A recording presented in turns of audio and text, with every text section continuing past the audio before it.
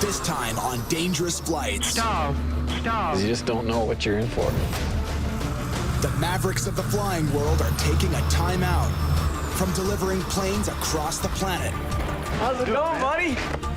For the first time ever, the crew's all together. I am not doing this again. It's a sickness. Like an addiction. To talk trash. Fight for your marriage? Oh, such a dick. And trouble. You're going down 1,000 feet a minute. Hey, yes, boss. All right. Wow. Wow. So buckle up Woohoo! for a ride like no other. Let's roll. I was speaking thunder for the rain keep falling. Here we go. All sounds to rumble. Are you kidding me right now? You're crossing the border.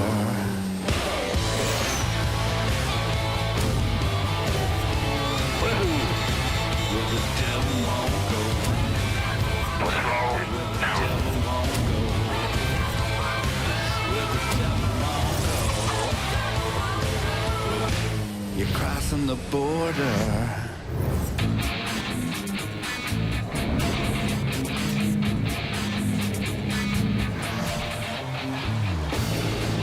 This last year has just been a whirlwind. We did about 12 different flights all over the world, and it's just been a blast. There's been lots of crazy stuff that's happened to us. Dude, if we make it, it's gonna be a miracle. Freaking thunderstorm! Are you kidding me right now? Holy. I can't see anything. Nothing. Stop.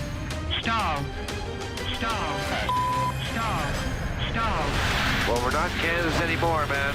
There is nothing around here. Can I start breathing now? We're just gearing up to do another set of flights here, so I thought it'd be a really, really good idea to get all of the pilots in, come to Utah, and kind of relax, get to know each other more on a personal level before being stuck in a cockpit for 20 hours crossing over oceans and jungles. I have not been to Ogden before. I bet there was some gunslinging here back in the day. It's been a challenge to get everybody here. We had two of the pilots come in from California. Sunny San Diego to snowy Utah. Next time, I'm organizing this. We're gonna go to Cancun. We had Brad fly all the way from Colombia. When all these pilots get together, there's probably going to be a lot of BSing and a lot of ego flying around. Never met any of them, you know. Thanks for the ride. Appreciate it. Thank you. See you later. Except for Corey and Pete. White. Hey, what's going on, man? Way too long, brother. What's the word? I've seen you a year. That is true. It has been a year. Gosh, Carrie came in from the Midwest, so everybody's traveled quite a long distance to get here. What's up? How you doing, man? buddy? Welcome to snowy Utah. Yeah, no kidding. It's cold as hell. Well, this is gonna be awesome, Corey. I really appreciate you doing this. I mean, it's so hard to find a time when we don't have a plane in the air. Well, yeah, trying to get 6 or 7 pilots together all in the same, in the same spot at one time is damn near impossible.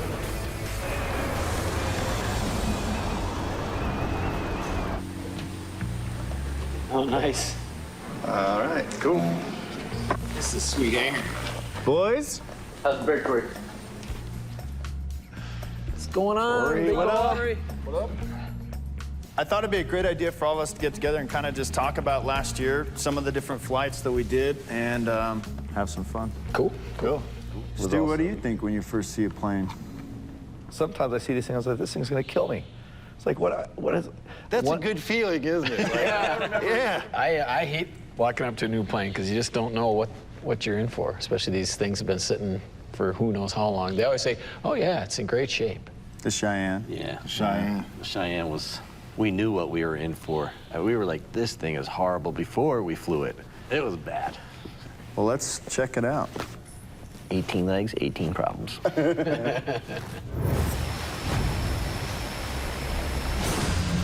right, you ready? I'm ready. Turning runway 5. Take caution for birds on us in the airport.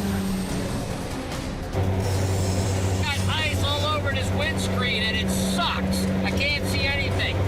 Nothing. No heater. See the heater? Nothing. There's no heater. We got things freezing up. We got nuts and bolts freezing up. We got a windshield that won't defrost. It's just one thing after another. That's hilarious. I forgot that that button was missing. It was like, let me turn the heat on. Oh. It doesn't exist on this side. It was so cold in there. But it sounds stupid to someone sitting at home going, the heater doesn't work. But they don't realize when you're at 20,000 feet that it's like, you know, what? Minus 32. Minus 20, minus 30 degrees out. And after an hour, 2, 3 hours of that, it gets cold. Oh, there's nothing worse than a plane that heater doesn't work. I mean, did you see the screws on the inside had ice on them? Like, how's that happen? At least you weren't in Russia. That is true. That is true. That is true. That is true. That was the coldest I've ever been in my life. Yeah.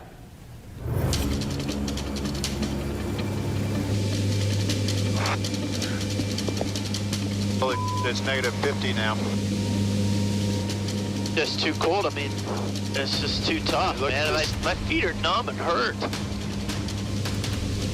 I'm gonna put another map down here.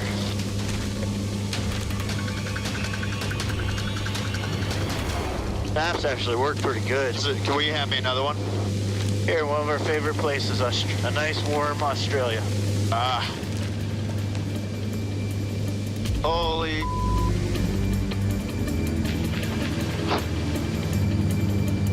Dude, if we make it, it's gonna be a miracle. Wow, that's miserable. My shoes actually, they froze. So I took them off and put them in my feet in socks and then into my headset bags. And it was the... Being that cold affects your performance. Oh, heck yeah. Big time. Oh, huge.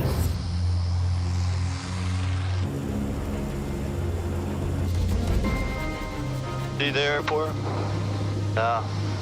I mean, the main difficulty on this approach right now is us, Corey. We're cold, we're distracted. Okay, clear land on 25 right for 800 Echo Bravo. We're going to the right? Clear to land, runway 25 left. Frozen a plane, you just feel like you've lost 20% of your intelligence right there. Yeah. And I don't have that much and to yeah, begin you don't have with. much to spare. On these type of flights, I think it is very, very important that the pilots work together good to make a safe flight and to get the airplane there safely. So they don't kill each other. And so they don't kill each other. I mean, I couldn't imagine getting in a fight with some guy at the beginning of a trip and have it brew and fester for the whole trip. That would be awful. But I guess it's not always harmonious all the time.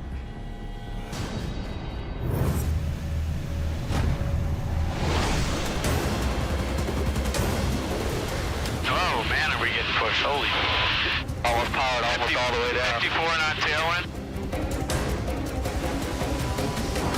Oh, look at that. Feel that? Are you kidding me right now? Holy. In a minute, went from nothing to, oh my God, hundreds of lightning strikes. I've never seen that before. About 100 strikes.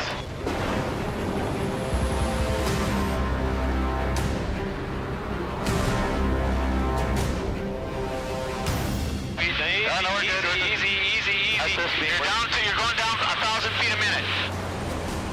Level the wings. Level up. Hey, yes, plus up. All right. We're 1,000 feet over the water. You're going down 1,000 feet a minute. We're good. Sorry, man.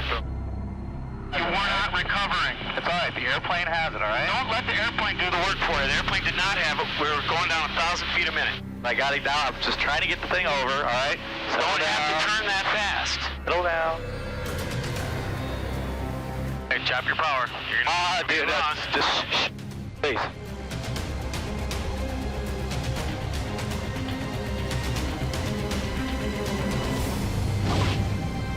Maps to 0. 1 yes, you may vacate. You know, when you grabbed the stick, which is the scariest feeling for me to have someone do. But you weren't correcting it fast enough for me. I wasn't going to let it go. But that's the thing. I wasn't doing it fast enough for you, but I was on it. I didn't think so.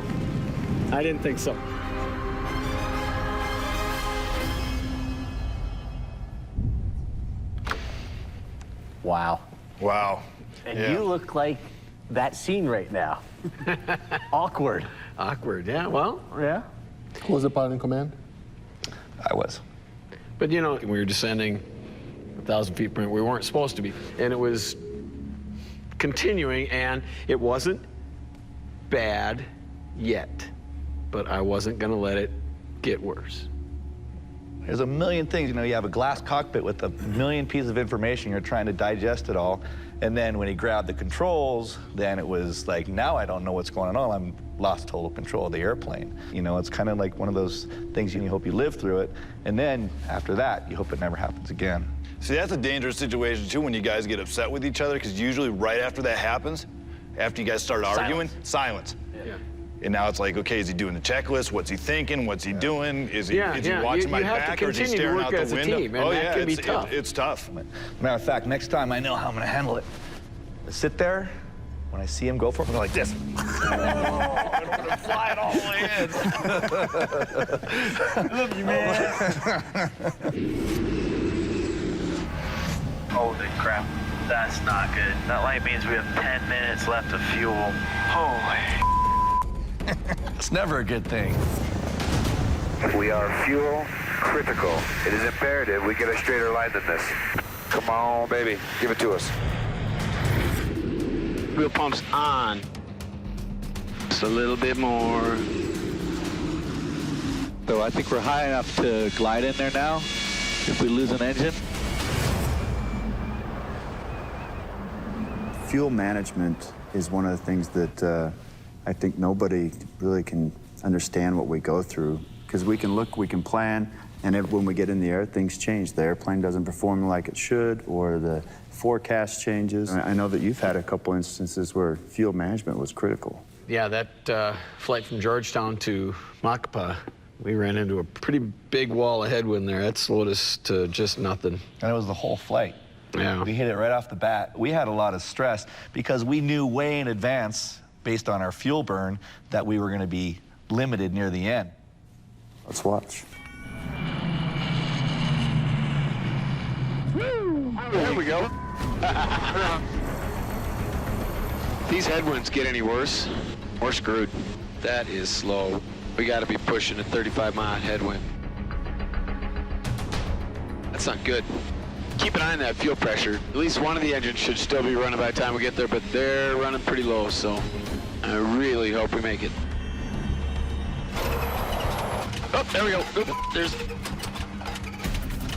Boost pump on. Boost pump's on. We have fuel pressure. Macapa Control, November 27608. Like priority landing, fuel critical. 23 miles from Macapa. Right aux tank's dead. Now we're on the right main tank, and that one doesn't have much gas in it either, so... Come on, come on, come on. It was either the jungle or the ocean. And there's nowhere else to go. I mean, you can try to head east, go to the coast, but the airports there are all so far away, you might as well just keep going to Macapa. Yeah. Don't waste gas. It's funny how sometimes I've been criticized about, wow, you're dangerous flight. It's not dangerous, it's just, come with me. Okay? Even when everything is going perfectly right, and you look at your map and there's nowhere to go. There's nowhere to go. So if something happens right now, where would you go? And the answer is, you don't have an answer. Flying some of these small airplanes across the ocean or sometimes over the jungle where the normal aircraft doesn't have big enough fuel tanks to make it, we have to put these auxiliary tanks in here.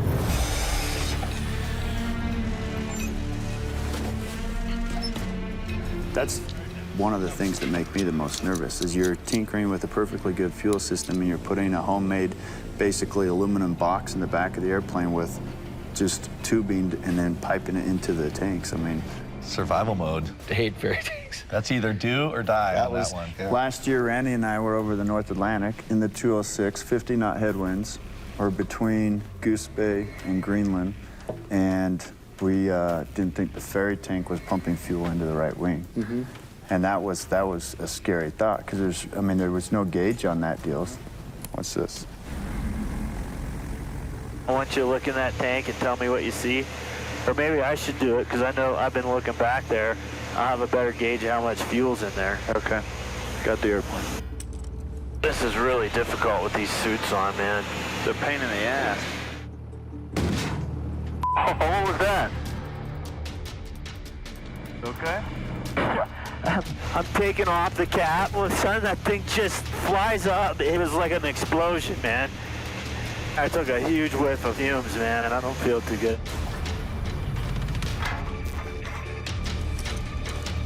Those fumes were nasty. All the electronics we got in here, fuel will burn, the vapors explode, and geez, we gotta be careful, man. We gotta keep this thing well ventilated.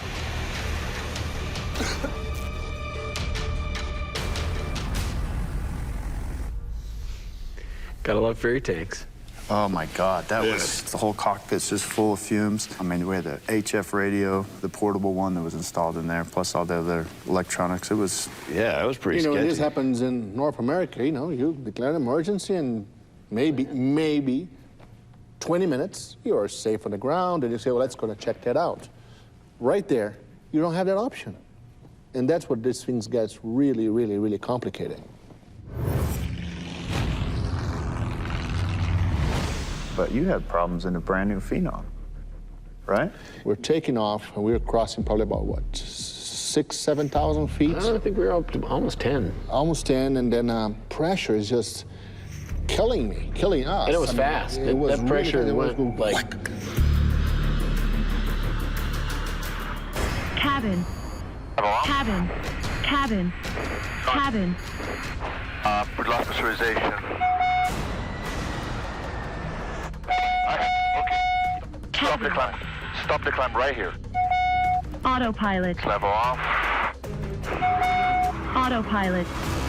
Okay, tell that we need to maintain altitude right now. Slow down. Cabin. Cabin.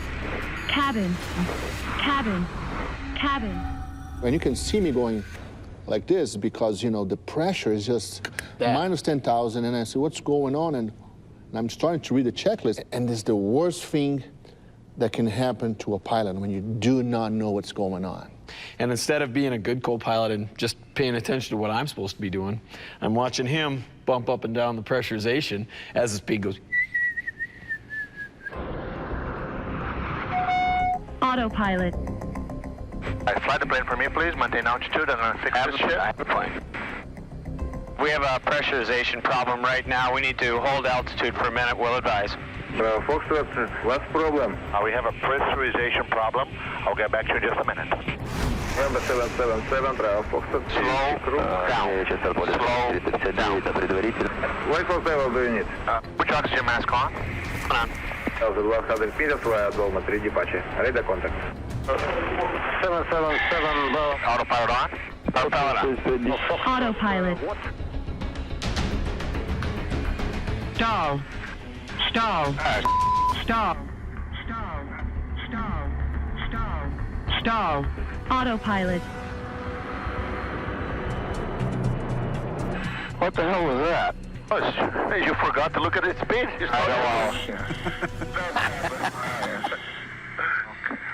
Oops.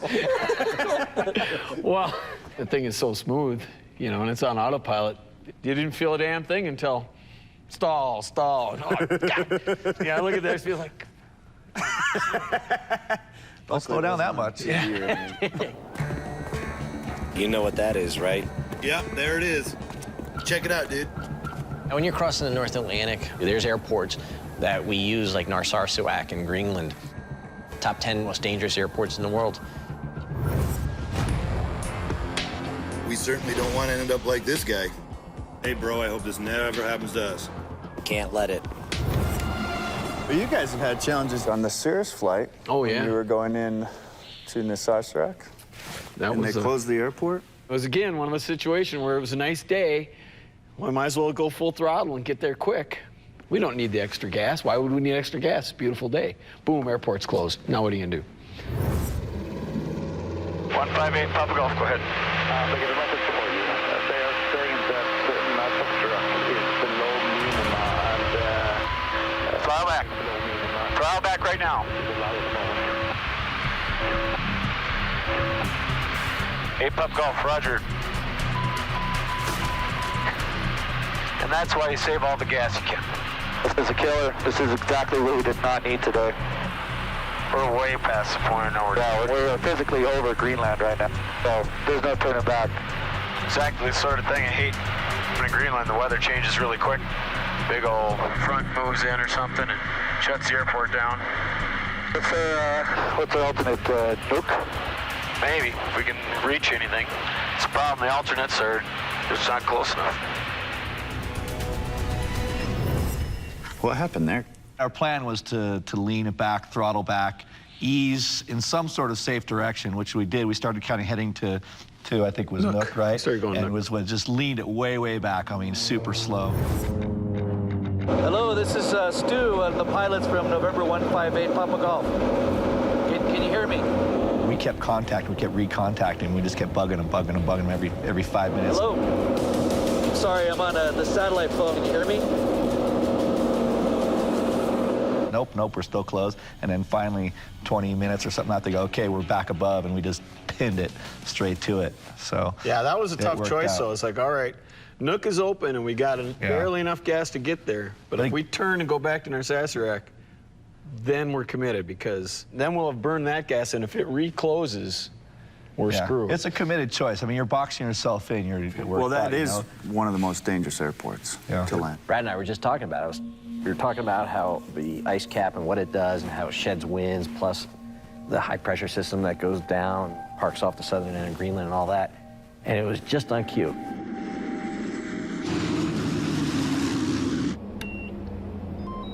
This place is nuts. Look how many fjords you have, and you miss one, you pick the wrong one, you're dead. Yeah, this is crazy. On this arrival, we've got 20-knot winds. In that fjord, it can get really aggressive with the turbulence and wind shear. Woohoo! Ooh, slowing down.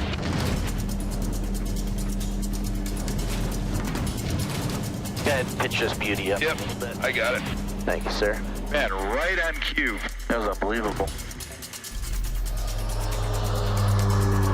November 78, Quebec Romeo, turning final runway 07.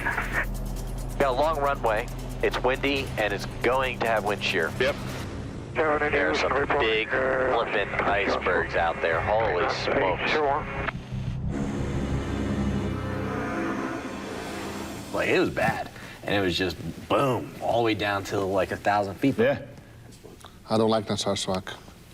One of the most interesting things that I learned over last year was just that you don't know what to expect when you get to these other countries. Every customs different, the agents are different. It's crazy.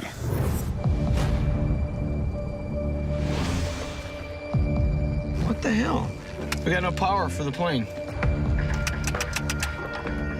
Well, if we can't get this started in a couple of minutes, then it means we're staying here for a while. What in the hell? You want me to go see if the fuel truck has a jumper? Oh, that morning, the runway was closing for maintenance, and so we had to be in the air before 8, and we go to fire it up, and our battery's completely dead. Here he is.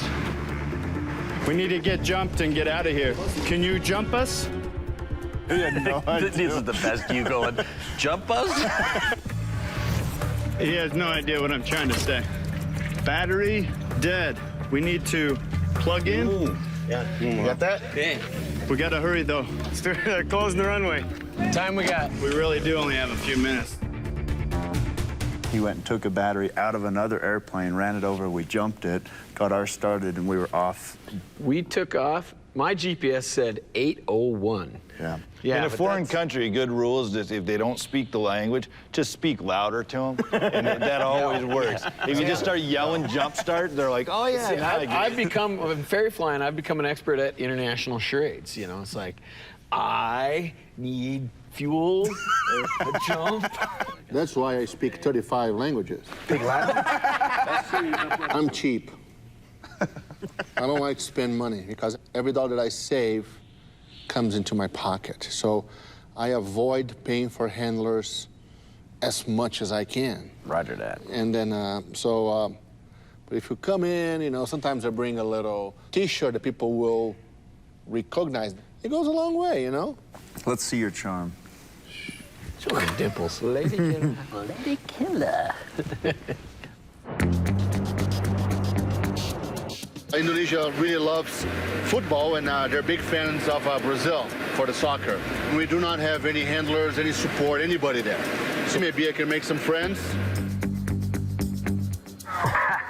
It's Ronaldo. Indonesia. How are you? I'm Captain Lucchesi, okay? We're going to file the flight plans. Your friend Ronaldo. Yeah, my friend Ronaldo. How's my friend? He gave me shirt. You know, I love the shirt. That actually did work with some of the guys, but not with that immigration dude. So on immigration side, what do we have to do now then to clear? My role, your problem like this, to investigation for you. Investigation? We called the airport authority. Do I need to hire a handler? They said no. Yeah, like this. We're waiting for the big boss, and he's going to be the one that decides what the appropriate punishment is for us. I mean, it could seriously be jail. You know, even today, I don't know what was going on. I think they were just looking for some extra cash. 620. Thank you so much, okay? We'll see you next time. There are two friends that always get me out of trouble. One is Ronaldo, the other one is Ben Franklin. The Benjis. Right now, we're not sure the plane's ready. We need to get going, though. I mean, we have to get it there tonight. We don't have to do anything.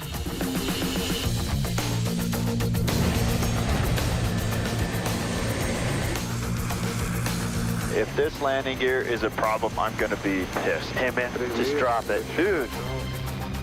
It's time to fly. Get that plane fixed. Let's get in the air. The ongoing challenge we have is walking the line of when to go and when not to go. I mean, we have to schedule the pressure of the client. They want their airplane, and then it's the pressure of the expense that we have too. Every day we delay. So it's difficult. I know you guys had some big challenges in Wick getting ready to go into Cirrus, right? Yeah. We're ready. Okay.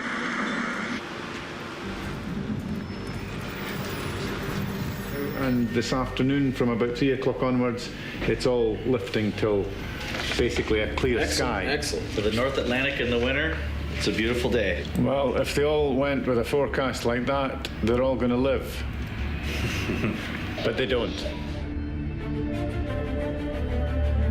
We get moving pretty quickly in an hour. 5 minutes. 5 minutes? Don't take on a ferry flight if you've got a deadline to meet, because that's the real killer.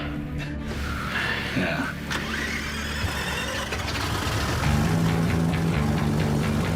Yeah. I didn't think I'd be doing this again, but here we go.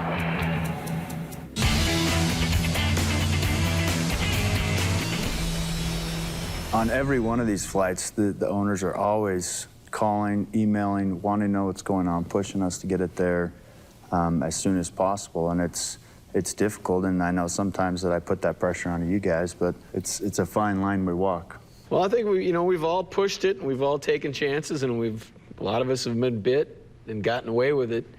But you do this job long enough, you're going to run into some really bad luck on one of these legs. And if you haven't left yourself an out or a back door. The average is 3 deaths a year across the North Atlantic. Yeah. That's the average, right? Some years better, some years worse. A lot of also has to do with our own egos. Okay, a lot of us, we have that mission accomplished kind of deal. I did this in the shortest time. That's a fatal attitude. You keep doing it. You go ahead. Let me know how that goes. It's definitely been a learning curve for myself, that's for sure. Having the opportunity to fly with you guys too, and being out there with you and seeing all the that we have to go through to make it happen, this is not your normal flying. My friends think it's so glamorous, these different places we go. They don't realize some of the holes we have to stay in. And then, God, you get so tired on these trips too. It's tough. You know, you get to the hotel, you're exhausted, and you don't get 8 hours of sleep because you got to get up and flight plan. You got to look at weather. You got to get out to the airplane. You got to pre-flight, and it's just like you got to fuel, pay fees, everything. And it's just like you're always running on 5 hours of sleep a day. Well, let's see some tiring times. Wow.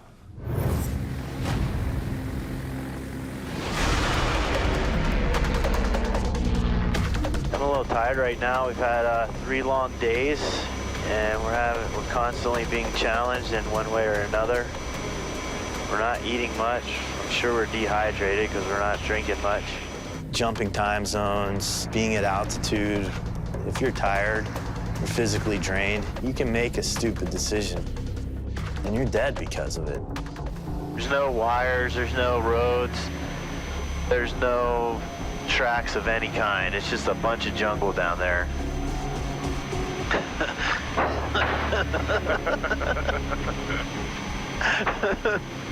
It's like Beavis and Butthead flying the most dangerous missions in the world.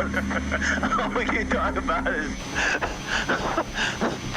6 or 8 year old humor type stuff. Oh, yeah, tomorrow might be a good day for a rest day, man, because we're totally losing it here. What tank are we on now? I don't left, I think. Left. It's a question. One of them. So that flight, we had 3 long days of flying up into it, and we're just beat. We had some serious problems with the airplane getting it ready for the flight, and we're just punch drunk, happy, like just laughing at the stupidest. It does wear on you, especially if you're going eastbound and you're losing hours every time. I mean, if it's a long one, you know, after 4 or 5 days of 5 hours of sleep. Tune in the wrong frequency and it pops up, you know, Bangladesh, and you're going to Reykjavik, you know, and you don't have the right frequency and you didn't check it, and your brain is messing with you because you're like, oh, did you check it? I didn't check it. Did you check it? I checked it. I think I checked it. You know, no one wakes up in the morning that crashes and go, yeah, I'm probably going to crash today. Let's go give it a shot. And nobody thinks they're going to crash. That's why I took more than 10 years off. You know, when I got married and had my second child, it's like, you know, I might want to not ferry fly for a while because of, number one, don't want to die and leave these kids with just pictures in a photo album of Dad who went down in the North Atlantic. And 2, I want to be there for when they're growing up, you know. Last year I missed Christmas, I missed New Year's Eve, I missed my wife's birthday, I missed my anniversary, and it's very, very probable that this year I might not see my second child birth because of what we do. Kind of divorce rate in here? 80% divorce rate, lots of drinking, lots of smoking.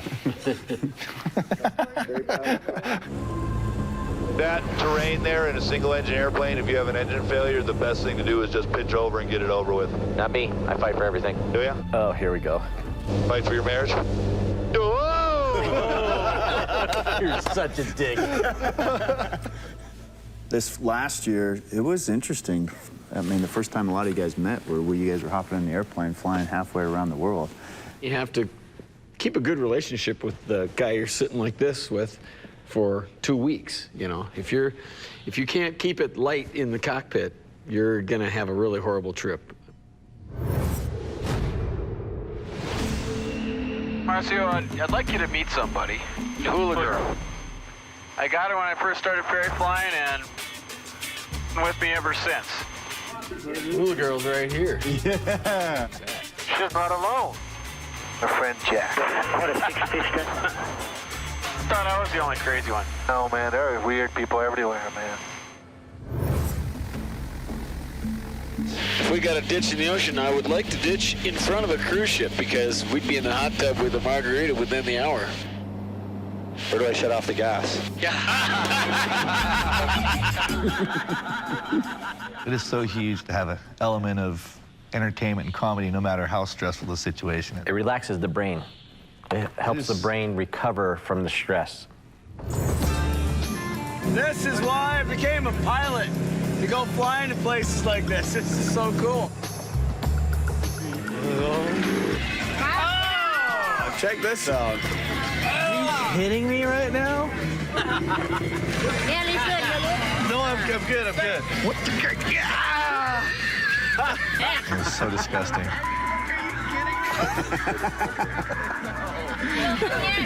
No, bucks. Yes. I'll pass. What do we? Try. Chinese girl like this, huh? Oh la la! Very good. It's like eating an artichoke. Where's the mayonnaise? Thank you very much.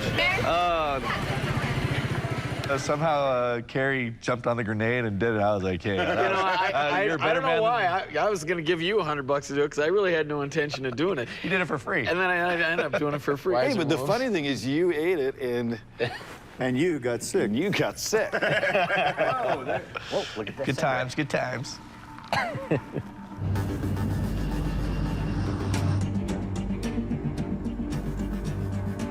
What did you eat last night that's killing you? Oh no, we tried some local Pakistan cuisine. That was really good, but it was definitely off the grid for me. Kind of paid for it all night and was hoping to get it kind of out of my system before we started flying, but Iran's airspace is about 5 miles that way. Those guys aren't too friendly. oh, tell you what though, the way I feel right now, that was the closest bathroom. I'll take it. You're gonna have buns of steel by there, and you got a clench going.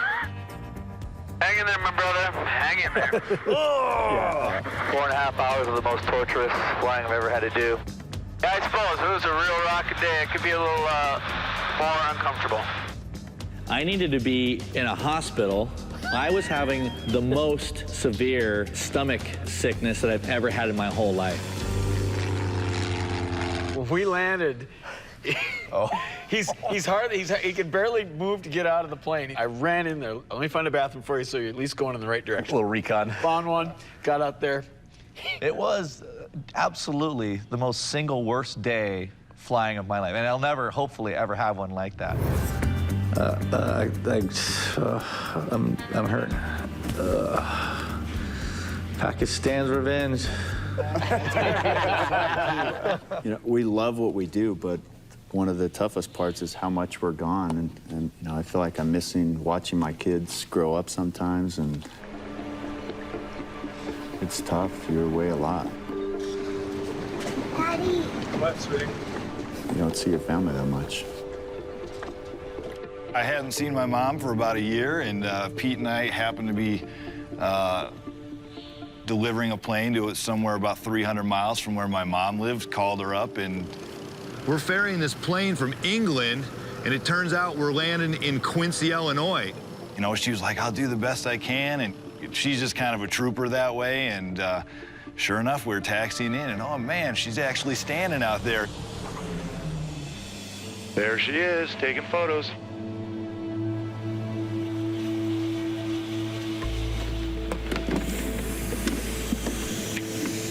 Hey, we made it. We finally made it. Okay. How's it going? Is it a good, great? It felt awesome to see my mom. I mean, I haven't seen her forever. I'll tell you, it's worth the 300-mile drive. Yeah, how for about as infrequently as we get together.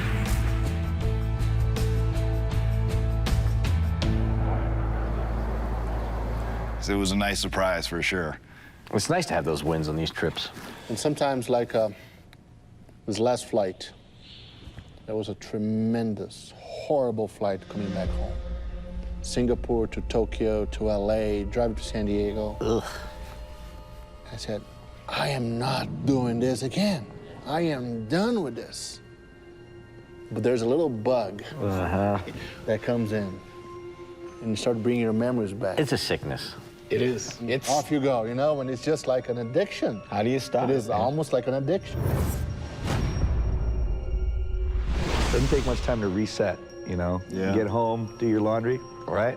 Let's do it, ready to go. Then the phone rings. The phone rings. And you say, no, I'm not doing this again. Well, but it's a Phenom 300 going to Australia, dude. And then you go and you look at the map and said, oh, man, this is going to be cool, you know? Okay, I do it. Oh, okay, I can do it one more time.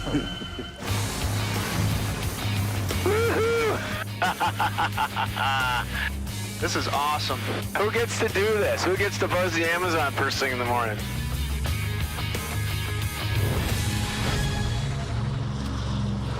We know this is the most dangerous type of flying, and it's very stressful. The pay's not great, but we do have some amazing experiences, though. There's an iceberg coming up with a hole right through the middle of it. Minimums.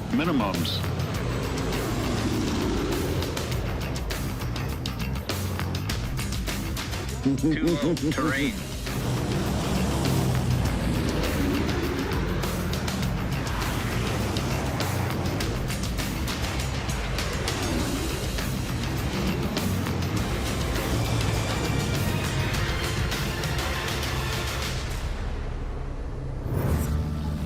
Look at this. Holy cow. That's huge. That's cool. That is very cool. That's badass. The whole thing just looks like it's out of the Lost World or something. Look at that. Wow. Unbelievable. Pretty impressive. You know, this is why I ferry fly. Dude, if we got this day off, let's take my jet up and see what it can do. Awesome. Here we go. Oh! Bring eyes on the vertical up to 7,000. This is very cool.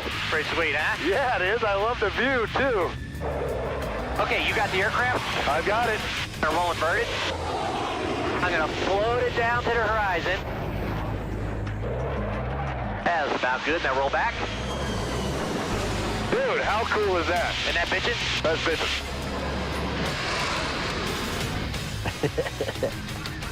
You lucky bastard.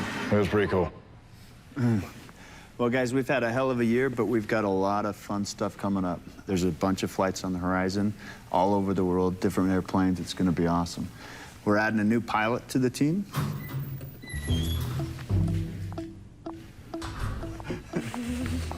Carrie, why don't you introduce your new co-pilot? Gentlemen, it's my daughter Claire, my new co-pilot. Hi, Claire. Hey. AKA Supergirl. Hey, I'm Brad. Nice to meet you. Hey, nice to meet you. Hi, Claire Peter. Nice to meet you. Hi, great to meet you guys. Very Have cool. a seat. I can't wait. Yeah. Apparently she is as crazy as her old man. She's decided to go flying around the world in little airplanes, so there we go. Yeah, we have a flight already set up for them, so they're going to be flying a single-engine plane.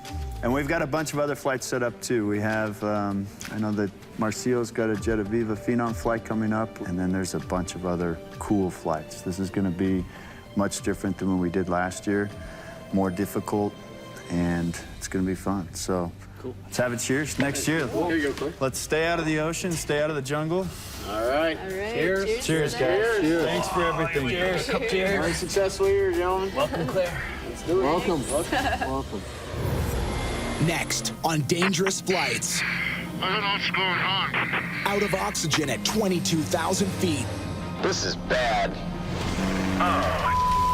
Icy wings. Ice will kill you.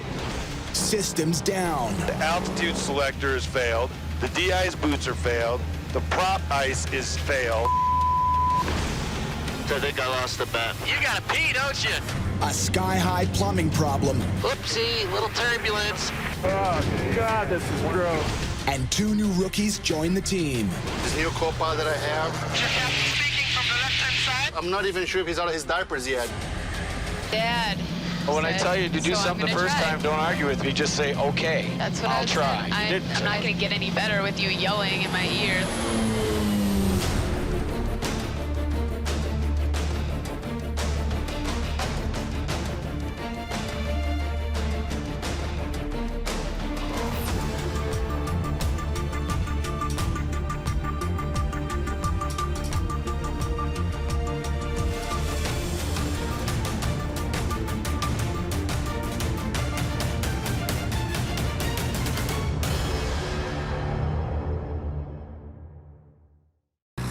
This time on Dangerous Flights.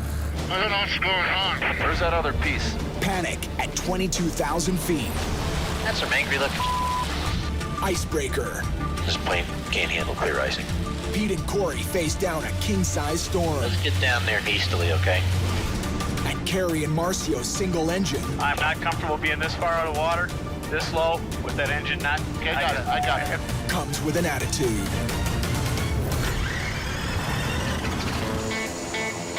Let's roll. I was speaking thunder for the ring keep falling. Here we go. All sounds to rumble. Why you kidding me right now? You're crossing the border.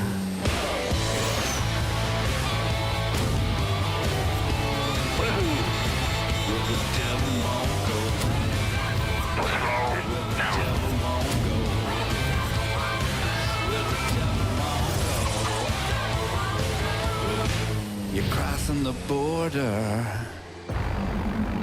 We climb to 7,000 feet. Alright. Well, now we can see the runway. Do you see it? Yep, I do. Okay. This is one of the shortest, steepest, most dangerous runways in the world. During the final, there is no missed approach because in front of you you have a mountain. That's bad. Yeah, that's bad. Few pilots even attempted. Pete lives for it. When you start descending, you cannot make go around. Okay. You have to land. You have to land. You have to land. There's no opportunity, there's no second chance. Make it right and land the plane.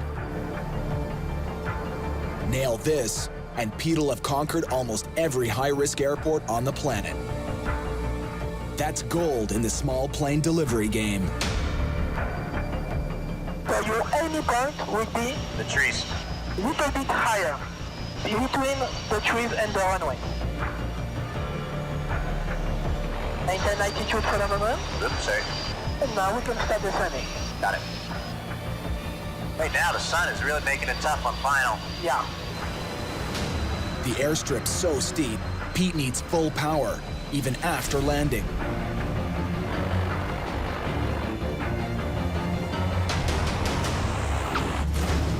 And increase power. Pete's full throttle, but it's not enough. You have full power? Yep, full power. It's so steep, we got stuck. They had to help us push. If you're on approach and it doesn't go well, you hit a wall. Anybody can use advanced training to make them a better, safer pilot. I got the certificate, and I'm ready to go. Good thing, because Pete will have to attempt this landing without an instructor on his next job. That is a fun plane.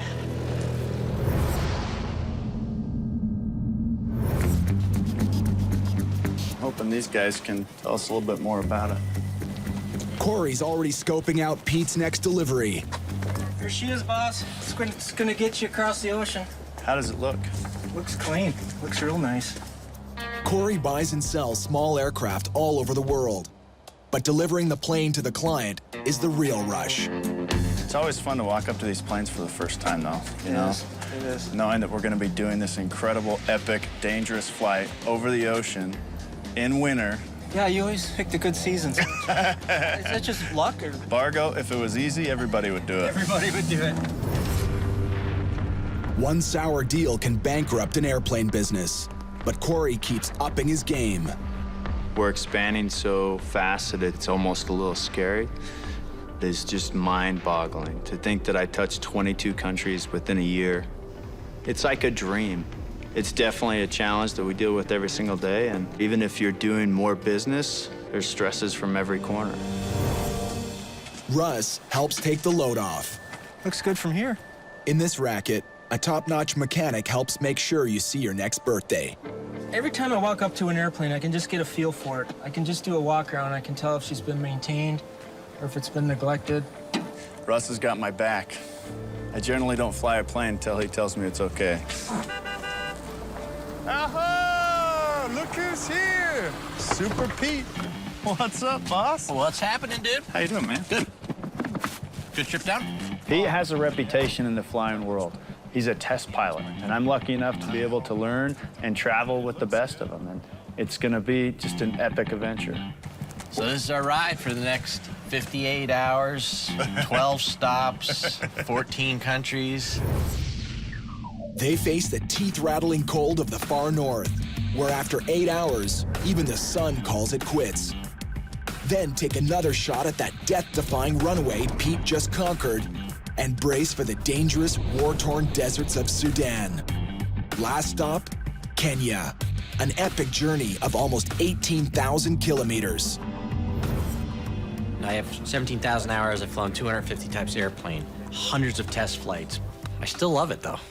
It's hard to explain. When you love something, you just love it. All right, you want to hop in? Pete and Corey are itching to kick off the journey, starting with a test drive. Abbeville traffic, Caravan 8, November Tango on the roll, 3-4, left traffic. I ever tell you I love my job? Doesn't suck, does it? Airspeed's alive, both sides. Pressures and temperatures look good. She's wanting to fly.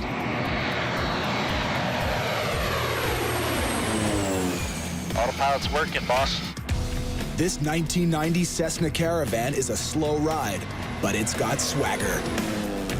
It's a very robust airplane. It has rugged landing gear, and it can carry a lot of weight. Well, I like what I see. Yeah, so far so good. But a used plane can hide some ugly scars. Abbeville traffic, Caravan 8, November Tango is downwind runway 34, going to be a low flyby. To find them, you want to push the plane while you still have a runway around.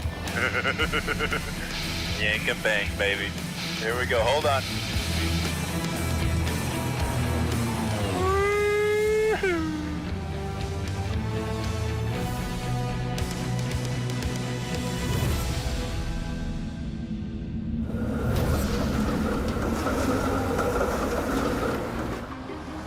Pretty excited to be here in Germany. Carrie and Marcio are joining forces for their own wild ride. How are you, my friend? It's a little different than Australia. A little bit. The last time Carrie and Marcio teamed up, Level off. it was in a high-flying, state-of-the-art Phenom jet that Carrie didn't know how to handle. Slow down. Slow down. Last year, he was teaching me pretty much everything because I knew nothing about that plane. Roles are kind of reversed this time. He hasn't flown a propeller-driven airplane in a really long time. This mission is absolutely completely different from my normal environment. I've been flying all this big, enormous jets, but now I'm flying this little bitty Mosquito, you know, with one little propeller going. So we'll see how it goes. Don't worry, this is the warm part of the flight. It gets colder. We're going a lot further north. Marcio's also out of his element on the ground. You know, for a Brazilian guy like me. Whoa! Okay. Went to save his computer. Hold on. Gotta recuperate a little bit. Shake it up, puppy. You hit hard. It knocked the wind out of my lungs. See, your only experience up till now with ice is in drinks. That's right. When it's on the ground, it's dangerous. We don't do that. I don't know why people live here. I am bleeding, by the way. Oh, no.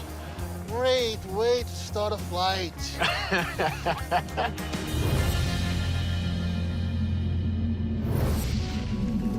Corey and Pete want to be wheels up within the hour. Test flight went good. Everything checks out really nice. Plane flies good. All right, let's close everything, lock everything, and get out of here. But Russ has a nose for trouble. Let's see what we got here. Avionics. It really sucks. Hey, Corey! Yeah? What is your O2 gauge reading? What's that? Hey, guys.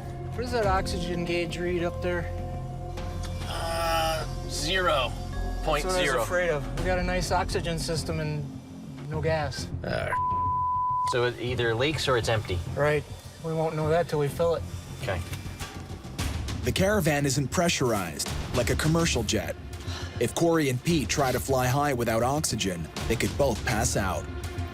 If we get in the middle of some serious icing and the only way out of it is to climb up, we need the oxygen so we're able to do that. One tip-off icing might be in your future when brutal weather is. Let me show you the satellite shot. That's nice. Spinning right in our path. Yep. And that looks like headwind and significant icing. Fargo, we need this oxygen to work. We're gonna get that oxygen card out there, and that's when we're gonna find out if it leaks or not. If it leaks, we got some big problems. And the buyer thinks we left today. God. So it's not looking good, huh? No. And this delay isn't helping us at all. No, the delay is making it worse, actually. No, it's bad. I'm on it. Russ races to fix the oxygen system, but not fast enough for Pete and Corey. Here there's a big weather system that's building, and so if we leave without the oxygen being serviced, it'll put us right in the middle of weather. It could put us in worse headwinds. It could shorten the range of the airplane. So having the oxygen is a big deal. At the very least, I would like to get a mask. Even if you borrow one, plug into the front, flush the system out, give it a breath, and see if it works. So we plug this in here, you push and turn. And then right here is the switch to turn on the oxygen system. And we should have this red turn to green showing that it's flowing, and it's not. Hey, Russ. Yeah, back here. It's not flowing. Not flowing. I'm not getting any pressure through here. They either got a bad valve or a blockage in the system. It's frustrating because we're here twiddling our thumbs, watching the weather get worse by the second. I hope there's nothing wrong with the regulator valve. The valve itself? It's essentially an on-off switch. Should be simple. It's very simple. Either works or it doesn't, and it's not. So what I gotta do is disconnect it and trace it and find out where we're losing it. Russ has to find a swift fix. Every time. Or the new buyer will be working up a storm of his own.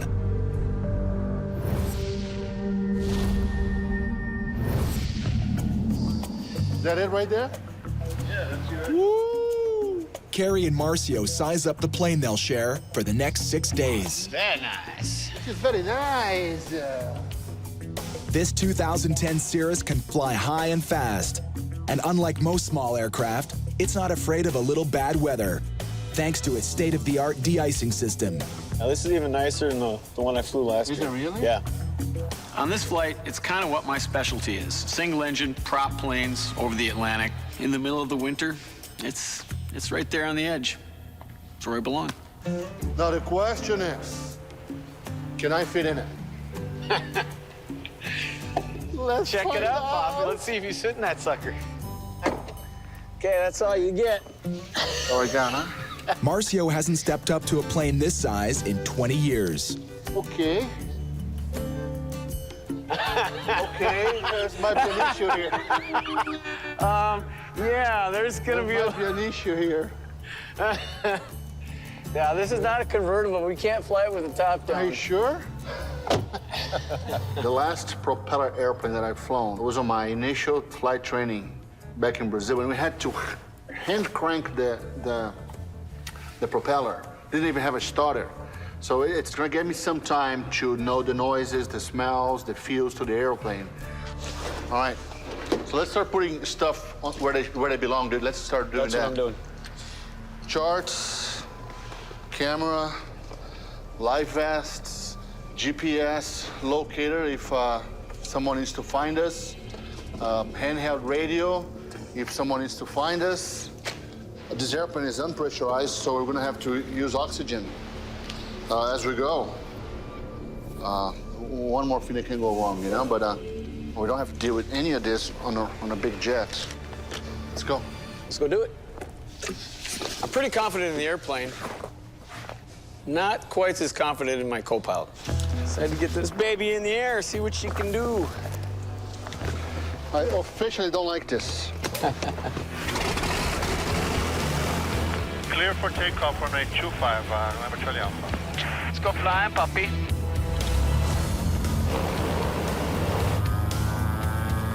Is alive.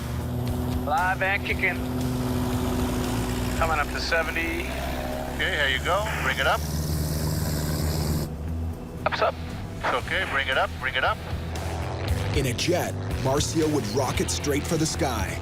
But takeoff in the Cirrus is more like riding an escalator. Didn't feel the pressure in the back of my seat, you know, going straight up. It feels really weird. I mean, really, really weird. Oh man, we're gonna stall this thing, you know? Come on, I gotta get going. Yeah, well, if you do this, you're gonna stall this thing. I know. It will not go. It just feels funny.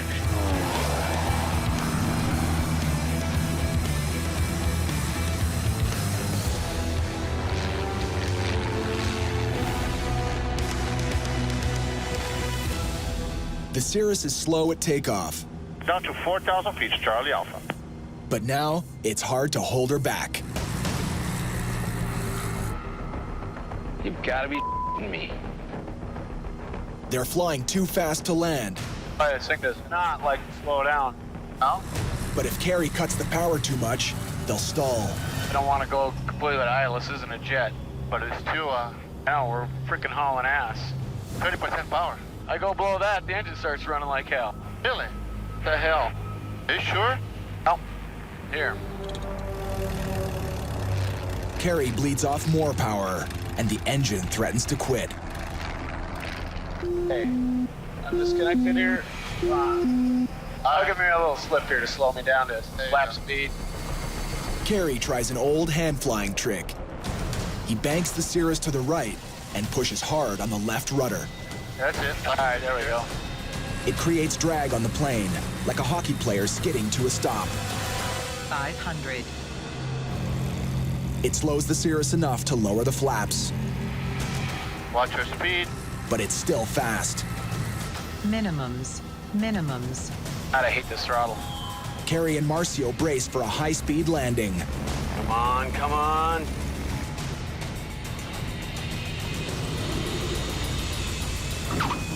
Just coming up.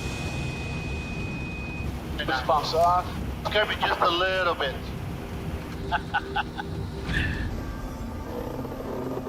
Coming into land, she doesn't like to slow down. You know, when I throttled back, it just started missing a little bit. It didn't sound different to me. So you thought that sounded Oh yeah, a little different? I could feel it. You get in tune with these engines, you know, everything's nice and smooth and humming. As soon as I could feel it, you know, I was squeezing that throttle back ever so slightly, and all of a sudden I could feel the dun, dun, dun.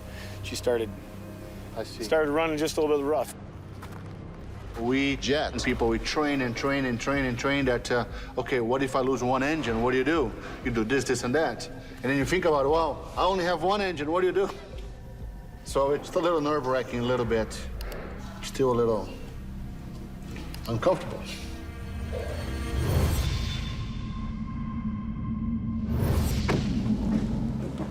Corey and Pete are also on edge.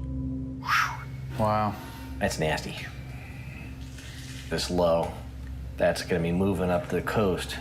When these two start overlapping, we're gonna see this low feed moisture to that cold front, and it's gonna look like this picture.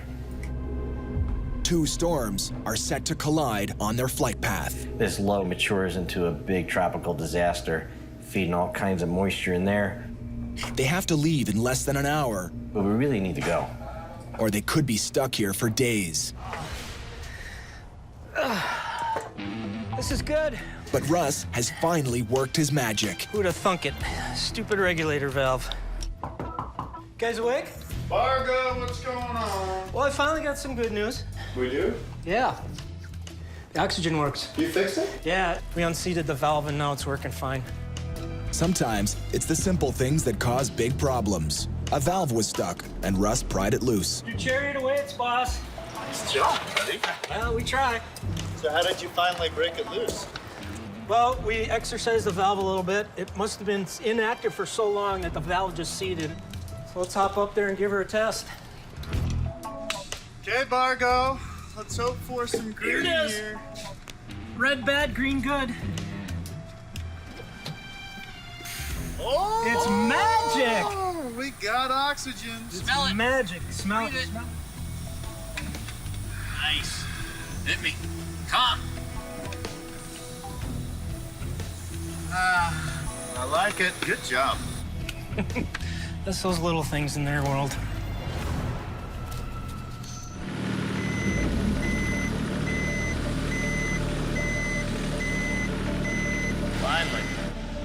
We're just gonna do a systems check real quick, make sure everything works. Top off with fuel, and we're shooting northeast, hopefully before this storm rolls in. Very good. Russ makes sure their weapons are ready to deploy. These guys are flying over some pretty rough weather in the winter, and icing could be a real big problem. And you see so many surfaces that are just exposed on this airplane that you could pick up a lot of ice. The Caravan's leading edges are equipped with de-ice boots. They're tougher than they look. You have to wait until a little bit of ice builds up on it before you pop the boots, and this will actually inflate, crack the ice off. The ice goes off, and then you've got a nice clear airfoil again. You ready, boss? Yeah, man. Let's fuel up and get out of here. Let's hit it. I guess it's go time. This is always the heart-wrenching part of the job. You start second-guessing everything. Corey needs to strap in. Let's brief it up. For a shakeup in the cockpit. 60 hours of flying, every weather scenario possible. Huge learning opportunity for you. I want you to fly like you're a captain. I want you to start thinking like you're a captain. I will push Corey 100% to be acting as the captain on this trip. Make the decision. Here's the weather. Figure it out.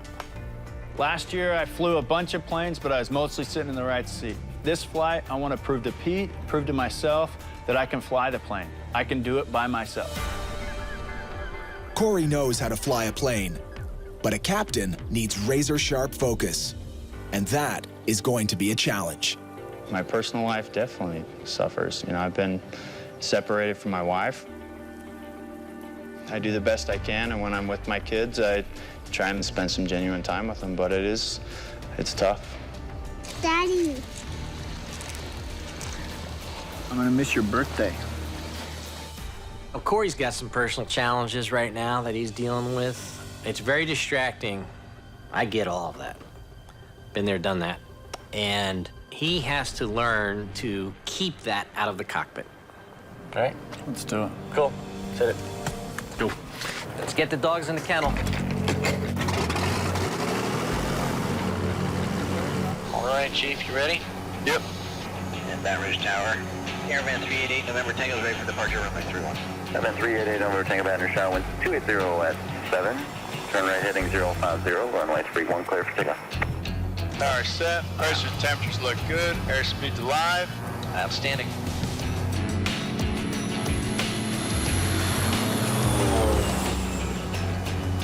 All right, you're clear right, clear on course. We're finally out.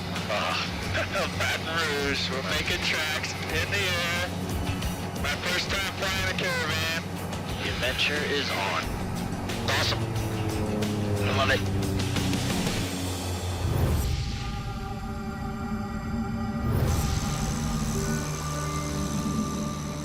For Marcio and Carrie, It doesn't look good, does it? winter delivers a sucker punch. Stay here now? No. We're going to England. Yeah, when? Soon. No? What's gonna happen? Snow. It's gonna get worse? It'll close the runway? How long do we have?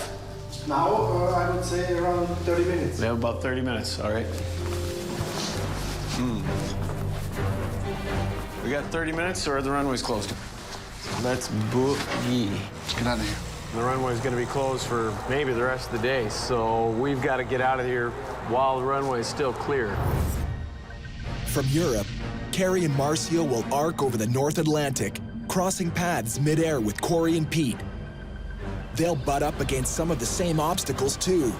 3,600 kilometers of icy ocean and weather that changes faster than a NASCAR pit crew. They'll then cut cross-continent to deliver the plane in Vegas, covering 28% of the globe in their tiny single prop. Okay. Preview flight plan. We just got our flight plan on, so we gotta go. Carrie, you good? Let's do it. I'm ready. All right. You see your side of the tail? That's good, that's good, that's good, that's good, that's good.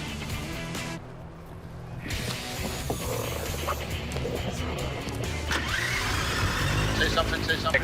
Check. Okay, there you go. I can't hardly see the taxiway here. Hello. Hula girl, how have you been? Ready for another crazy adventure? November 537 Charlie Alpha, ready for departure. Runway 07, cleared for takeoff. Bye. Thanks for help, November 537 Charlie Alpha. Your engine's up. Looking good, everything on the green. Speed's alive. Alive. 80 knots. Go ahead and rotate. Coming up. Engine instruments still in the green. That vibration. I don't know. Don't like it. This vibration. That is not good. I think it is. Engine. Huh? It's the engine. But it's not doing anything. No.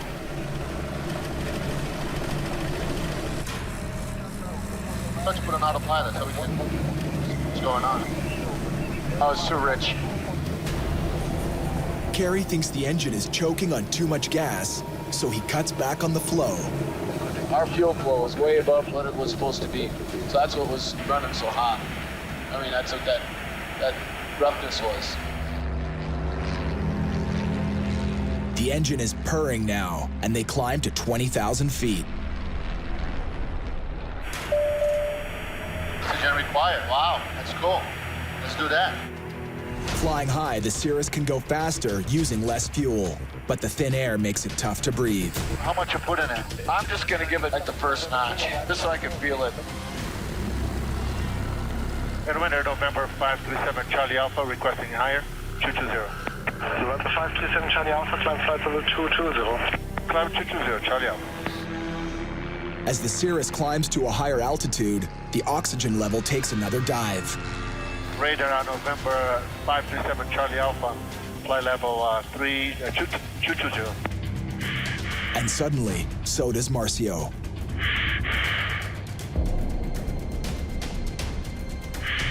How you feel, Marcio? Feeling just okay. Great. When your brain is starved for oxygen, feeling not great comes just before passing out. You know what I should do? Maybe change the mask. As I say. Well, let's do that. And I'm off one for a second, okay? Don't unscrew yet. When you're flying this high, sometimes the nose pieces won't get you the oxygen sufficiently, so I'll switch to the mask and hopefully that'll give a high enough flow.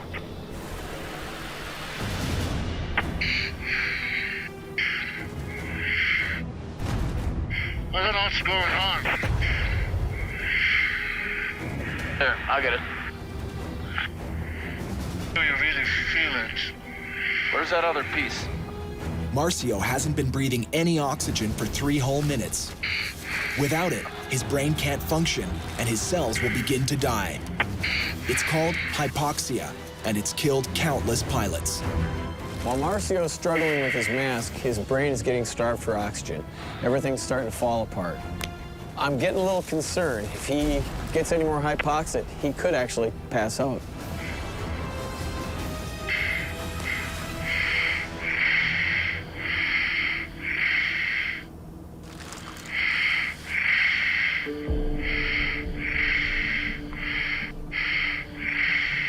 Feeling all right, Marcio.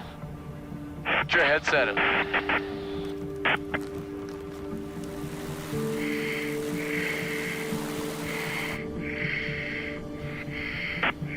Feeling a little better? Yeah, you were off oxygen for a little while. That probably was hard on you. 22,000 is no joke, man. I thought I was about to pass out. I was almost a little panicked. A bit panicky? It's just like, you get the air, but there's no oxygen. My thought process was slow, really slow, and I tried to figure this out, and you can't figure it out. I know, man. I could see it. You couldn't figure out, it's like a puzzle, and you're like, I don't know what's going on anymore. And this was messed up. Could you imagine if you were by yourself trying to do that? Switching it over, and all of a sudden you get hypoxia. 230 for 220. That's it, you're done. Spawn 901, hello, A dead man. Wow. Hey, you might have a nice little headache this evening from that adventure. I'm glad you're back. I need my Marcio to help me fly the airplane, you know.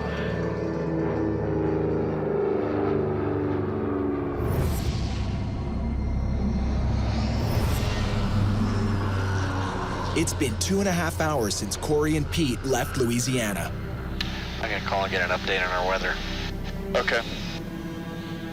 Good idea. November 8 November Tango, roger. It looks like right now there is some icing indicated across that entire route of flight. 2 storms up ahead threaten to box them in. It almost looks like we're like right on the verge of being in it. Yeah. Because look, there's moisture. We probably should get above those clouds. Yeah, we need to get above. 4 hours ahead over New England, the storms are colliding into a mega blizzard, so destructive, authorities declare a state of emergency. Millions are bracing for hurricane winds and record snowfall. And thousands of commercial airliners are grounded. I'm asking the general public to make decisions that are wise.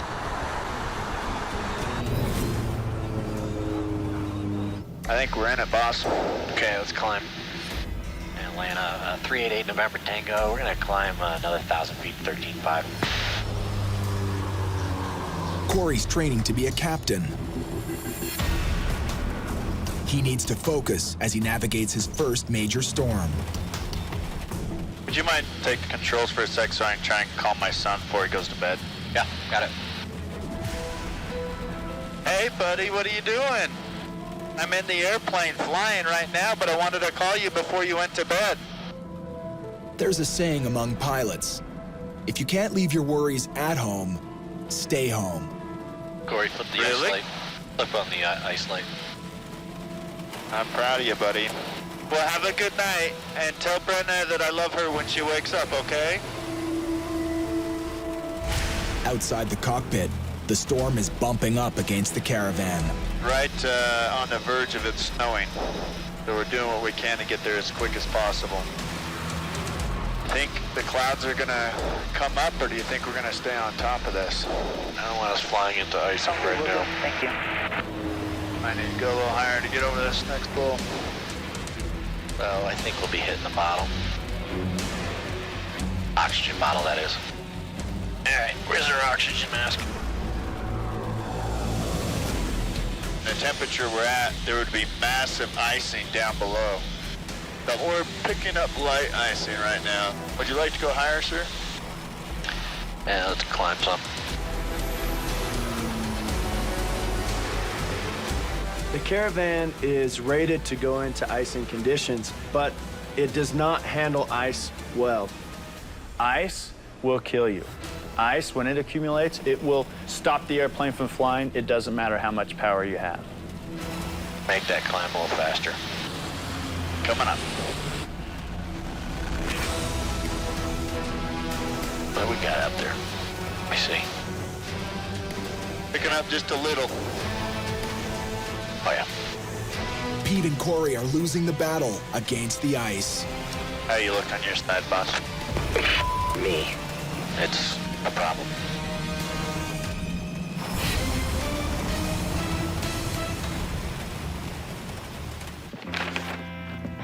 Kerry should be resting before he has to take off again. Instead, he's lining up his next job. Hey, Claire. Hey, Ned, what's up? Claire McCauley is a student in Wisconsin. She's also a pilot, hell-bent to ferry fly. Were you able to get away for those dates that I sent you for this Uruguay trip? Like, is there any way you can push it back? Because that's when my finals are. Like, There's no way you can take them early or something like that? Talk to your professors? no. I already tried asking my Spanish teacher if I could take it early, and she said no. I'll see what I can do. I still have to get this plane over the North Atlantic in the wintertime, so... Well, delay that trip or something. I don't know. Just push it back. I really want to go. Oh, I know. I've been wanting to get you on a ferry flight for a long time. Just be ready to go when I get back. Yep. Have fun. Let me know how your trip's going. Cool. Talk to you later. Love you. Love you. Bye. Bringing his daughter on board will have to wait. Right now, there's this trip to finish. Okay, Marcio, I think I want to have you do the takeoff on this one. Shazam! If a pilot's going to fly small planes over the ocean, he needs to learn as much as possible about the systems in the airplane and how they work. Remember, it's not a jet. Don't point it at the sky. Everything looks like it's in the green. Yes, undercarriage, mixer set, props pump. Da-da-da, let's go. Marcio's skills will get a workout on the way to Wick, Scotland. Just in time for the 3,600 kilometers of open ocean and unpredictable weather.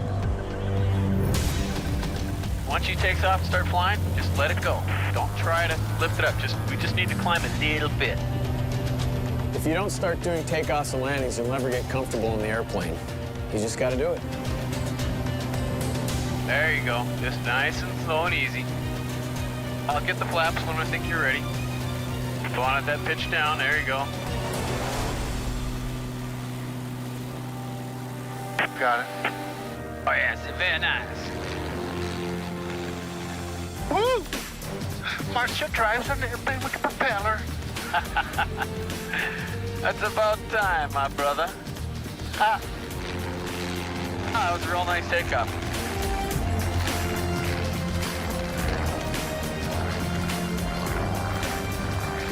A lot of these propeller guys, they look at us a little different. They just think that we are just maybe too comfortable. Go ahead and give me a direction order, please. We're not just pilots. We're managing a cockpit.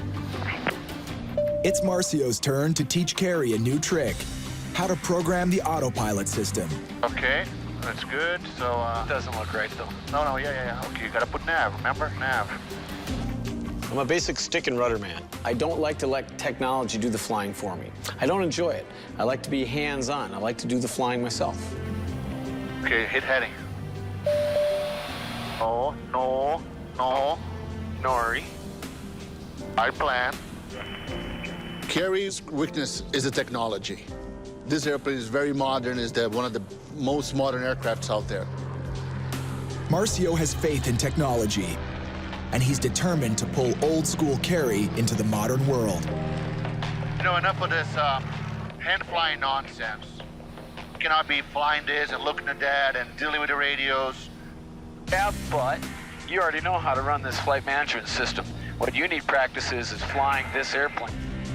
Marcio's more of a typical jet pilot than I am. He doesn't really know that much about the actual mechanics of the airplane. So once they get to altitude, they hit the autopilot, and they really have nothing to do until they get to their destination.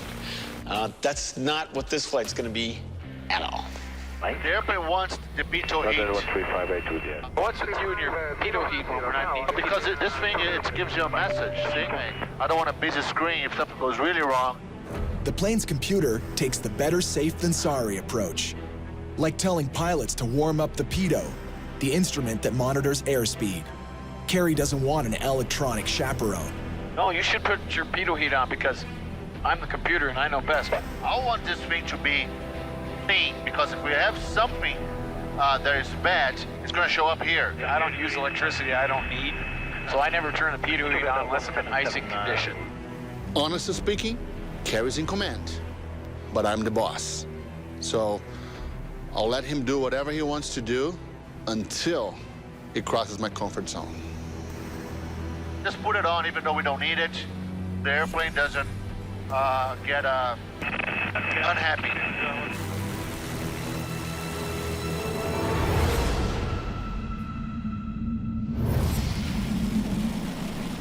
It's time to accumulate a little bit more.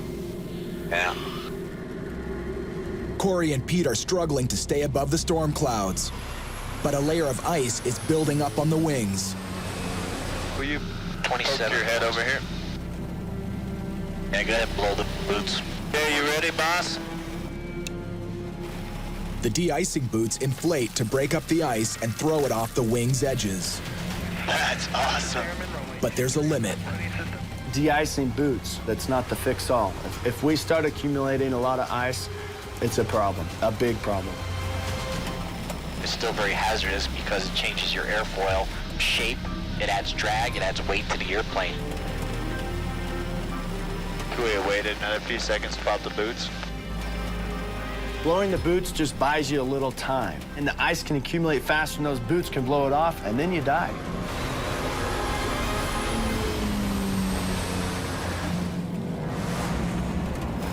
That's some angry looking. Corey, pop the boots. Good time? Yeah. Okay, here they come. Boots coming on. Corey and Pete are cornered. We're getting pounding on our speed, all the way down to 125 knots. 120 is our minimum for icing. Any slower, and the ice will pile up faster than they can blast it off. November 8, November Tango did have one pilot report, and that aircraft was picking up light clear ice at 15,000. Over. Roger, copy the PIREPs. Appreciate it. Okay, I think that was the show killer, was the clear ice report.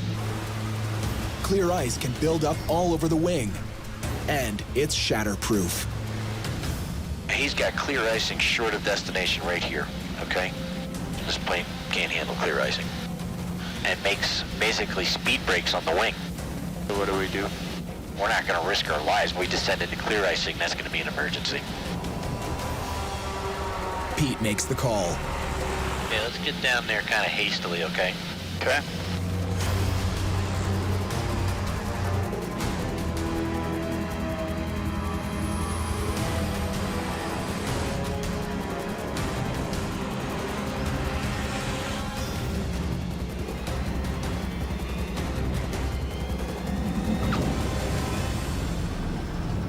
Beautiful.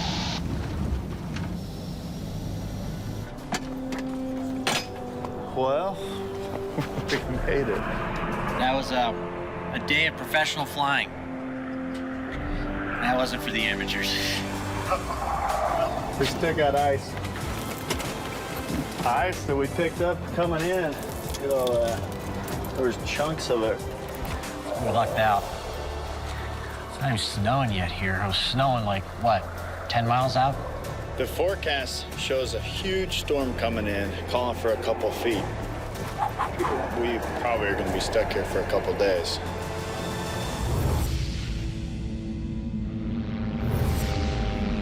Carrie and Marcio are cruising through clear skies. Wow, this is crazy. It's gorgeous. Finally, jet-loving Marcio can see why Carrie prizes his prop planes. Flying down below here, it's so much cooler to see the scenery, you know? The jets, I'm always flying so high. You know, you lose all this. I mean, that's got to be one of the Scottish locks. I wonder if that's Loch Ness. Very fortunate today, my friend. Luck is on our side.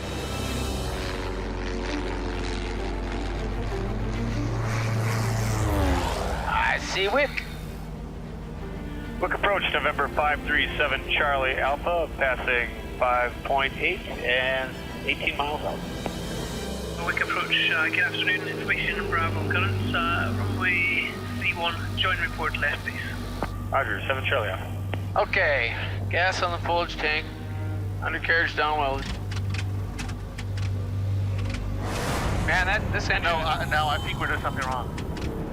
I know. The engine is acting up again, and the airport is still 30 kilometers away. Take control manually. I'm not comfortable being this far out of water, this low, with that engine not... Okay, I got it. What we're planning for now is that stopping at any second. Quick 7 Charlie Alpha, we've got a rough running engine. We're going to take it in close. Bring it. 7 Charlie Alpha, roger, this understood. Need to declare an emergency.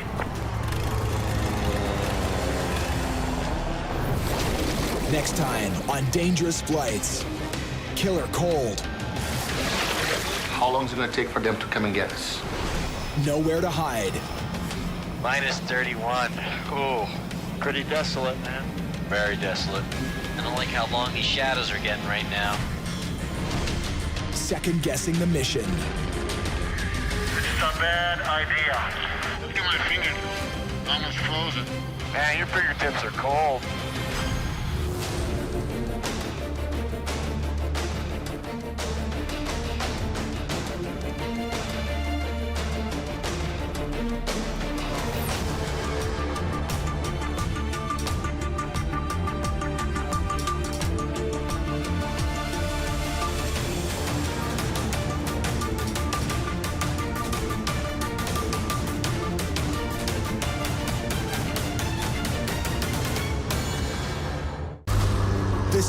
on dangerous flights, I don't like how long these shadows are getting right now.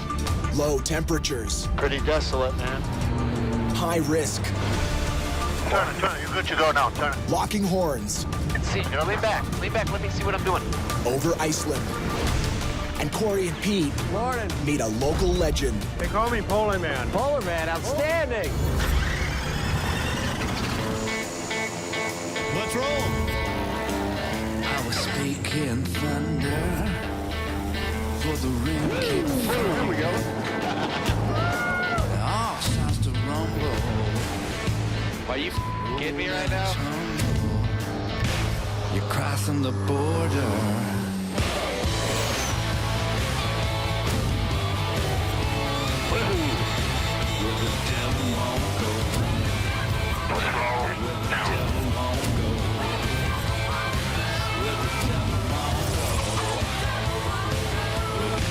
You're crossing the border.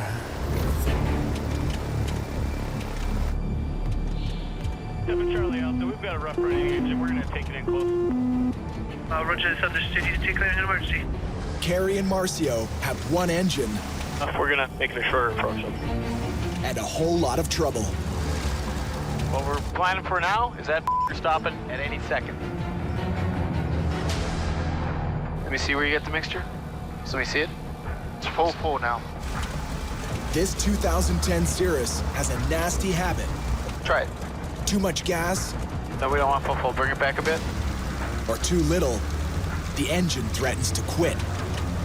We haven't figured out this fuel mixture yet, and it's a real problem. You can ruin a piston engine like that if you're not doing it right. They do. More or less. Did you give it more? Did you enrich it? I'm enriching now. Okay. It gets rough again. Yeah. It's an even rougher ride for Marcio. Okay, I'm gonna put it on. I'm gonna bring the power back a little bit. It's his first time ever landing this single prop. Your mind starts to move at 1,000,000 miles a second. You start to think about all the situations that can happen. You look at the airport, you sound the engine, look at the instruments, you look at the water, look at the airspeed, altitude. Everything is in your mind right now. Take control manually. With it running rough like this, I want to keep our altitude in case we run out of... This ain't a jet. Piston airplanes sometimes stop. Marcio's a great jet pilot, but he's not used to flying single-engine airplanes. That's what I do. Yeah, I would still slow down your descent. I'm a propeller guy. I fly old beat-up stuff, and I fly it all the time.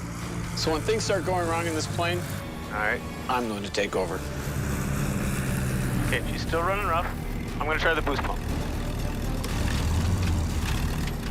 That's worse. Let me try boost pump off. Up. Come on, man. Bend it in. I need Marcio to get this over land and fast. I'm not comfortable being this far out of water, this low, with that engine not... Okay, I got it. It's still running rough. What if this engine quits right now? I do not have a second engine that will take me to the airport. Tower 7 Charlie Alpha, runway C1, clear land, surface wind, variable C knots. Go ahead and now put a flap. Put a flap. Flap spot. Okay, when we have the runway made, I'm going to do some experimenting with this, all right? When we have the runway made. 500. Your props, pumps, or flaps are full. Your speed is 91. Looking good.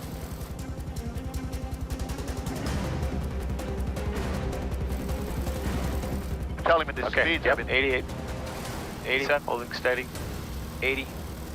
75. Got a little bit of a hill here, 71. Not too bad. Flaps coming up. Very nice, Marcio. Very nice. Very nice. Tower 7 Charlie Alpha, 180. Oh, slow down there, Charlie. I think you might be ready to move over. What do you think? You know, I haven't touched a single engine airplane in 20 years. Some guys like it and it's great and this and that. Yeah, good for them. I don't like it. You know, I'm not doing this because I have that adventure spirit. On this flight, Marcio's going to have to work for it. He can't just sit back, drink coffee, and do crossword puzzles. Man, this engine... No, I think we're doing something wrong. A piston engine airplane, it should never run rough like that. People, let me in. You're gonna have to go faster than this if you're gonna get us inside. Carrie and Marcio have pinned the first leg on an 11,000-kilometer haul. Next, they face a head-on collision with the fierce winter winds of the North Atlantic and bone-cracking temperatures of Canada's north. Then it's south to Sin City, where big spenders and slick little planes are a natural fit. Ah, lovely Wick. The rare nice day. It will just take me a minute. How you doing there, old man? You a little cramped up there. Put you on the rack and stretch you out, you know. How are you, Andrew? How are you doing? Are you well? Good to see you again. Yes, Good. I am. Marcio, all right? How are you? Long time no see, Andrew. Can't get better than this. I was really happy to see Andrew when we got off the plane, because he's been there forever and he's seen it all. Don't take on a ferry flight if you've got a deadline to meet, because that's the real killer. If you need to know something, just ask Andrew. You know, this plane is really starting to piss me off a little bit. I can't quite seem to figure out the right power and mixture settings for descent on this thing. I'm getting a really rough running engine. And without the boost pump, it didn't do it. Every time I'm getting down to about 2,500 feet or so, going back close to idling, dun, dun, dun, dun, dun. I think you've got to be brave and see what happens if you pull it a bit more. Translation, take a chance and cut back on the gas. Of course, the engine could always quit. Should always listen to Andrew. Listen to Andrew. The moral of the story is listen to Andrew. It's called experience, I'm afraid. But man, we're up to the eyes. I've not got time to run with 40 litres of avgas to some chicken putt in the hangar. Andrew, I know him for years. Now, he's raw, and he tells you exactly what it is. They're sport flyers. So it's good to, every once in a while, share moments with your friends. Andrew, I have my new baby's coming in about less than 10 days. Right. And I'm here with you. Good. Is it going to be a boy or a girl? A girl. A girl, you're sure? Second girl. Whoa. Above all, my wife is 8.5 months pregnant. And I have no time to spare. Do they make them as good looking as you? You betcha. I have a picture right here. That's the little one, and mommy. Right. Look at that. One in the oven. That's right. Off we go. Marcio's got a pretty big deadline on this trip, so I'm really gonna have to keep Marcio from trying to push us into making a dumb decision. Well, he's just got to remember that, you know, that all is, it's not a rush to get there just because there's a baby going to be born. The important thing is to fly the airplane and go in the weather, which is conducive to getting there to see his baby born. They'll soon drive deep into Canada's north, where Corey and Pete are right now. What's the temperature? Negative 19 degrees, sir. That's not too bad. How about a little fresh air? Are you serious? Yeah. Open it up. Okay.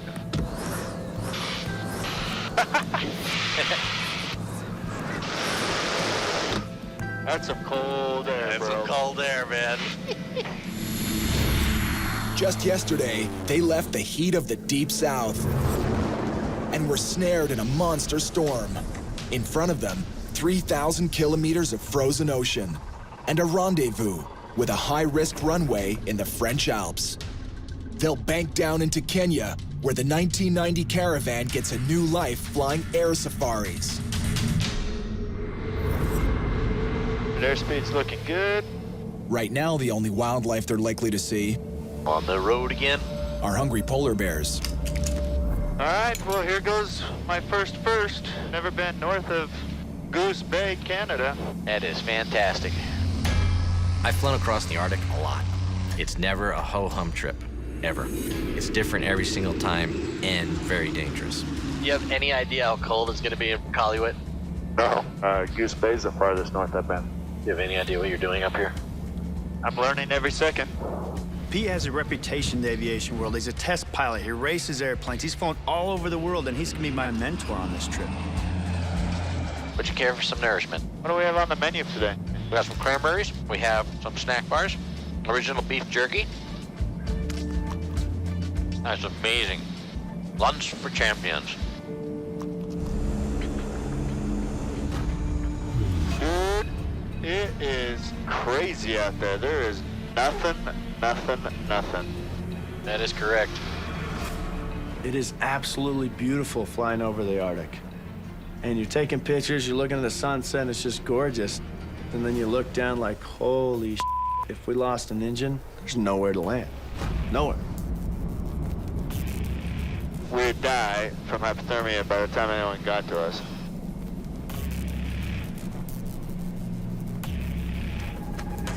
The real question is, who's gonna eat who first? There will be no eating of this pilot. And we're not going to be out here long enough to eat people. To be a good ferry pilot, number one, you have to be a little crazy. We're taking small airplanes to places they are not meant to go. And to deliver this caravan to Kenya, there's just one way. Short hauls over risky terrain. You know, we're taking a low and slow airplane across the North Atlantic in February. Are you kidding me? There's nothing else that needs to be said. Minus 31.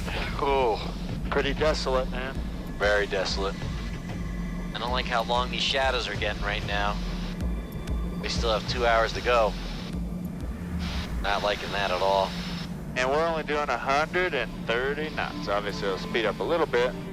Or speed up a lot of it. It's just not a good idea in this single-engine airplane to be flying in the Arctic at night. Flying at night is completely different. There's no lights on the ground. You lose your horizon. You really have no depth perception, and you have to be extremely careful. If we did go down, how long do you think it would take him for him to come find us?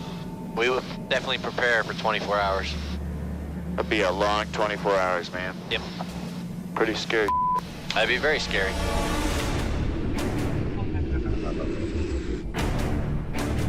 That sun's getting low, Super P. No, I don't like it. It is getting low. Now that looks like some cold-ass water, man. Yeah, rather not think about it. Just ignore the truth.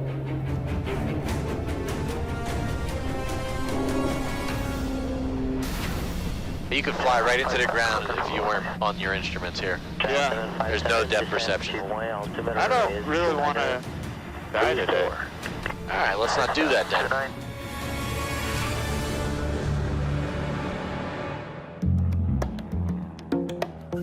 The glamorous lifestyle of international ferry pilots. Looks like we got reasonably decent weather. Reasonably decent, that's it? Reasonably decent. We're heading up from Scotland up to Iceland today. It's about 600 and some miles. If we have to ditch, the North Atlantic is really cold this time of year. All right. So what kind of rafts do you have for us this year? Ones that float, hopefully. Ay. Right, we'll go and get the boats. If you go down in the North Atlantic and you're 300 miles from the destination, then you're going to have to get into a boat pretty quickly. Ferry. This raft is maybe 13 kilograms, but it's all down to what you want. I mean, this is the Rolls Royce. The North Atlantic in the wintertime, I want the best, biggest raft they got available so they can find me, and when they find me, I'm still gonna be alive. Got some suits for us too? Couple here. You gotta request the large one. I did indeed. Well, this one we got specially for you. Jumbo! I love it. All right, excellent. I love it. Jumbo's my name.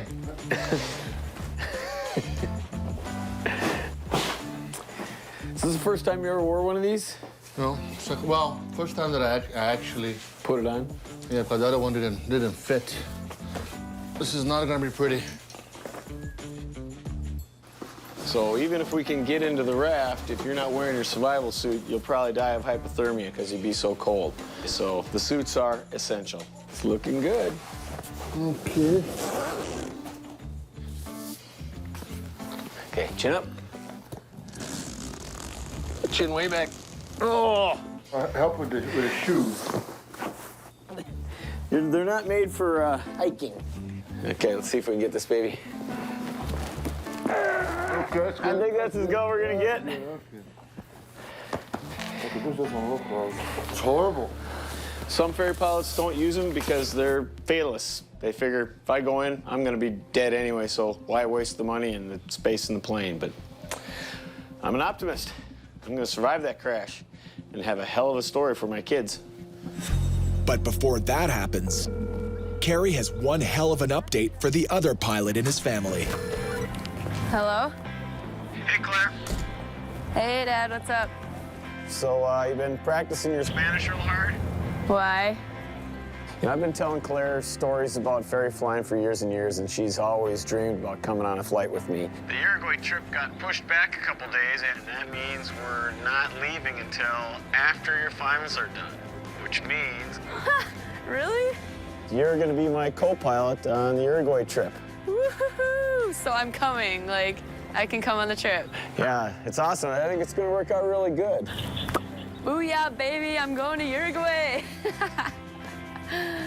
I'm so pumped. Like, I didn't think this was gonna happen. I thought for sure my finals were gonna get in the way. We're gonna have to leave too early and I wouldn't make it, but I'm seriously so stoked right now, and I'm officially gonna be the co-pilot. But first, Kerry has to survive this trip. Okay, Marcio, here's the plan if we go in the water. In the icy Atlantic, this neoprene shell will buy them about 2 hours. Without it, you might last 15 minutes. We're gonna get out, meet at the tail of the airplane. The tail should float the longest because the heavy engine will put the tail down, all right? Grab it on the tail, hang on. Do not inflate the raft until I'm with you.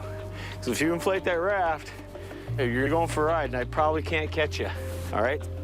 You have to know your limitations. And I am pretty sure I'm out of my comfort zone flying this little thing right now. It just gives that non-reliable sensation. 8 November Tango, you're clear to Callaway Airport for the approach. Clear to Cali with an approach, 8 November Tango, thanks. After 4 hours of flying, Corey and Pete now face a night landing. We need to get onto the ground quick. They just couldn't push this heavy beast any faster. Let's go, Rhino. Come on, Super Rhino. Prop is where you want it? Prop is set. Flaps and lights. Lights coming on. We're all counting on you. Anybody bring their ice skates? This is bad. Be tentative coming in here, okay, boys? Pete's no stranger to this airstrip. Back it up with the glide slope. Don't get low. But this time, We're good. his captain and training stick handles it.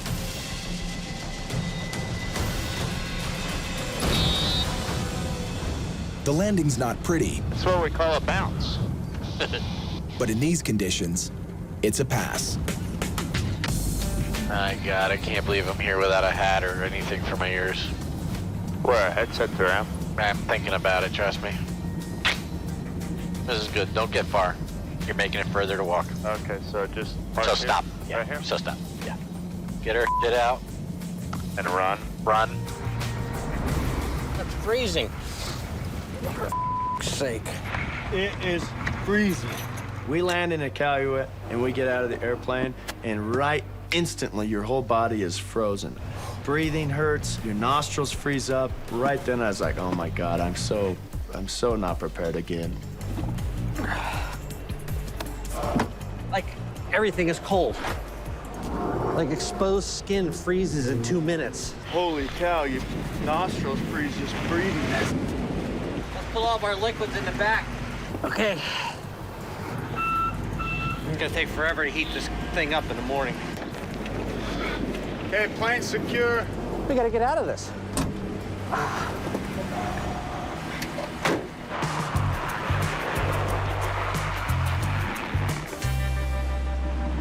Oh, that's a sight for sewer eyes. Arctic survival store. That's perfect. It's open. Yes.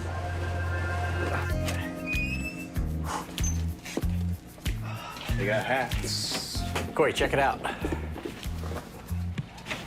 What do you think, Corey?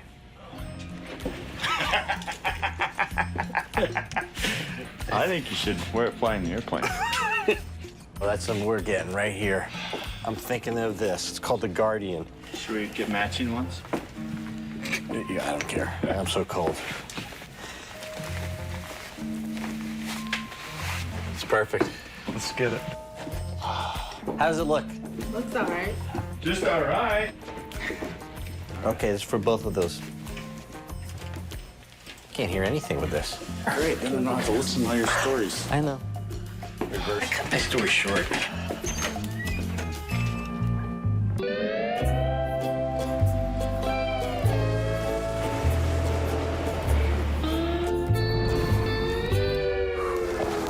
Morning. Morning, what's going on here? We turn our head, and there's this guy with a mask on, his beard sticking out. It's all frosted up. He barely has just like a long sleeve shirt on, big gloves, and he's just storming down the sidewalk. And we're like, who's that? And he's like, well, he believes he's a real life superhero. They call me Polar Man. Polar Man, outstanding. Yeah. I'm Corey, nice to meet you, Polar Man. Yeah. Awesome. So you live up here then, I take it? Yeah, I do. Cool. How'd you get the nickname Polar Man? It's just I can withstand extreme cold temperatures. I can't. I'm ready to get to some warmth. We're cold right now. You're not used to it. No. At one point, he grabbed up a bunch of snow and put snow down the back of his shirt. No. Yeah. Oh, take that out. Why? That's cold. I think you have to be a little bit crazy to live in that cold Arctic anyway. Nice to meet you, Polar Man. You too. Nice to meet you, buddy. Yeah. Be good. You too.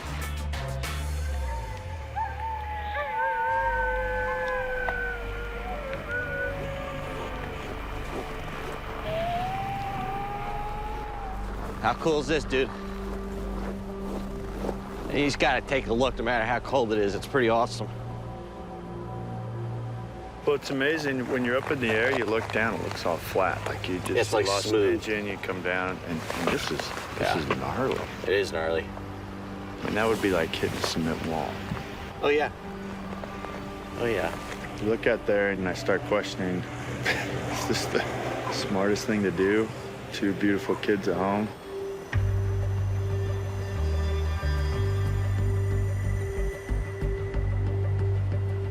There's a reason 95% of the pilots won't do this.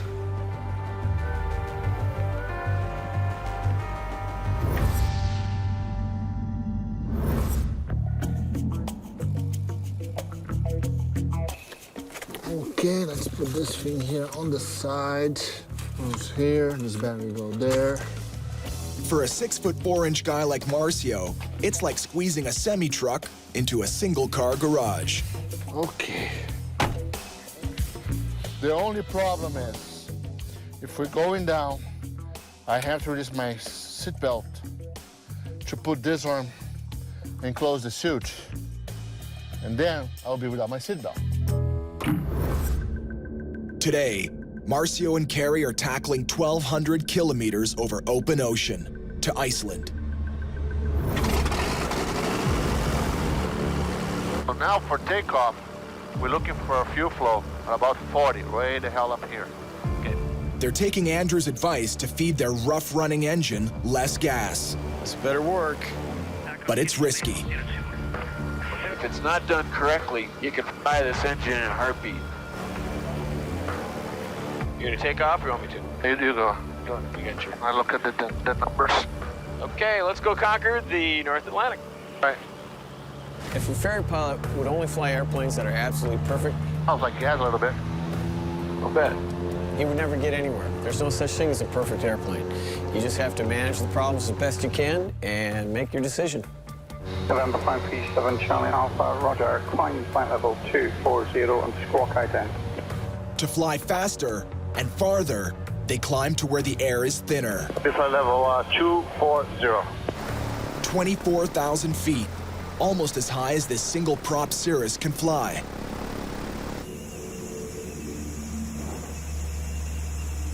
What you looking for? I'm hearing a high-pitched squeal that I wasn't hearing before.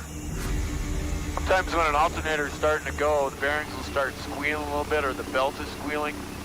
Used planes are like used cars. You never know when a critical part will pack it in. It never fails. Over the water or flying at night, start hearing every little bump and thump. Push it 11,000 kilometers in just 6 days. And you're asking for trouble. It's very simple. If it doesn't sound right, it doesn't smell right, it doesn't feel right, something's wrong. If it is the alternator, a major source of their electrical power could be dying out. If the alternator goes whoop into discharge, down you go and you're screwed. Hey, what do you need? Trouble like this demands serious focus. I want to put an autopilot and help with this mask for a minute. And at high altitude, Marcio needs extra oxygen to help him do it. Marcio's an airline pilot. He's not used to working at high altitude and in the thin air. Me, on the other hand, I skydive all the time. I fly unpressurized airplanes all the time. I live at high altitude. Gary, there's no backup here for almost anything, right? I mean, no backup for the engine, there's no backup for the power. Now, unfortunately, on the Cirrus, we don't have a backup system. If our alternators go, all we have left is the juice that we've got in the battery, and once that's gone, it's gone. We can't wait to fix this on the ground. So my best solution is to reduce the electrical power to things we don't need. Hopefully that keeps the alternator from giving out. Whenever I'm flying over the ocean, I'm always trying to be as conservative with the engine and the electrical system as possible. When you turn off that, does the load change in here? It was 24, it went down to 12. So we're good for now. The tactic works. At 22,000 feet, even Carrie needs a little air. 190 knots, Poppy, we're still in the climb.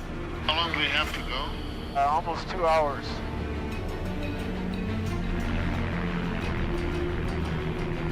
Maybe I should test and see how my extreme high altitude performance is, you know.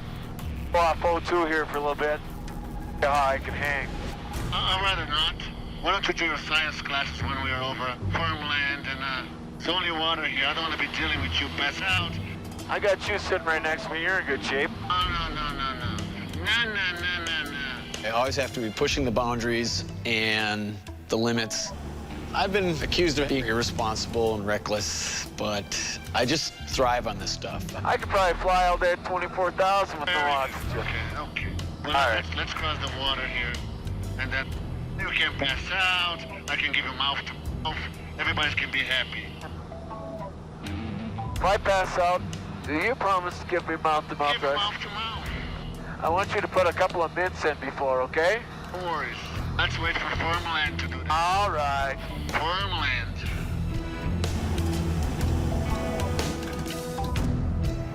Yeah, it's freaking cold up here.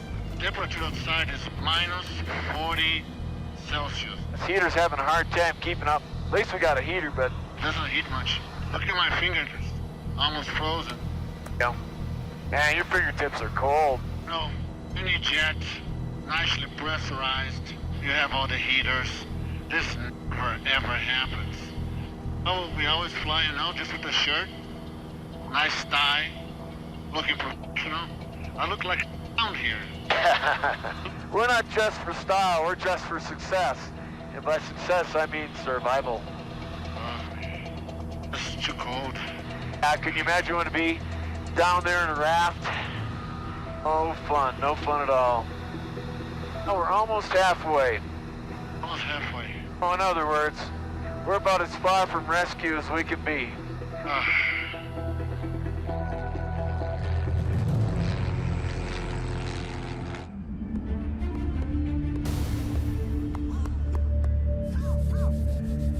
Waiting for the guys to come out so we can preheat it. There's no way this engine would start how cold it is. So we have to bring a truck with a heater. We're gonna put it in the inlet of the engine that'll warm up. And then cross our fingers, she'll start. How long do you think it'll take? Probably about half an hour.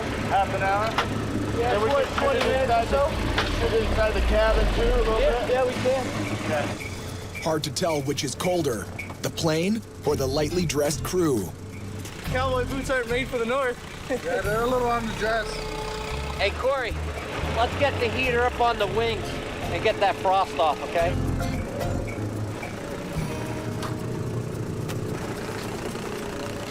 Yeah, little dress shoes aren't gonna cut it up here either.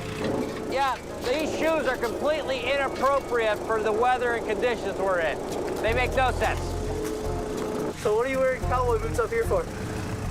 I wasn't planning on being outside for hours on end. It's warm when you're in the airplane. When it's running, it is. Well, right now we're heating and blowing off the frost. That thin layer on the wings and tail are very hazardous to the safety of flight. Doesn't look like much, but it'll take a plane out of the sky. Flying's very glamorous. Very glamorous. Don't I look glamorous right now? Yeah, now we got to get in and get started so the plane doesn't get too cold, because it'll get cold fast, even though we've been heating it for 2 hours. Flaps, I'm giving you 10. Cabin heat. Come on, baby, warm up. It's cold as it is. All right, rotate 77.5, climb 85.95. Good. Plane feels good. 1800 on the torque. Good. Wow. Crazy.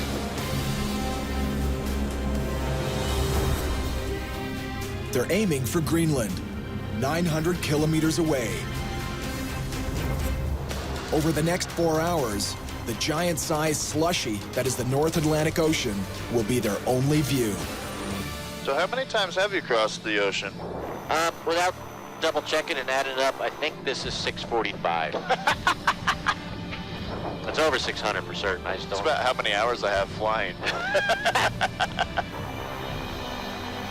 We just went feet wet over the Atlantic Ocean. We're not gonna see land for many hours.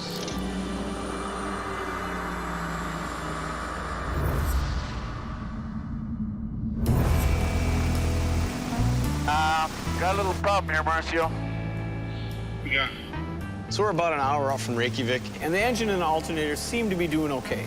But now I have to freak Marcy out once again. I gotta go pee-pee. No, there's no PP here. Well, I got my old-fashioned ferry pilot method here. Well, we didn't have to see this. Come on. 2 Ziploc bags. I learned the hard way, never trust one.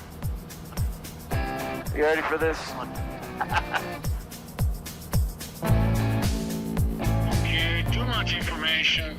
I got a little shrinkage problem here, but What the hell? it's been a while since I had to do this. A little trickier than I thought. Oh, man.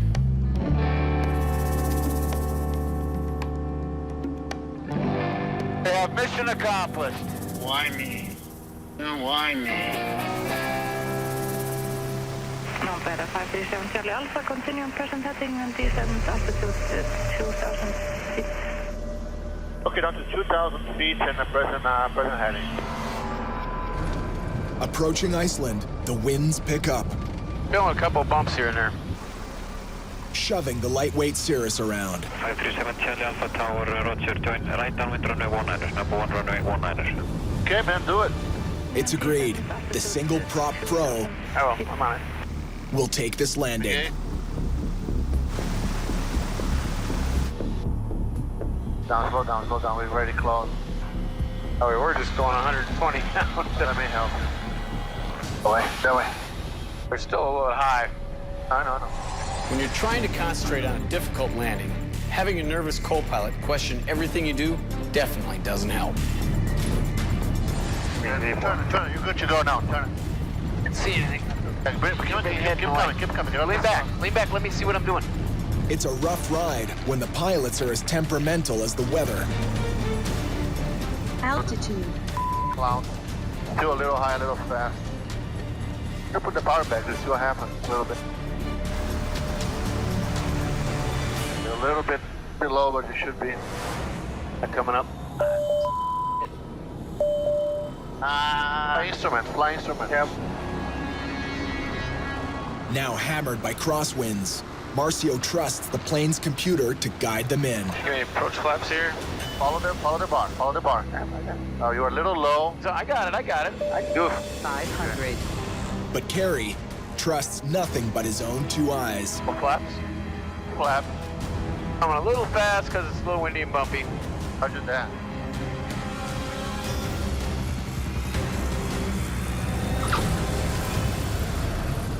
Oh, I am so glad you're doing this. Lots of emotions. This was rough, puppy. I almost decided to just go with the 50% flaps. I would have made it easier, but I wanted a challenge. 8.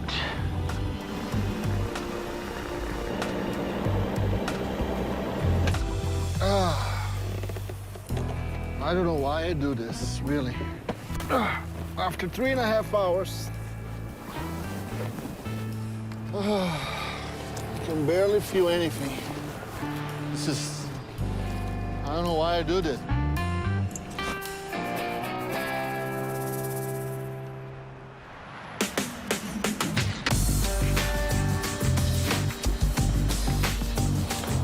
This is a bad idea, Carrie. If you're Carrie, this you're is a gonna bad wear idea, the suits Carrie. and use the raft, Did I you tell gotta know it's a how bad to do idea it. yet? Flying around the North Atlantic with survival gear that you're not really trained to use is not really the smartest thing in the world. I do have the gear, I've used it a lot, but I've never actually trained with it and received proper training. And in the far North Atlantic, this is where you get it. Let's go. So you are exercising now crash in Icelandic waters or northern waters, yes? Yeah. Okay. In the water where the cold sea is attacking you, this suit is your protective shield for 6 hours. This team gets up to 25 calls a year to pull people from this ocean. So now you're gonna put on your boots. They know what it takes to survive it. Inshore water here now is 3 degrees, and we call that warm for this season. So just look forward and go out. I gotta show Marcio here how it's done.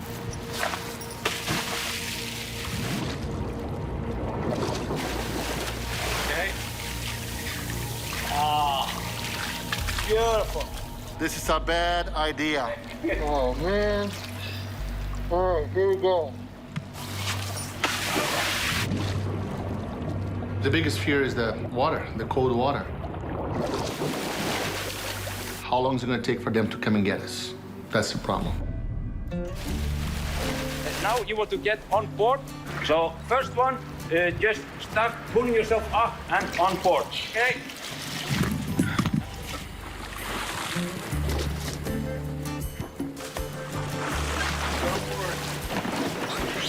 I'm fun, Marcio.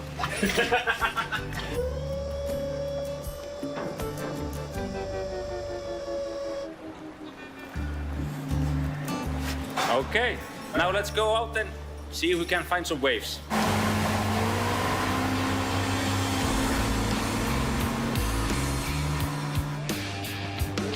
Ready to go do this, Marcio?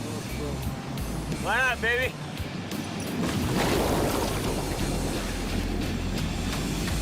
Okay.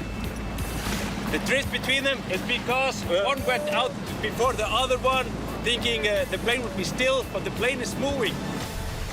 In reality, it's a potentially deadly mistake, losing track of each other and their rescue raft. And so they have to swim this far to get each other. Now I want you to swim to us. They are getting very tired. Look.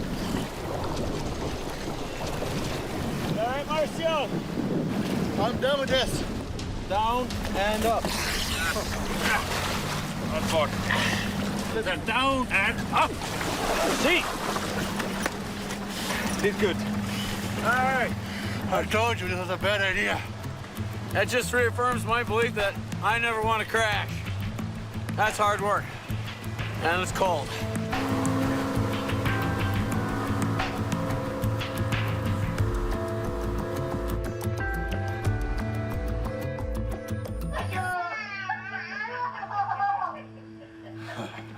My wife just sent me a little video of home from last night, so I'm gonna watch my little girl, what she was doing here. Let me see.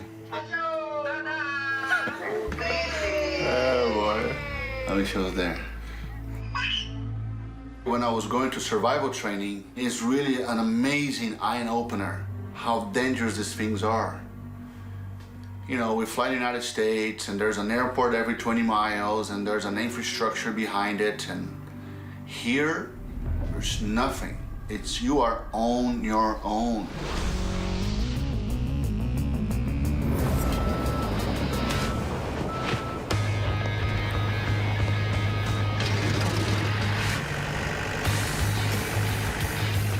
just 1,000 kilometers away in Greenland. Hasta la vista, snow. Corey's a one-man ground crew. What are you doing? Is it working? Yeah, take a look. Well, that's tough to say. I'm worried about the frost. What do you think, boss? I think we have to de-ice. Do you guys have a de-ice truck? And I do know these shoes were a dumb idea. Okay, down to business. Looks like we're gonna need de-icing after all. Shouldn't be a problem, but it's gonna cost at least 700 to 900 US. That hurts. We don't need a lot. We just need a little bit. The margins are so tight on these trips that we have to watch every single dollar. There's a good chance we can lose money before the plane even gets there if all these expenses get out of hand. Wow.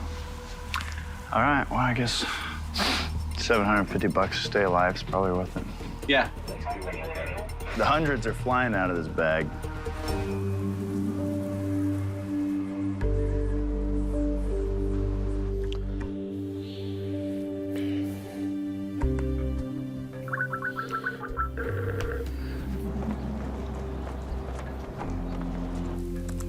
Carrie's daughter, Claire, is wired to try her hand at her dad's day job. Hey, Dad. Hey, Claire. What's going on? Just sitting here in Iceland, getting ready for the big Iceland to Greenland leg. This is the big leg. This is the most dangerous one. Yeah. How long is that going to be? With the winds we have today, just a little over 4 hours. A long stretch of ocean. Yeah. Jeez. I wouldn't want to be taking you on this one. I'd be a nervous wreck. Oh, come on. I could handle this. Claire is just like her old man, an adventurer, you know. She likes to see the far horizons.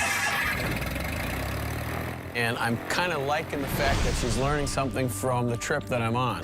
And I've never really done it this late in the year, so it's like extra cold right now? Yeah, extra cold, extra cruddy. Took out the ramp.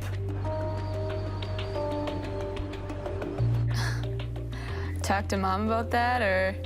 No, I don't bother your mother with little details like that. No, I wouldn't. You better survive this adventure so we can go on ours. I'll do what I can. You got it, Dad. Double guns. Double guns, Claire. All right. Talk later. All right, good luck. Be safe. Love you, bye. Love you, bye. It's so late in the year, and he seems a little concerned with the weather conditions right now, so when my dad gets concerned, I get a little concerned.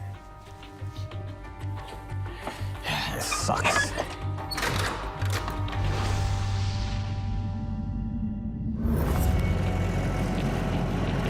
One time zone away, Corey's got a call to make too. My little boy should be getting ready or heading to school right now. Try and say hi to him before he goes. This business is tough on the home life. Right now, I'm just finalizing my divorce, and you know, it's always in my mind. My family, my divorce. Hey, Jackson, what are you doing, buddy? Nothing. Guess what? I'm gonna go across the ocean today, and I'll call you tonight when I land, okay, buddy? Love you. Love you too, buddy. Have a good day at school. I'll call you tonight, okay? Thanks, Dad. Bye, buddy. Love you. Let's go say that. It's very distracting when your personal life is off key and he's got a divorce going on. And he has to keep that out of the cockpit. Roger that. He has to be on his game because those distractions are huge. And ready for taxi. 388 November Tango. He's got a business and he has people and stresses. Power set. Speed to live. But none of it matters if you're dead.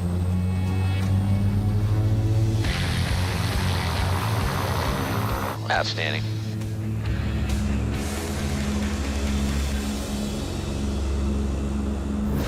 Next time on Dangerous Flights. That could put us in the water. Pounded by headwinds. And is this gonna work? Corey's in the hot seat. This decision's right on the line. Don't hit that mountain. Don't hit that mountain. Marcio takes on one of the world's most notorious runways. Oh, this is bad. What time is it? It's late. And no help for a hangover. They are all over our butts to get out of here now.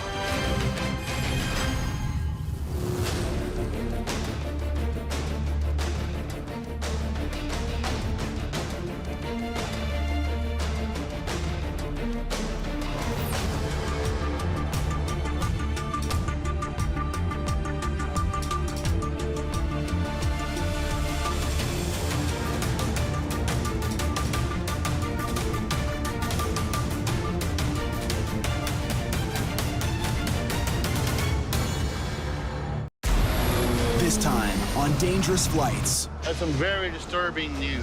Grounded in the far north. There is a very good chance that we might have to go back to Europe.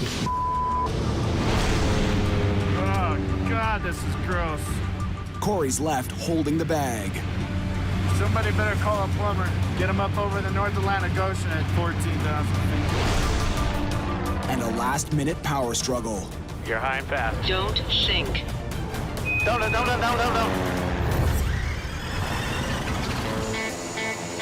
Let's roll. I was speaking thunder for the rain came through. Here we go. All sounds to rumble. Why you kidding me right now? You're crossing the border.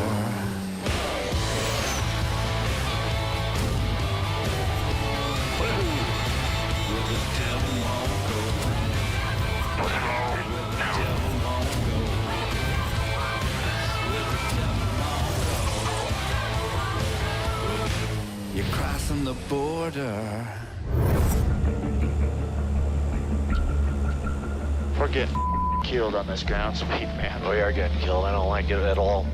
Gonna put us much too tight on fuel.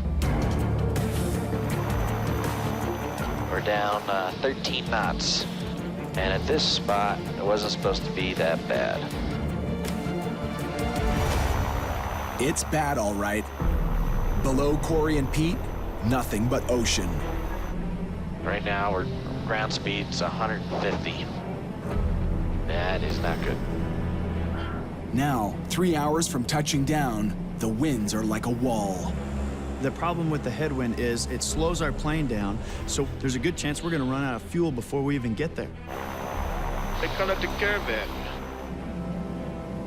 It is like a minivan. You put everything in it, all the kids, the soccer mom, and it's very slow. Part of the problem with the caravan speed is that you're in the weather longer, and you have more opportunity to have bad things happen because you're so slow. A little altitude might give them some speed. Winds are worse than predicted. The winds are supposed to be less in our face the higher we go, and we need to put some fuel back in this tank. Roger, we'll report flight level 140. Let's see what we get.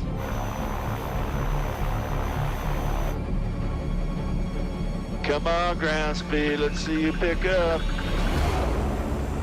And every year across this route, the North Atlantic, we lose 3 or 4 aircraft. Never to be recovered. They're gone. If they can't pick up speed, there's only one other option. Turn back.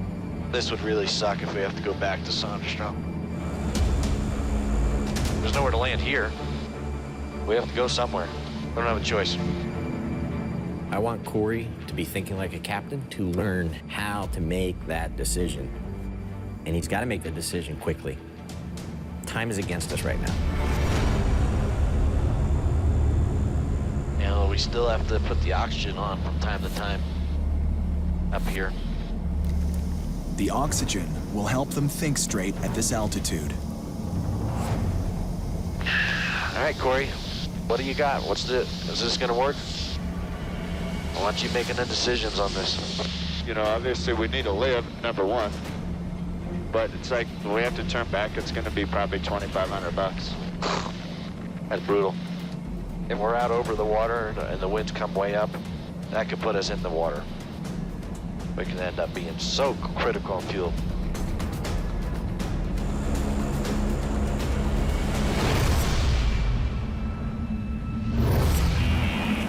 The wind that's hammering Corey and Pete is also messing with the other two air jockeys. It doesn't feel good at all. When the rain, it's cold, the wind. We're looking for good spots to go through the clouds. Kerry and Marcio are headed in the opposite direction from Corey and Pete. This is a lonely place, man. Oof. Why do people live here? The only thing we're gonna catch here today is an ammonia. What they need to catch is a break in the weather so they can get a move on. 2 days ago, they left Germany, bound for Las Vegas. An 11,000-kilometer trip, much of it over water. A journey better suited to a full-size jet than this tiny 2010 Cirrus. Marcio's a jet pilot, and he likes having a nice, safe airplane. For me, if it's too easy, I might as well just buy an airline ticket and sit at first class and drink champagne. You know, when we finally get a weather report, it's gonna have to be pretty darn nice, because I've been bit before. Last year, Stu and I got a great weather forecast for North Saserac. 158 Papa Golf, go ahead. We got to within 90 miles, and they closed the airport due to bad weather. Throttle back. Throttle back right now.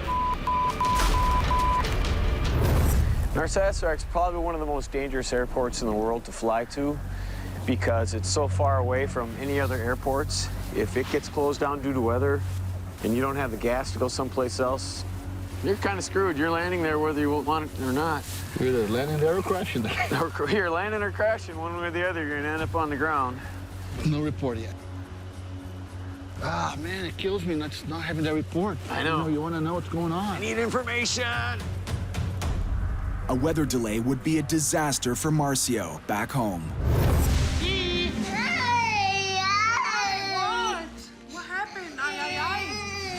You know, when the flight came up 4 weeks barely before the birth of our daughter, I said, you know, what if you're not here? What if you're somewhere where I can't even get a hold of you to tell you? If you have time, call me before you go, babe. Huh? Call me before. Call me. Bye-bye. Bye, papai. Bye. The right thing to do probably would be not to have accepted this flight. But I did it. And now that mistake has been made, you gotta finish right. All right, okay, weather report. It's great, it's great. 50 knots winds, just few clouds. We are going, if you agree, Captain. Let's go to Greenland. Atta boy. Making it a little bit smaller because this thing has been flopping around all over the cockpit, so we're gonna make it a little smaller. I'm taping up the legs of Marcio's survival suit so he can move around the plane easier and get out of the plane in an emergency. You know, I wouldn't mind a little more duct tape around my waist here for the thing holds up. Duct tape girdle. Duct tape suspenders and belt. Works for everything. Takes warts off, holds airplane wings on, fixes cylinders. Okay, that's good. I guess peeing in the cockpit is out of the question now, huh? Yeah. So much better. Blue skies, blue skies. I like blue skies. We got good weather there. We gotta go. We gotta go right now. But the better weather is coming from here. We gotta go now.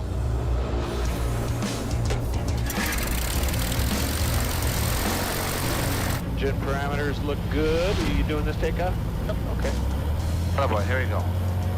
The power. About 95. Go ahead. That's coming up 100.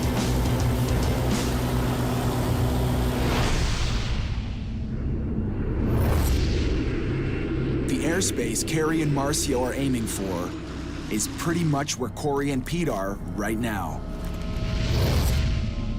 They left Louisiana 6 days ago. They're now nearly halfway through their journey to Africa.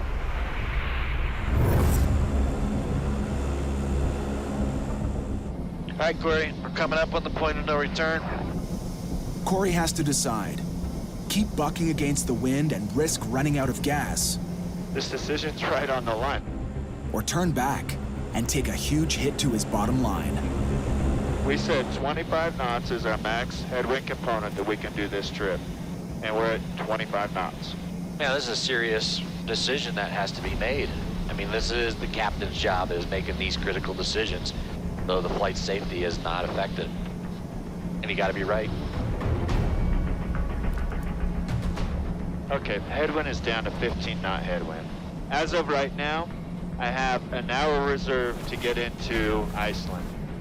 I want to go direct Iceland. I'm convinced. Right, good. All right, here we go. All right, let's do it. But now, Corey faces a new kind of pressure. All right, boss, I think I lost the bet. What's the matter? Well, before I put on my survival Gumby suit. Yeah. Oh! You gotta pee, don't you? I don't think I'm gonna make it another 2.5 hours. I knew I shouldn't have had that coffee before I took off. Good luck, kid. We're all counting on you. Making my way back to the VIP restroom. The caravan's a little bit better than most. We do have a relief tube. We have to go through. The back of the plane, it's got a little hose that pulls out with a small kind of funnel looking thing, and you can pee into it and then it just goes out the bottom of the plane. How's the peeing going, Corey? Whoopsie, little turbulence. Sorry, buddy. Pete, we got a little situation. It's negative 22 out there, and this line is just frozen. I've never had this happen. Somebody better call a plumber. Get him up over the North Atlantic Ocean at 14,000 feet. Oh, God, this is gross. The hell's he doing? Line is frozen. Take a coat hanger down there. If the line is frozen, and all my piss is stuck in this damn thing. It's the whole line is frozen. I'm making progress. Oh, God, this is gross. Come on, baby, go, go, go, go! Yeah! Oh, this is freaking gross. Oh, my God. Oh, God. It's not all glamorous sometimes. Having frozen piss down a line.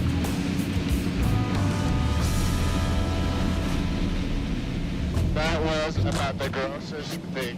So I'm sitting here with this cup in the air, full of my urine, trying not to spill on me. I put some on your jacket, but not on me. That good. And then I had to massage the whole line, the whole way down.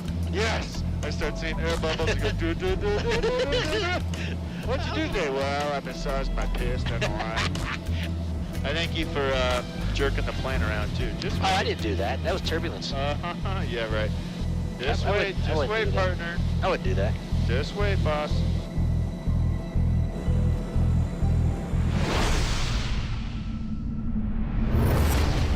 $110, $120. On that hole right there. I think that hole's gonna be harder to hit than you thought. Oh no, it's fine. Right. The clouds ahead pack a punch. Ice. Enough to bring down this small plane. It's kind of come out a little bit right. Get some more climb up here. Yeah. And we can come. Marcio looks for any way into clear skies. Or can I do this?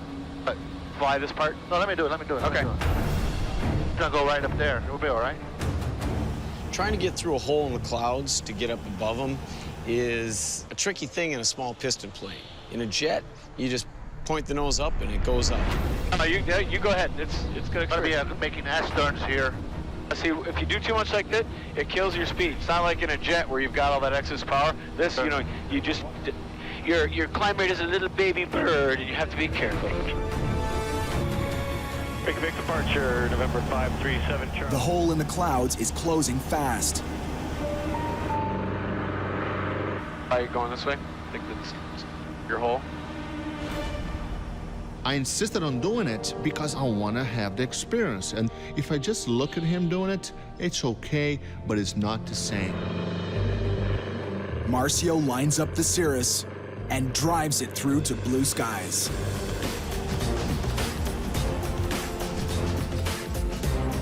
There's some sky.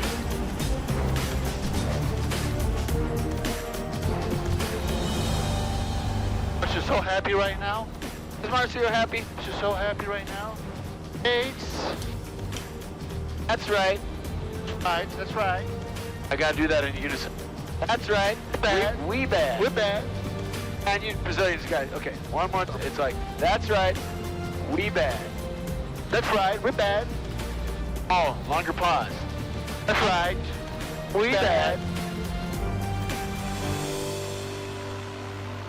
We might as well climb her up a little higher, go a little faster. What do you think? Let's climb up.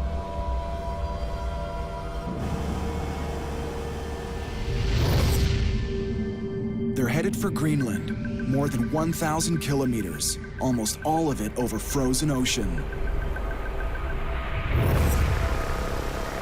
The only thing that makes pilots more nervous than the prospect of ditching in that cold water November 537 Charlie Alpha is landing. Narsarsuaq in Greenland, it's one of the most dangerous airports in the planet. Now during the winter, you have to be extremely cautious because you can get really hurt. So we're descending through these mountains under this fjord. So we gotta come in between these two mountains. This is what makes this airport one of the 10 most dangerous in the world. Don't hit that mountain. Don't hit that mountain. Don't hit that mountain. Don't hit that mountain. Oh, this is bad. 7 Charlie Alpha, roger.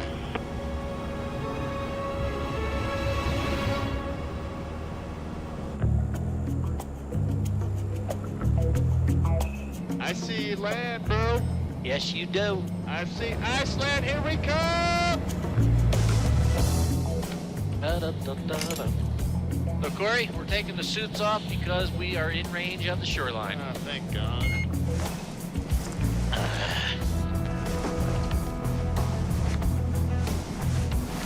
How's it going over there? I'm winning slowly. That thing stinks too. Yeah. Oh, it feels good to get that suit off. I have the airport in sight. I am at the absolute peak on my bladder right now. Let me slow it down for you. I will break your fingers. Reduce speed if possible. You're number 4 behind the Diamond, downwind runway 19er.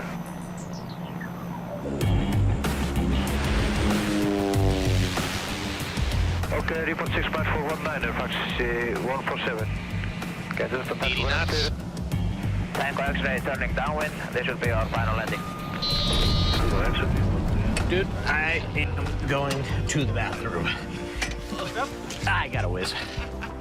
5.5 hours without a bathroom break. It's time to go. Feels good to get out of the plane.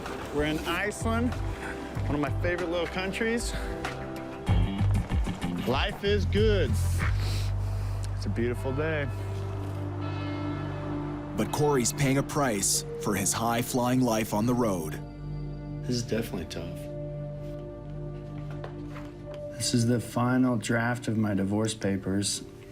My ex's attorney just had a couple more changes, just reviewing them. And then the divorce should be final in about a week.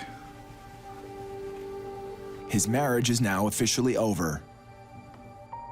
Luckily, we still get along good, and we both love our kids and put them first, so we'll do the best we can to give them the best life we can. Pete calls this the aviation-induced divorce syndrome. So there is a lot of pilots get divorced, which it's tough.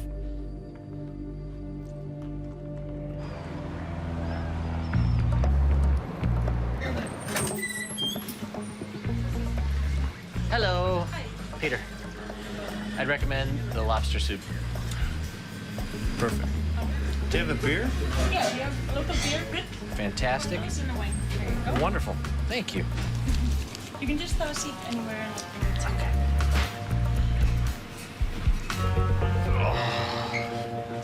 After a hard day of sitting, nothing I'd rather do than sit more. Here's the deal, Pete. All right, hit me, dog. Normally, I'm the one that's like, go, go, go, go, go. I need a little break. How about we just have an easy morning and go to Scotland? Yeah. We gotta look at the weather. The weather dictates it. If the weather's good, we I gotta already go. did. No, you didn't. Yes, I did. You looked at it quickly, just like I did. It's questionable. And it's just as questionable the next day. Then we gotta go. I want to take a day Ken? off. Oh, thank you. That looks wonderful. Honestly, Pete, I haven't taken a day off in a while. And the divorce, all the other I would love to take one day off in Iceland. I'm gonna look at the weather. Let's go. Tonight, we're gonna have a great time and we're not flying tomorrow. Iceland, Iceland, Iceland.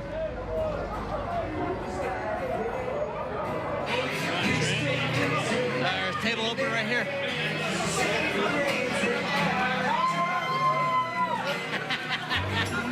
What's up, brother? Peter. Nice to meet you. Nice to meet you. Peter? Yeah!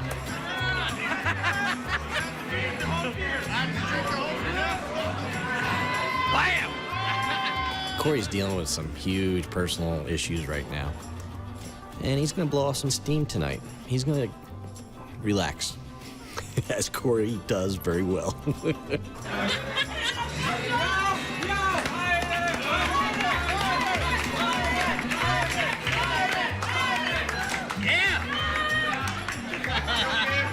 Yeah, we're not flying tomorrow.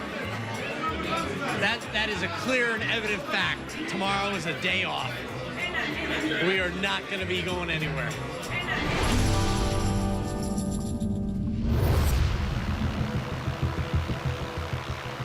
November 537, Charlie Alpha.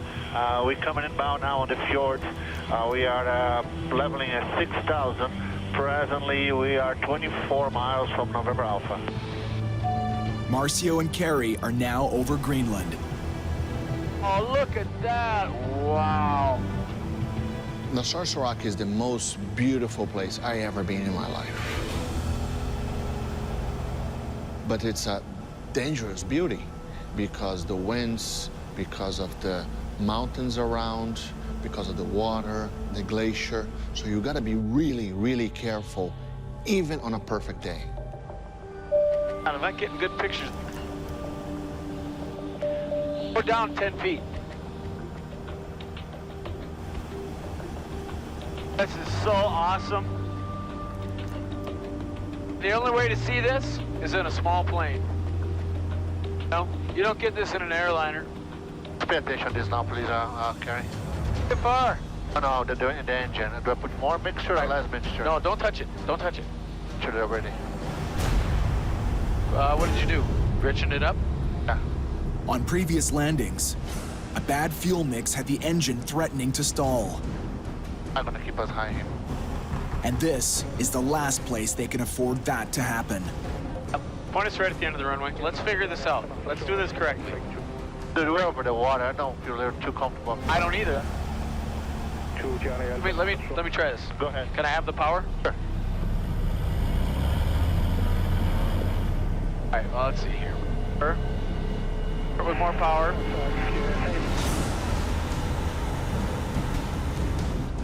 Because we're getting very close. And No. We'll make the runway from here. We're 500. Yeah. We have 100 knots, okay? Just be careful. All right. Your power, your airplane. Carrie is starting to cut in the umbilical cord. It's time. This airport has mountains everywhere. No place for a false move. Hi, flaps. I don't like to put flaps down and then have to add power to overcome the drag of the flaps. Here's the flaps. On an approach, so I'm ready. Okay, okay. 500. Landing in our Saserac in a jet, if you're set up high and fast, you just go to full power, blast off, climb up above the mountains, come around and try it again. In a single-engine airplane, you got to get it right the first time. The best way to do this in a small plane, you want to kind of stay to the left, and then you set up a nice long final so you're not rushed. We don't want to have to do a go-around. You ready? Are you ready to spin? You want full flaps? Full flaps coming in. Okay, give me a left crosswind. 95. Yeah, that's what I was up. Keep a little bit more power. We got a long runway and it's uphills. It's going to be gusty, so be sure you want full flaps. Yeah. Don't sink. The plane warns Marcio he's coming in too steeply for this small single engine. You're high. It's not like in a jet. Don't sink. Drop your power. You're high and fast. Don't sink. Not at all. Call all the way down. All the way out. It's all the way up? Sorry. Oh, rudder. No. Stay. I got it. Just look that. Okay. Thought you were going to go around. Like. When he bounced, his hand kind of instinctively advanced the throttles just a little, and I brought him back because this isn't the airport you do go around. Once you're in the landing phase, you're in the landing phase. 32 Marcio waiting for you at taxiway. But what you didn't really have is you didn't have quite enough left rudder. We were a little bit off. If Kerry wants to grab the controls because I'm not doing exactly the way he wants it, hey, I have the confidence that I am within the limits. But if he wants to grab it, sure, go ahead. Make yourself happy. Go ahead and grab the controls. I don't care. You are clear to extricate yourself. Woo, let's go.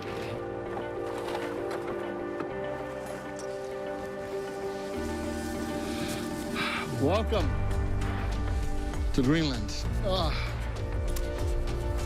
He was a little high and fast, and he had a hard time scrubbing the rest of his power off.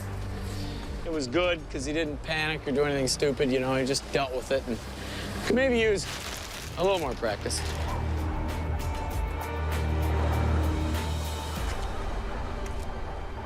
Oh, this is sweet. So we're here, and what else could go wrong, right? Can't imagine what. That's some very disturbing news. Someone forgot to file some paperwork in Europe to export the airplane. There is a very good chance that we might have to go back to Europe. You ought to be me. The company that hired Marcio and Kerry to deliver the Cirrus to Las Vegas messed up. I have no words to describe what I'm feeling right now. A missing customs form could send them back to Iceland. As of right now, the bill that they have to pay if we don't do that, as of right now, is $120,000. I told them I charged $60 to go back. We're 2/3 of the way across the North Atlantic.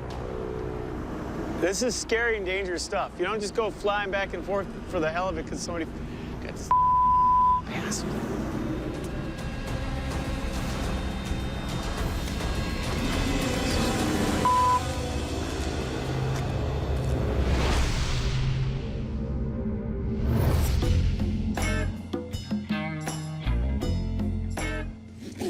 Last night was hilarious. We went out and had a good time, and a little bit of adult beverages were consumed.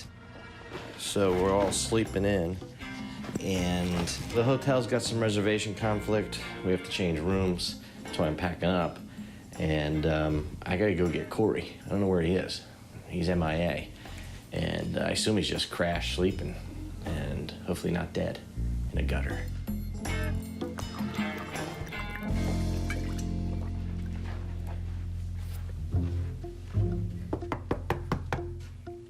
CB.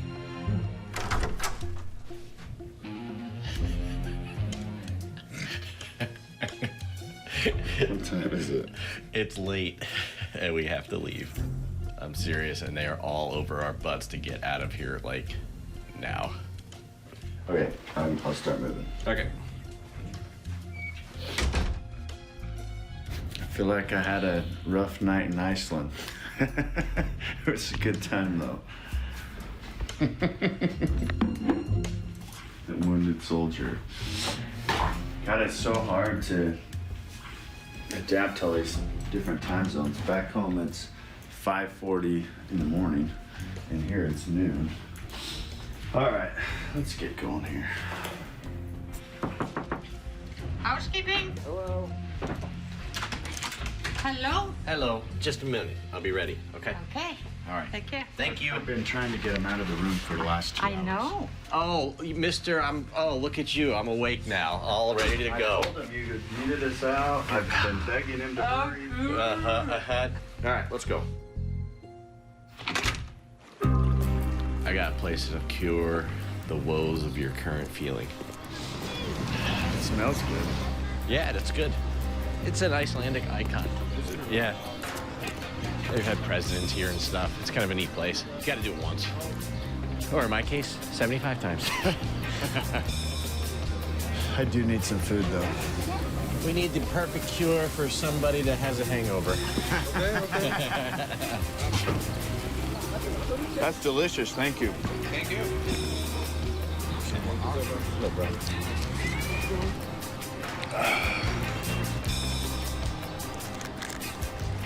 Well, we lost the day. And I needed that. I needed a little break last night.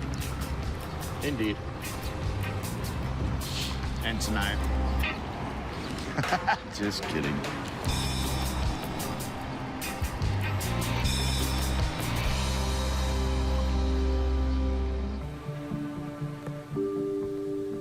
Thank you for calling Atlantic Air. This is Josh. Can I help you? Hi, Josh. Is Mike or Shannon in?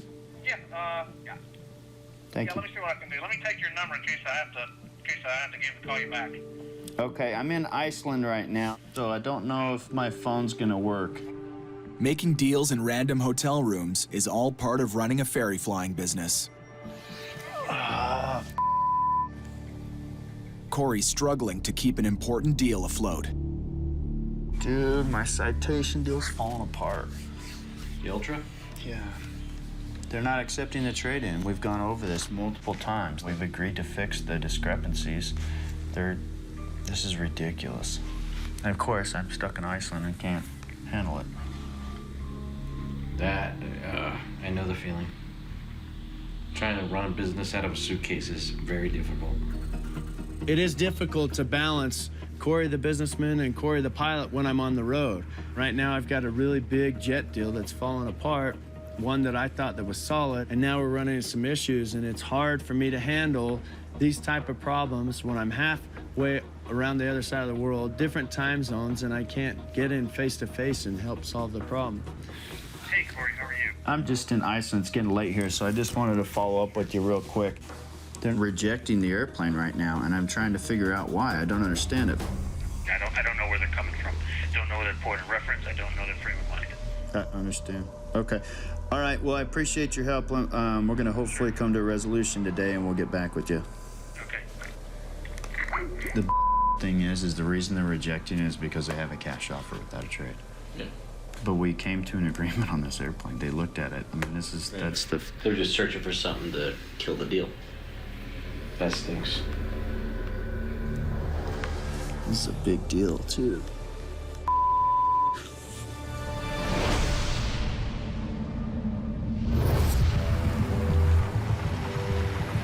We have an issue with customs. It can only leave Europe after we complete some special paperwork. So unfortunately, you have to stay in Iceland, we are in Greenland, for 2 more days. I'm really sorry.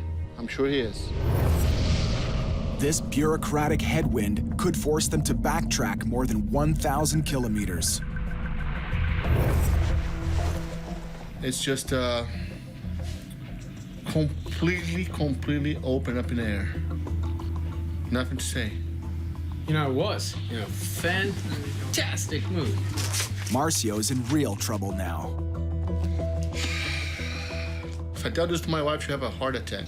She'll have the babe right there in the bed, right there. Let's wait and see. I'm gonna make a few phone calls. It's still 4 o'clock in Europe. And Carrie has a call to make too, to his 18-year-old daughter, Claire. Hello? Claire has her pilot's license. I've arranged to have her come with me on my next ferry flight out of South America. But now I've got to tell her this might be delayed, and that might nix the flight. Well, the good news, we made it to Greenland. We're here in Greenland. But they forgot to sign some customs declaration paperwork. And we might have to fly the plane back to Iceland to take care of it. So basically, you're just stuck in Greenland right now? This could easily put our trip back a week. Or 2, or 3, who knows? So the main problem is, A, gonna miss Christmas, and B, I'm probably not gonna even make it back to classes before next semester starts. For now, plan on missing a couple days. Go talk to your professors, see what you can do. Beg, plead, whatever. All right? All right. Thanks for the news. Have fun. Good luck. Love you. Bye.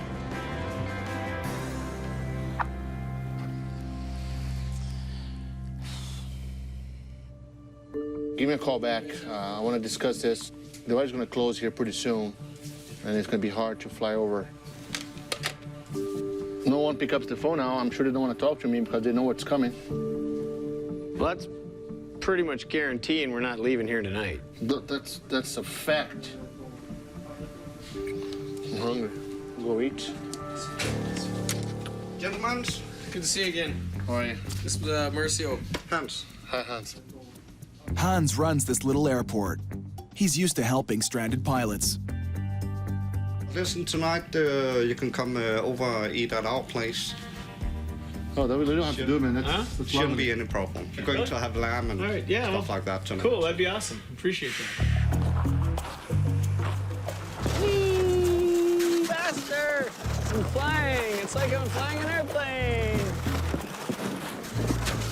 His house is the blue house right there. Hey, Oz. Welcome to my humble house. Yeah. Oh, this is a great place you got here. Part of what I love about being a ferry pilot is going to small places like this and getting to know the actual people. You know, it's something you can't do if you're just a tourist, a tour bus, and they don't take you to people's actual homes and have the actual food. The actual food in Hans's house isn't anything the Brazilian Marcio has ever seen before. The black is the dry meat of a whale. Uh-huh. And this is whale skin. Okay. And so you eat the skin and the fat? Yeah. Okay. A small blubber. Do you call it blubber? Yeah, okay. blubber. Yeah. It doesn't smell very nice, but it tastes different when you taste it. I'm a vegan, so... Now you're a vegan. Now you're a vegan. Marcio's a Brazilian vegan, which basically means he's not a vegan. Okay. Oh, it's very strong. This is very strong. I can smell from here. So what is this Seal thing again? stuff. That is seal juice. Seal blubber juice. All right. There you go. It's only been buried in the ground 2 months, Marcio. I'm sure it's fine. What if I don't like it? Just swallow. Yeah?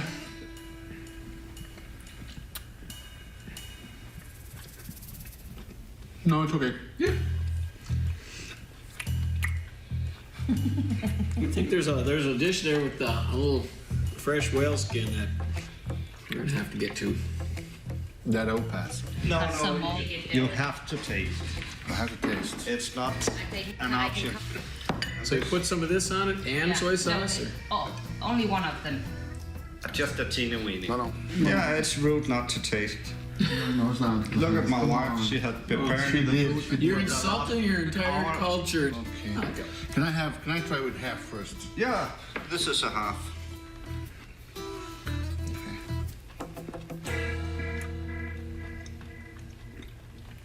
That's good. Yeah. Told you so. Mm-hmm. It's different. Yeah. Yeah. It's different.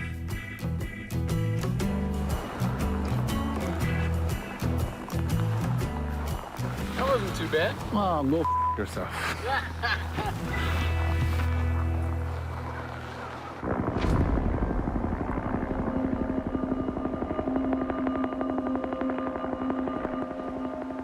It's almost unbelievable. Everything was clicking like a Swiss watch. And suddenly, bang. You know, and it's at the worst possible place. Marcio and Carrie are still grounded in Greenland without the right paperwork to head on to North America. This would be the worst possible position to be. I cannot leave the airplane here. I don't want to go back to Europe. I cannot take it to Canada. I hate watching good weather go by. Even worse, customs brass might make them retrace their steps to avoid a 6-figure fine. Flying into Iceland isn't that bad. It's dangerous, but it's not that bad. And going to Canada isn't that bad, but it's the coming into our Saserac. And to have to turn around and go and do the whole thing over again? No, I'm not too excited about that.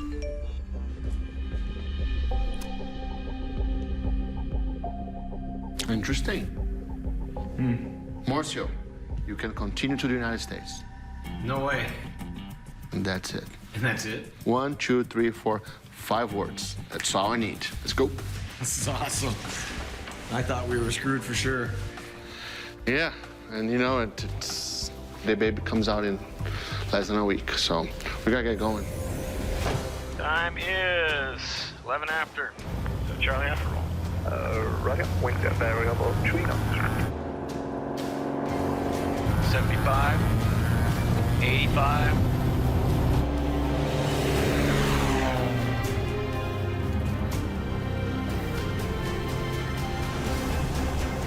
What a gorgeous day. Bunch of icebergs out there. A beautiful place to visit. I don't think I'd want to live there. Is that some rugged terrain? November 537 Charlie Alpha, I'm passing 2,300.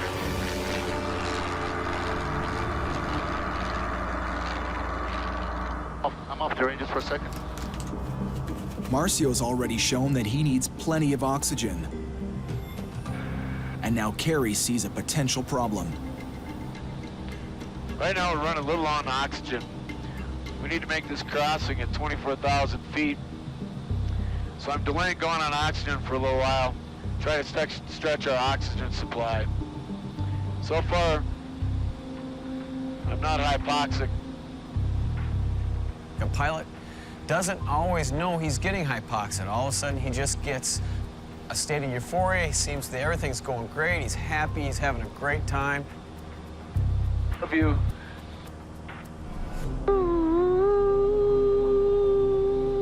And he can be lost or making wrong decisions, and by the time he realizes what's happened, he's out of gas or dead. I think, baby, only my time. Being hypoxic means not having enough oxygen.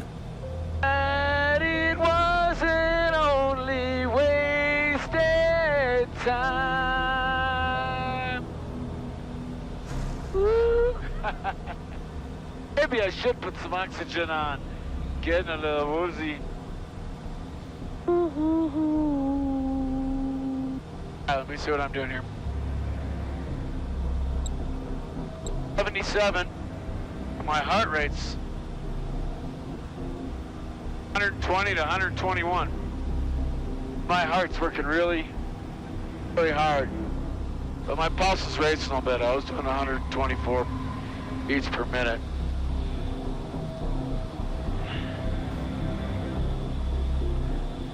Are you okay? I probably can't last much longer without oxygen.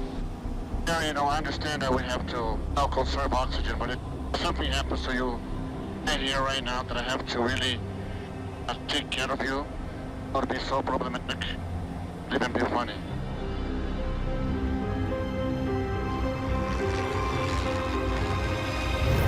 Do you want to get fired? Next time on Dangerous Flights. Give me your boss. busting bureaucracy. At least we're going somewhere.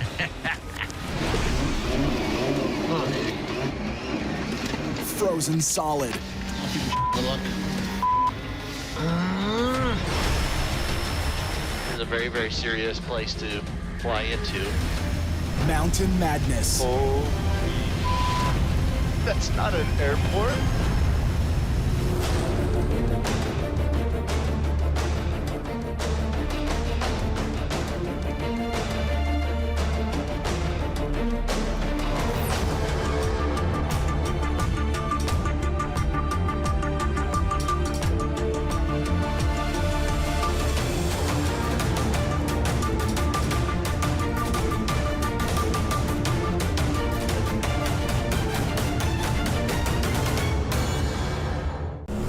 This time on dangerous flights. Where the hell's the airport?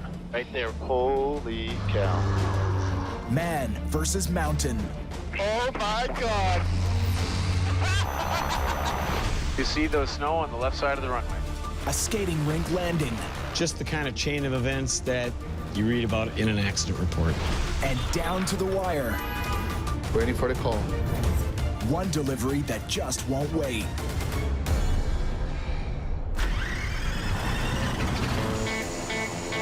Let's roll. I was speaking thunder for the rain keep falling. There we go. All sounds to rumble. Are you kidding me right now? You're crossing the border.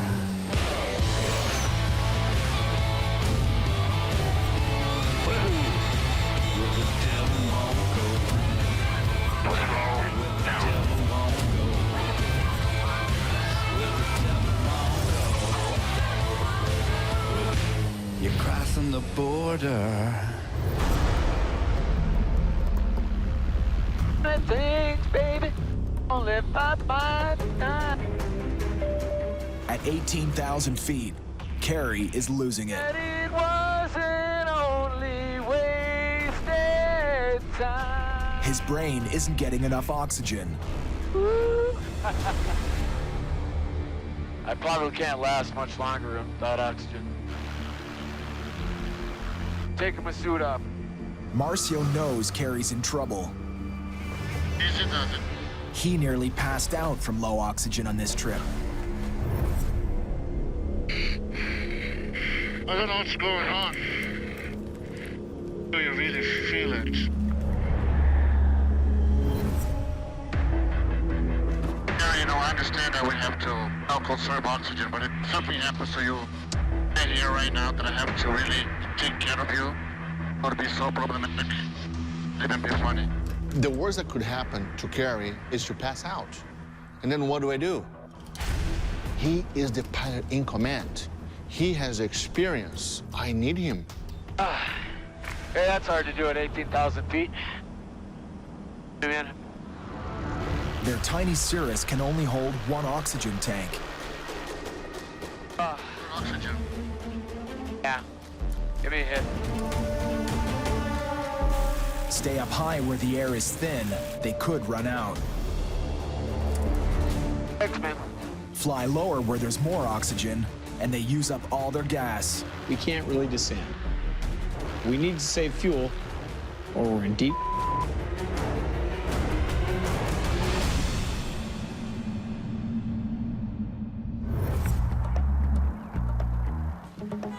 It's 6:45 here, and we've got a lot of flying today. We want to make it through Wick and then into France. Corey and Pete are behind schedule. God, where's Pete? After letting loose 2 nights ago. Excellent! I just needed a break, you know, from all the stresses of the flight, from the stresses back home, the stresses with the company. Met some local people, just had a blast. We're not flying tomorrow. That is a clear and evident fact. Yeah! Witch doctor. 36 hours later, Pete's still recovering. Pete, you alive? Yeah. Did I oversleep? Yep. Normally he's giving me for sleeping in a little bit. Not today. Now it's time to get back to work. The pressure's even more now because we lost a good day of flying. We need to get the plane there, so we're gonna push hard to make up for that day. The wings look good. We're topped off on fuel. We're ready to go. Emissions on the selectors, flaps, power, annunciator lights, rotate 70-75. Goodbye, Iceland, I love you.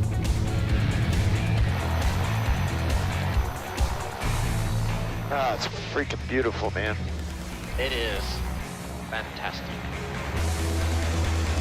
Pete and Corey have brought this 1990 Cessna Caravan more than 8,000 kilometers, passing Kerry and Marcio in midair over the North Atlantic. Now they're approaching Scotland. Why? Why? Don't give me this crap. And a legend in the ferry business. And that's why the country's in the mess that it's in. Now, So everybody knows Andrew. When you're coming in on your final leg across the Atlantic, and he's there, no matter what time you come. do you want to get fired? Give me your boss. That's huge to have what you expect in place when you get there. Greetings, we'll be with you on the ramp in approximately 20 minutes. Okie dokie. Okay, amigos, see you in about 20. Cheers. 110 on the speed. Ready? Full flaps, please. Full flaps. Selected. Moving. Indicated. And you are clear to land, sir? Thank you. Show me how it's done, boss. Roger, Big Dog. We're landing at Wick, and it's beautiful. The weather's great, so Super Pete has to show off a little bit. Ooh, I like it. Doing a little wheelie. That's right. We're coming in style. Keep it up. Woo-hoo. He does this incredible wheelie all the way down the runway. Pete always has to show off.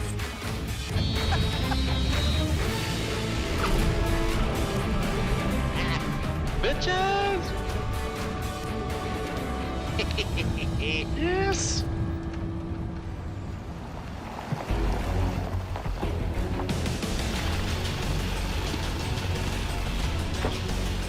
Hello, Andrew. How are you doing? Are you well? Hey, buddy. Good to see you again. Good day today. Yes, it is a good day. Wonderful. He's Andrew the Bruce. Crossed the ocean safely, another single-engine airplane. I think we're nuts. I believe that is the 645th crossing for me. That's number 2 for me. I had number 2 once. Well done. Number 2. Nice job. We absolutely have to keep going. We need to at least make it to France today. Is that air traffic? What time do you close tonight? Andrew tries to lock down their landing in France. You're closed. Okay. Okay, but... That's 5 or something. They're drunk already. Well, really, the French, in terms of making money in the business world, I don't know how they manage. Because they just really are either closed, stopped for lunch, or drinking wine. It's very difficult to actually get to a French airport when it's open. It's crazy to me that these airports will just shut down. In the States, we can land at airports 24 hours a day. But in Europe, it's a whole different ballgame. So we can't go to destination that's closed. This really is not good.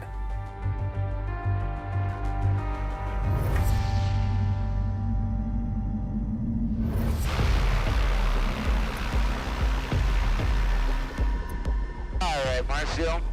When we come into the approach at Goose. Kerry and Marcio are dead beat and almost out of oxygen. Don't really have that far to go. But their brutal journey over the North Atlantic is nearly finished. 7 Charlie Alpha, continue descent, 3,800. They're over land now. Got 70% trace of wet snow, 20% trace of slush. And that means one more big challenge on this leg. We got freezing drizzle, light snow, and slippery runways at Goose Bay. An airstrip that's more like a hockey rink. What would you like to do on this landing? Landing and approach. Do you want to run radios or do you want to fly? Okay. I'll run the radios. All right. Marcio's only got a couple of landings on the Cirrus by himself, and they're still a little rough. This is going to be a really challenging one. I know I tend to take over if things aren't going just right. Maybe that's not always such a great idea. I know Kerry's nature. I know that that's the way he is. And he is almost, what, 80 years old or something, you know? So I'm not going to change him now. I'll keep my hands in my lap if at all possible. Number 527 Charlie Alpha has airport in sight. Coming into Goose Bay, we have to go through a layer of clouds that has a lot of icing in it. You want me to take this? Charlie Alpha, contact Goose It's okay. 119.1. Okay, got it. Okay, we're going pretty fast. Yeah, gonna level off now. I'll follow the river a little bit. Pretty fast. Slowing down. There's reduced visibility, a slippery runway, snowbanks on the runway. Just the kind of chain of events that you read about in an accident report.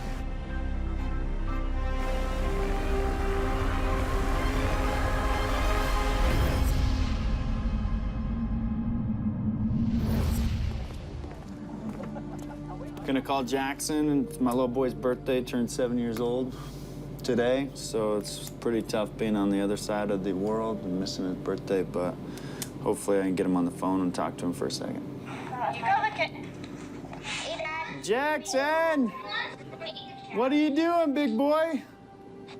Just playing with my new present. Can't believe you're 7 years old. Are you having a good birthday? Uh-huh. I miss you, buddy. Miss you too. I love you. Be a really good boy for mommy, okay? Okay. And have so much fun at your birthday party. Yay, buddy. I love you. Bye-bye. Bye. It's the hardest part about this job is you're away a lot. Missed his birthday last year. Missed it again this year.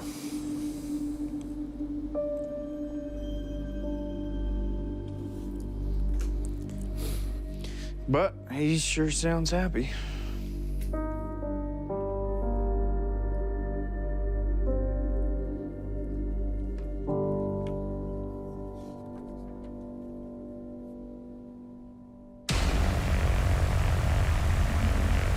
You see those snow on the left side of the runway? Yep. Okay. 115. Marcio has one chance to nail this landing. The runway's slippery, it's really windy, visibility is crappy. I'm gonna be ready. 86, 85, 86, 89. Okay, 90. Looking good. Balloon 80. Good, looking good. Can I ask, who's your daddy? Nicely done, Marcel. It's hard to describe. When we touch down, there's so many feelings that go. It's you made it a single engine crossing. You out of this damn suit. You're getting a hot meal. You can go to the bathroom. You know? Yeah, she likes that. Yeah. A little bit of an ego too. You know, I made it across the Atlantic. And it's just that weight lifted from your shoulders.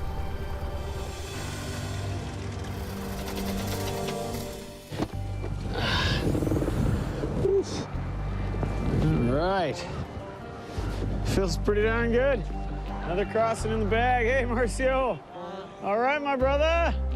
No longer a single-engine Atlantic Virgin, huh? Nice landing, too. That's kind of a sporty one. It's not a nice day here in Goose Bay, that's for sure.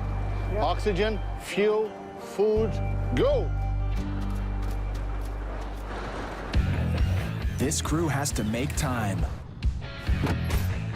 The Cirrus is due in Vegas. No, don't go crazy. Don't go crazy. Don't worry about it. Thank you, darling. Bye.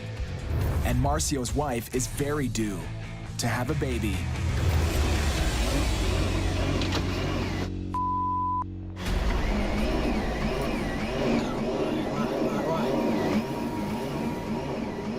Oh, me. And everything was going so good, you know. And suddenly this engine is frozen solid.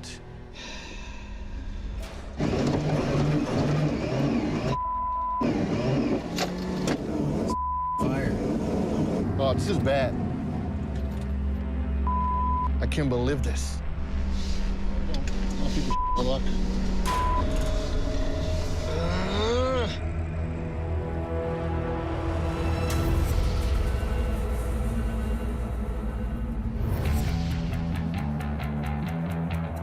Thanks for all your help. As always. Lovely. You've been great. Andrew, always See you good. next time. All right, buddy. Okay. Pete and Corey got stuck here yesterday. Thanks, Andrew. Now they've got to make up a lot of time. Till next time, Wick. I'll miss you, baby. Brakes check. This flight is different than most of the other flights I've done before. In the past, I've always been a co-pilot at best, but Pete gave me the challenge to really act as the captain on this flight. And I don't want to let anybody down. And Wick area traffic, November 388, November Tango is taxiing for departure. There's more than 9,000 kilometers to go, including one of the world's steepest runways and a dangerous fuel stop in war-torn Sudan. Final stop, Kenya, where the client needs the plane now. Need a windsock? Yankee Echo 388 Tango, give me a call on 130375 Pete. Hey, Andrew, go ahead. Andrew's calling us on the radio. This is not good. And I bet we have a problem with our flight plan. Okay, just spoken to Eurocontrol in Brussels, and everybody going that way today is on a 2-hour delay. This sucks. Flights all over Europe are on hold, and it could be weather, traffic, volume, who knows. We're not going anywhere. Welcome to Europe. How is that possible? Oh, dude, it is nuts. If it's not one thing, it's another. I know. I mean, this never happens in the States. No. I've never had to shut down. Here we go. They just don't want us to leave. Should we think about a different route, possibly? The problem is, if we cancel the flight plan and try a different route and get another slot time, it's going to be later yet. Well, we're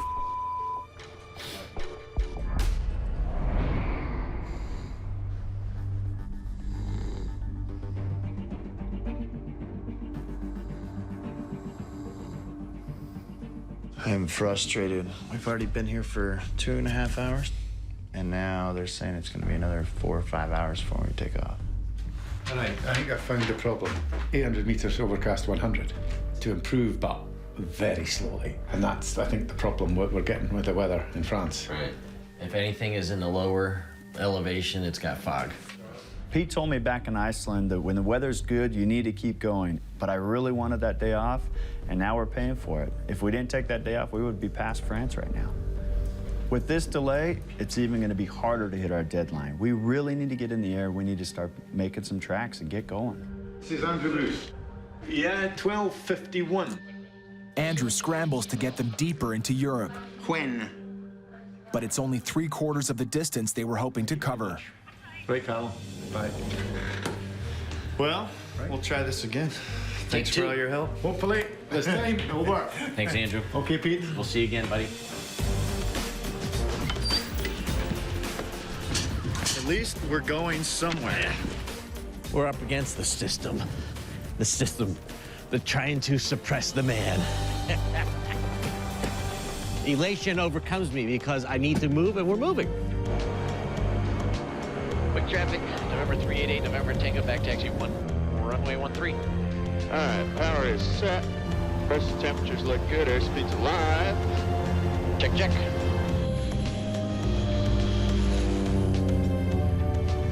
We are on our way. Finally.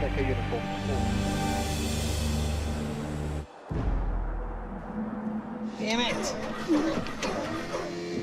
Carrie and Marcio are in a holding pattern. Jeez. Their engine is frozen stiff. Come on, hula girl. Do your stuff. Shake your magic. Shake the magic all over the engine. Make it go vroom. You can do it. Use your heat. My magic touch, my magic touch. Get out of the way.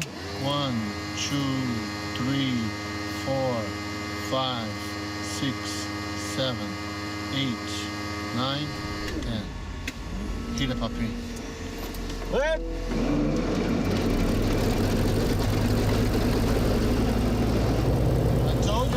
magic touch. Magic touch. Number 537 Charlie Alpha, backtrack runway 08, advise ready for departure. Will advise ready, Charlie. Pictures are good. Fly. Kerry and Marcio are now more than halfway through their trip. But there's still 5,000 kilometers before final delivery in Las Vegas. By day's end, they knock off another 1,000. We were so lucky. The engine started and we're back on schedule. My next challenge, try to convince Marcio to go to my cabin in Wisconsin. Yeah, no. Where's your sense of adventure? You're a spinner. Yeah, I'm sure. And I understand, you know, I mean, I am sure that you want to stop home and kiss the wife and kick the dog, but... We've got a unique opportunity on this flight. Right on the route from Montreal to Vegas is my home in Wisconsin. You know, I like to push through a little bit. Yeah, no. 100, Shamrock 236. 981 extra Quebec, turn right, heading 305 degrees. And in November 388, November Tango, flight level 110, assigned heading 145. November 388, November Tango, roger, continue with that heading. Roger. 6 descent for 110. London is one of the busiest airspaces in the world. There's so much traffic in and out of here. Back out descent procedure. Pete and Corey are on an aerial superhighway now. Turn right, heading I bet, Corey, there are right turn heading 325. upwards of 200 planes around us at this moment. You gotta pay attention every second. This is new for me, acting as captain, and now we're in one of the world's busiest airspace. This is difficult. This is the busiest I've ever heard any controller, even flying into LA. It takes it to a new level. We cannot make a mistake. You really got to be listening for your radio calls, and you really got to stay on top of it. Just bam. Kestrel 48 Golf Echo, contact rest control 130.235. Bye-bye. We finally just got out of one of the craziest airspaces, and now everything's calming down in the cockpit. I got to go whiz, dude. And Pete tells me that he needs to go back and use the restroom. Dude, you gave me so much last time. I hope the line is frozen for you, just so you can understand what I had to go through. Oh, God, this is gross. Whoa. How's the peeing going, Corey? Whoopsie, little turbulence. Sorry, buddy.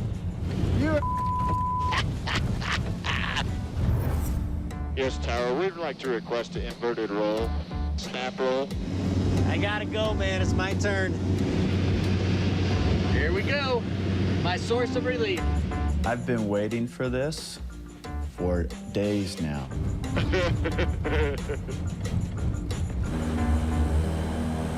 All right, Junior. I'm gonna kill him. Hey, that's our pitch. We hit a small pocket of turbulence. It went away. You get a big you.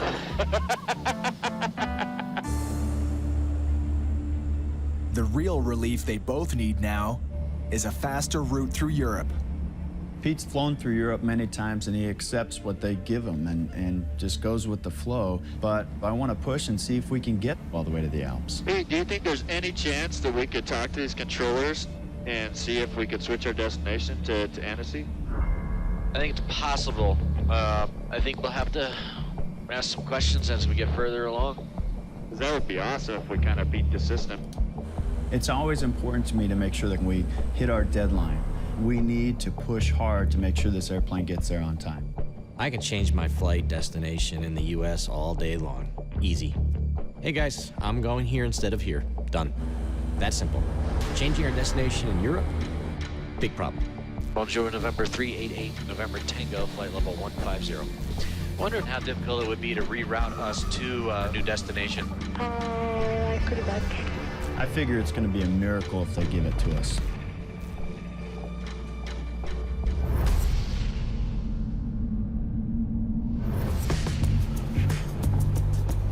And it's the perfect stop. I mean, it's right in the middle. If we can swing it at all, I would really love of course. I want to go too, of course. Kerry sticks to his guns. Oh, come on. Determined to touch down in Wisconsin.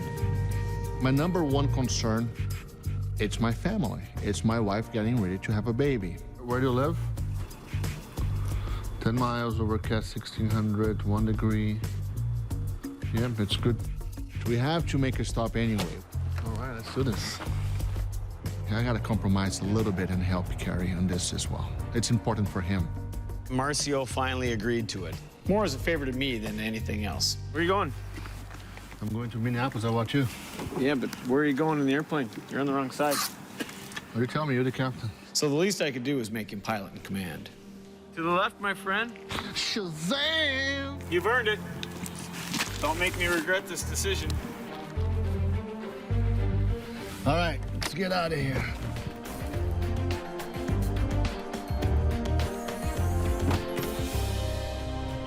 Charlie Alpha, holding short. Transponder is set. Autopilot is ready to go. Cabin he's on defrost. Stand by. Ooh, you can't see much, can you? Got kind of nasty out. On our climb, I'd say 120 minimum. Sure. Speed up.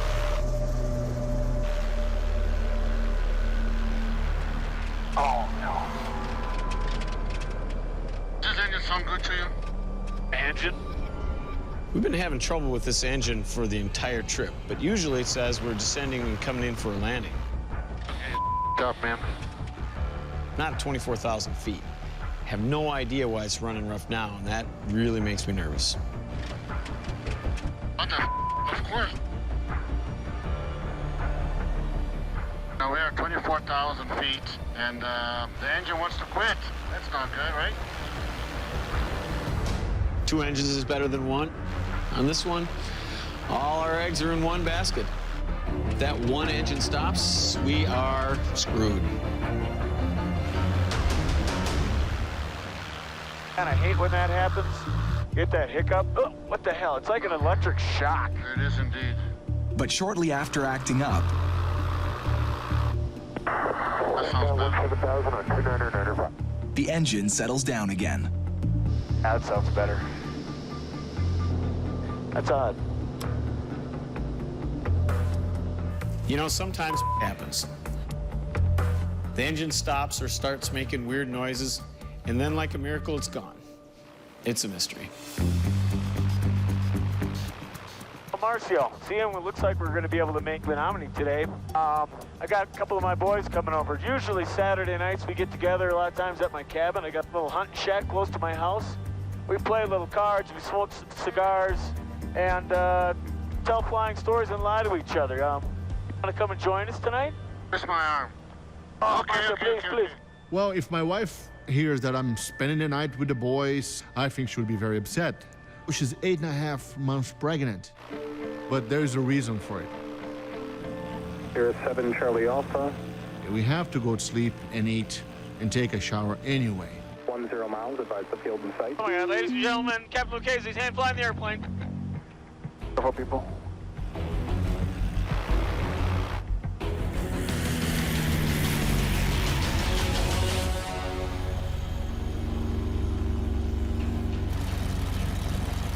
Right. Beauty, yes. Flaps coming up.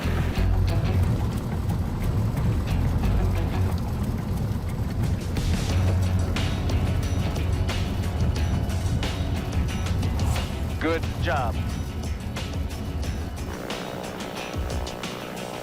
And there's my lovely wife.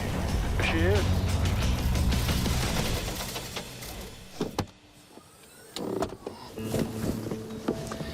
Hey, hey. How you doing? Welcome to Wisconsin. Hey.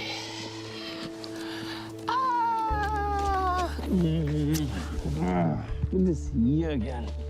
Marcio, this is my wife, Kathy. I heard a lot about you. Nice to meet you. Hi, how are you? And all those hours flying, you get to chat. Yeah, a couple things here and there. You must know more than I do about myself. I'm pretty happy that we have this opportunity here to just take a little pit stop in the middle of the trip and recharge and get some clean underwear. Kind of important. Kind of need it. Really bad. And Marcio needs a square meal really bad. This sandwich is 4 days old. We bought it in Iceland, and I found it under the seat. This trip worried me more just the lead up to it and it being winter. It was colder, it was nastier. It kind of unnerved me this time, and I typically don't get unnerved by his trips. Welcome home. Hey, thanks, man. You Good bet. to see you again. See you. Chris, this is my buddy Marcio. Marcio, good to meet you, sir. Chris. Hi, Chris. How you doing, buddy? Good to see you. Whoa! Hey! When you fly with another pilot on a ferry flight for a couple of weeks, you get to be real close. It was really a great opportunity to bring Marcio to the hunting cabin and meet all my flying Army buddies and smoke those cigars we've been hanging on to for the last 2 weeks. That's a big cigar. And that's how you do it. Scotch? Yeah, Scotch is good. Thanks, buddy. Scotch is good. Thank you. All right. Well, gentlemen, you know, I love going on the road. I love ferry trips. I love the adventure and the travel and, you know, everything that you get to see. But home is home. Oh, look at this. Steak action going on here. You know, this is what I live for. Hanging out with my flying friends, my pilot buddies. Some good drinks, some good friends, some great flying stories.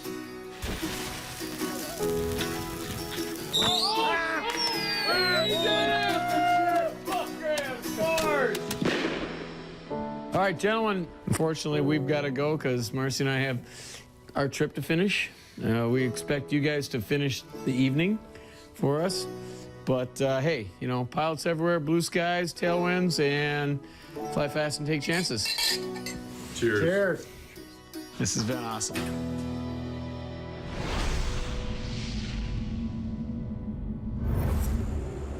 Intended to go to Lima Foxtrot, Lima Papa. Wonder how difficult it would be to reroute if the weather improved. Could you say again? Understood. Lima Foxtrot, Lima Papa. Pete and Corey only have permission to get to northern France. They're pushing to go all the way down to the Alps. How difficult would it be to reroute us to our new destination? November 388, November Tango, no problem, I'll call you back. Dude, killed it. Ferry worked with us. Thank you, Ferry. Sorry, bon. So we got this win. We changed our destination. It's a miracle. We're going to the Alps. That's awesome. It's awesome 8 November Tango, route Delta Papa Echo. until the controller gives them the details. Dan Pilco, Bravo India Lima Golf Oscar. This is really not good. I'm looking at the routing he's given us, and we're going all over France. This routing is horrible. Routing us all the way around France, it looks like. All the way around Paris. Paris is a big chunk of airspace. And, well, he's going to add some distance to us. That's going to be tough. They're routing us all over hell. We're not going to have enough fuel. Where are you moving fuel? I went ready to send follow with 2 cars there. I wasn't going to go about Castrol 305. That's level now. Boy, that's not a lot. We don't want to be tight on fuel and have to divert, and the weather closes in. There's fog. 250. Now we got to work our fuel magic. We're at 15,000 feet. We're losing our tailwind because of the routing they're giving us. I'm watching the fuel. Not good. And Ferry, November 388, November Tango's estimating Annecy at 1623. Thank you very much, November Tango 1623, that's copied. Roger, there you go. And we're trying everything we can to conserve fuel. And it's really hurting. I got the fuel way down, but our speed comes way down too. I don't know if we're going to have enough fuel. We need direct to the airport is what we need right now. And if they keep turning us, we're going to have to change our plans. Can't be out here flying circles, and that's stupid. We've done everything we can. We brought the power all the way back. Power's way back with, yeah. Oh, we're getting jerked all around France. Our route is anything but a straight line, and We're right at our minimum reserve. Everything stays the same. We're right at our minimum reserve when we land. November Tango, expect hold at Ferry. Expect hold means they're just going to put us there spinning in circles. we're not going to have the fuel to make it. There's no choice. Okay, we're gonna have to divert to a closer airport, maybe Lyon. They have to land early. We'll be too tight on fuel. Roger, so it's emergency for fuel. You can't even wait to hold. Yeah, we'd rather not. We're not familiar with the airport. We would rather divert to Lyon and play it safe. Lyon Airport has 2 good runways. Okay, let's bring up Lyon. Okay, got it up. And the remaining fuel will get them there. I don't want to declare an emergency because it's not an emergency. November Tango, so it's not an emergency? You don't want to play that card unless you need to. Yes, to be clear, it is not an emergency. We're just being conservative and like the route to Lyon at this time. Lyon is just 83 kilometers short of their goal to reach the Alps today. It is so frustrating. Our airport is only like 10 minutes away from here, but we need to get this airplane on the ground now. We're just getting ready for our arrival. Watching everything very closely. How's that balance looking? Okay. Maintain flight level 80, what is your heading? That heading now is 200. If they screw around with us anymore, we will ask for emergency. Lima Sierra, turn the left, direct to Resort, contact Marseille 126.7. Doing a good job, Corey. 126, station ship. Well, I really did want to tour France, but not low on fuel above the clouds. Roger that. And as Kerry would say, run away to fly another day. And we are 90 knots coming down. 85.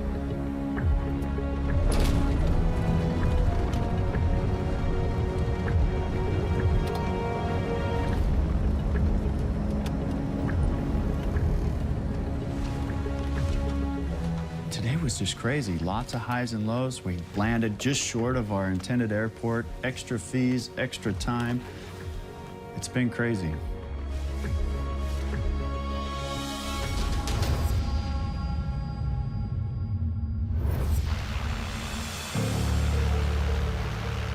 Beautiful here. It's just gorgeous. Kerry and Marcio are in the home stretch. Oh my God, we are under an hour from being done. Not a moment too soon for Marcio and his very pregnant wife. It looks like you just might make it after all. As you're being there for your baby's birth, your baby. Yeah. That had to be tough. Just the stress of day after day going, man. Yeah. Anytime I could miss this. They got a new career, single engine Atlantic ferry crossing dude. Oh, you're done? If it's not scary, it's not fun. Wish you luck. Yeah, unfortunately I need it. Check it out. You know what I see, Marcio? See Vegas, baby. It's Vegas, baby. Vegas, baby, Vegas. Ooh. 85.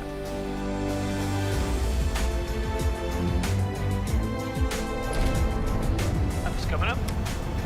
Ladies and gentlemen, welcome to Las Vegas. Oh, thanks the Lord. Nicely done, my friend.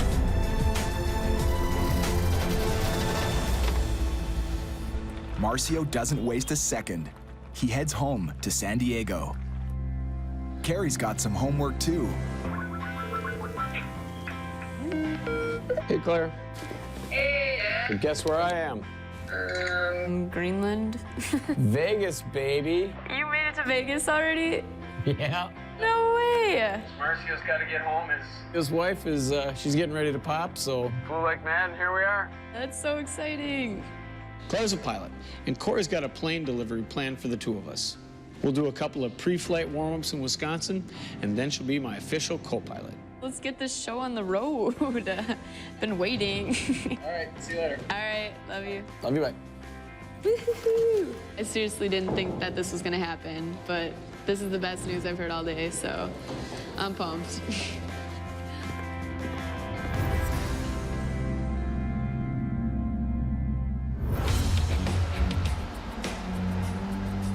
As you know, we're going to go into one of the deadliest airports in the world.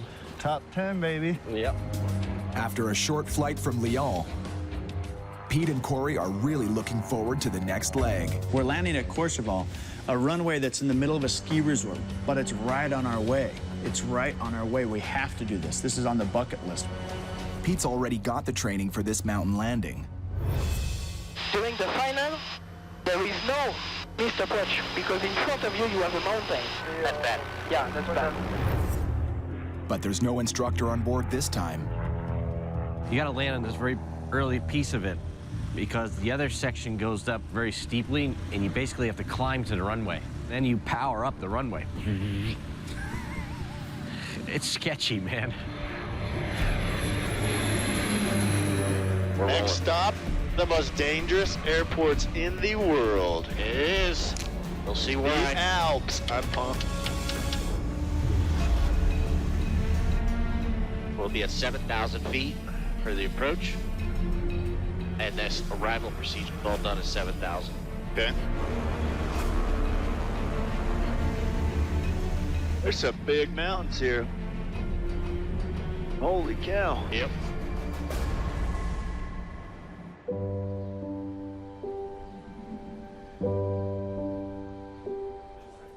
I made in time, barely in time.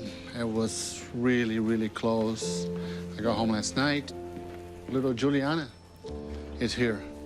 And I'm on a delivering a baby situation from a flying an airplane across the ocean situation. Wow. Everything went well. Papa was here. Right? Oh, look at that. Zuzu. Juliana. Marcio called me from Las Vegas, and I told him he better rush and no more excuses. Just get home, because I could tell it was pretty close. Come on, hold on. There you go. Now it's very different now. It has to be really, really worth my time to go leave home, to go do this. There you go.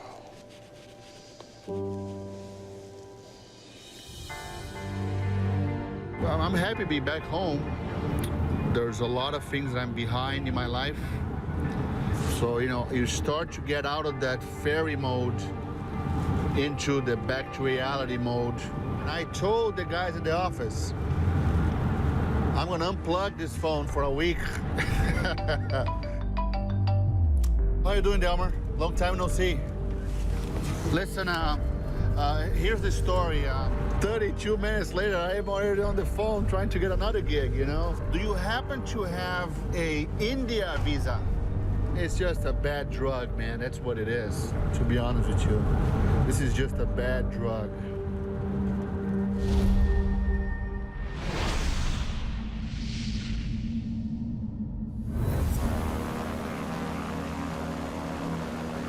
Ooh, this is freaking awesome. Courchevel is a pilot's Mount Everest. Airspeed's looking good. The kind of challenge that earns a guy solid bragging rights. Can't stress it enough. This is a very, very serious place to fly into.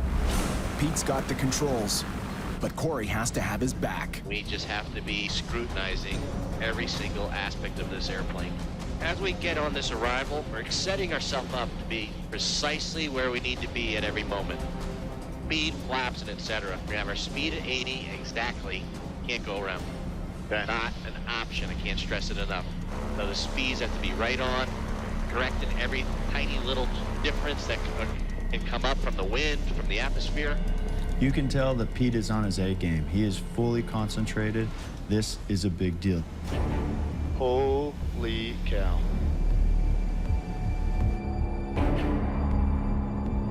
That little drop off where the snow is, that is what we're aiming for, short of that. We gotta land on that first piece. That's the board level piece. And flare onto that. Okay. 20 degrees, 105 knots. Full flaps? Full flaps selected, moving, indicated. Just to let you know there's a mountain right in front of it. Yeah, you gotta go right at the mountain.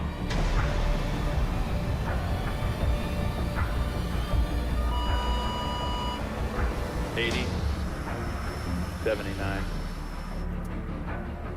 80, 80. Oh my God! Next time on Dangerous Flights. Ready for this, kid? Yes. A new recruit gets the gears. That's not what you said. I didn't catch it. This is a big problem, huh? Touchdown in one of the world's most unstable places. We've got cameras all over this airplane. It's illegal to film in Sudan. And a sound Whoa. you never want to hear. What was that?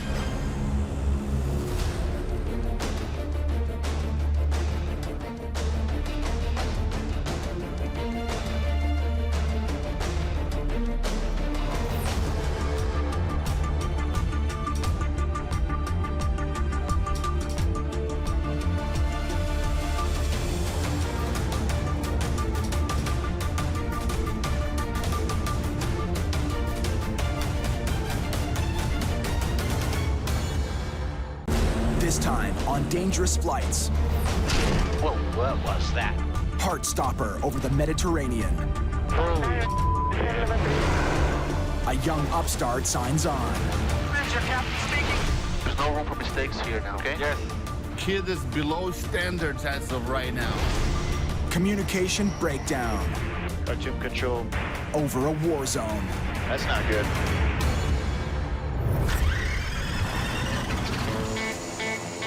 Let's roll.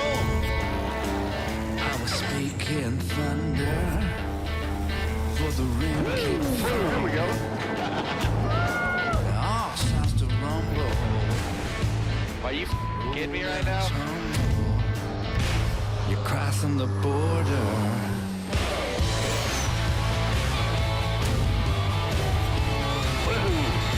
Where the devil won't go. What's wrong? Where the devil won't go. Where the devil won't go. You're crossing the border.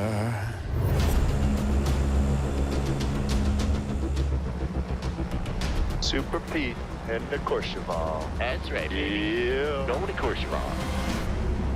We're landing at Courchevel, which is in the top 10 most dangerous runways in the world. But it's right on our way. We have to do this. This is on the bucket list. Where the hell's the airport? Right there, run. Oh my God. That's not an airport. It's not. We're approaching the holy grail of dangerous airports. I've gotten the specialized training to do it. I'm going to put my skills to the test. I'm psyched to be here. November 8, November Tango, Roger. The wind is calm. Report Reunite vacated. Left apron. 388 November takeoff. Can't stress it enough. It's a very, very serious place to fly into, and we just have to be scrutinizing every single aspect of this airplane. Courchevel's intense. You're in the middle of the mountains. It's short. It has a huge grade to it. You're landing uphill. This is a high-risk airport. If you use normal techniques, you'll crash your airplane. Altitude 7,000, perfect. Dude, this is nuts. Okay, if we don't see something we like, we're going to turn right into the valley well before we commit, okay? Roger. Holy cow. That's not supposed to be a runway. That's a mountain you're landing on now. We're going to have our speed at 80 exactly, because we can't go around. Okay. Not an option. I can't stress it enough. All right, power and temperatures look good. You're at 82 knots. Correcting? The approach speed into Courchevel is critical. Too slow, you're not going to make it. Too fast, you're going to hit the mountain. Looking good. Holy.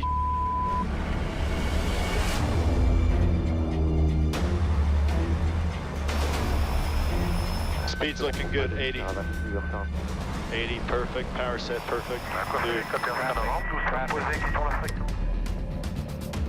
80. 75.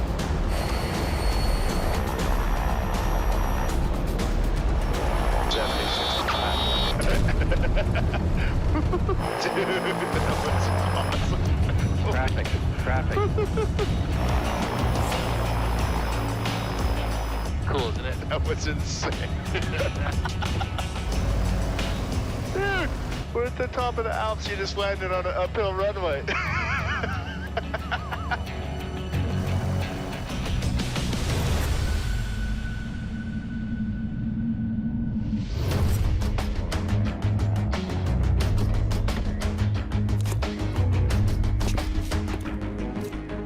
Shazam! How you doing, beautiful? This is it's the Ferrari, man. I mean, it's nothing like it. Marcio's in his element, delivering a Phenom 300 high-performance jet. I still the new aircraft smell. What else we got? Oh, score. All right. This thing is very, very new. So we'll make sure we keep it nice and pretty.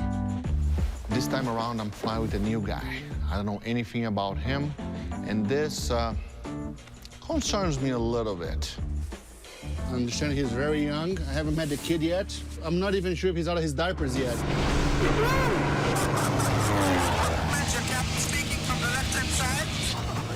Lex Pitchler is a 20-year-old upstart in the ferry flying world. Welcome to your board. I'm gonna introduce myself as South African. Flying African style. Just sit in, hit the throttle, and go, like Alex does. I started to fly when I was 15, engaged myself in the aircraft brokerage business. So I've been selling 5 to 10 planes per year and trying to get into the business of ferry flying. The sooner you start, the better it is. I hope I don't have to babysit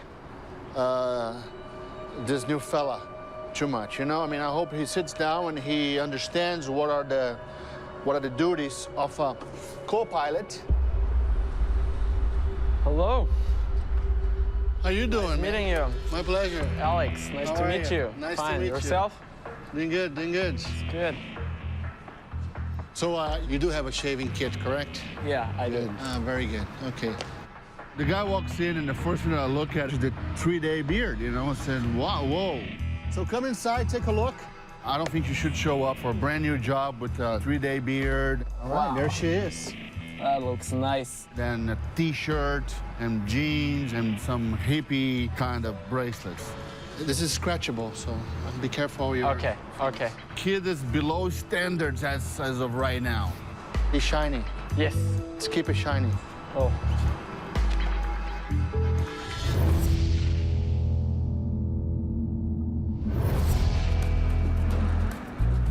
Dude, holy we just landed on this. I want Corey to get some exposure into mountain airports. And Courchevel epitomizes what a mountain airport's all about. It's a difficult runway, difficult terrain, and it demands a lot. I want him to see that.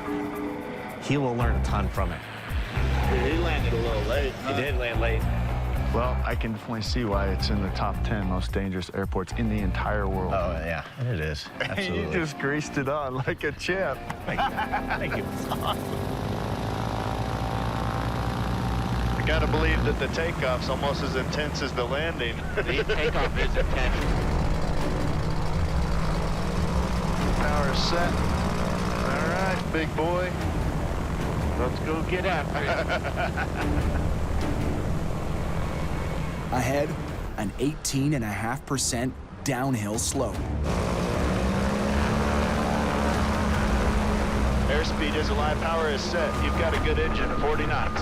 Oh my God. 45, 50, 60, 65, 70, 75, 80, 85.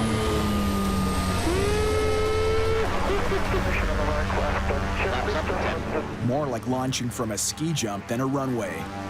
And it's just a straight drop off. Oh my God. That is wild.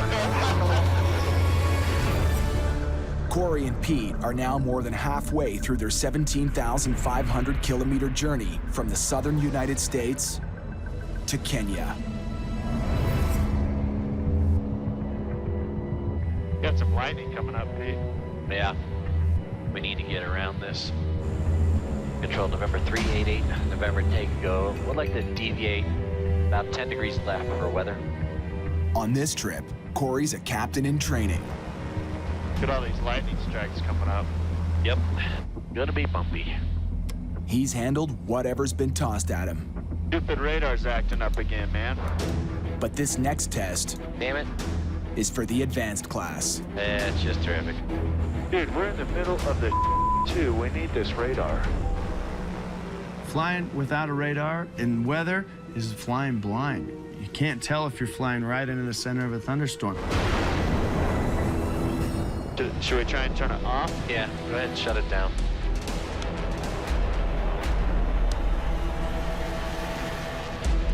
None of them. Stupid things work great until we need it. There's thunderstorms all over the place. Picking up lightning strikes now. God.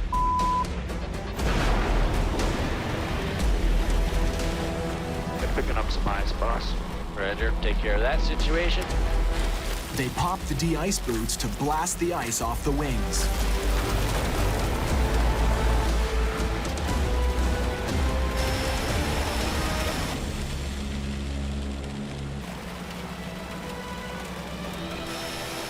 Oh, I like that. Come on, blue sky. That is wonderful. And we just came out of the storm. Thank God. Hey, inertial separator coming on. Whoa, what was that? What was that? I don't know. I mean, it was a loud, huge thud. The very worst thing you want to hear when you're flying over the ocean, out of range of gliding distance to any airport or any land for that matter. Pressures and temperatures look good. ITT temp looks good. RPM's good. Props good. Torque is good. It's flying fine. Fly 09. Holy that is bizarre. I wonder if it was some ice or something. Very possible. The intake of that aircraft may have built up some ice. It broke off, bam, hit the plane, thud. And of course, we're over the ocean, no gliding distance. Oy, oy, oy. Sure, it'll get your attention.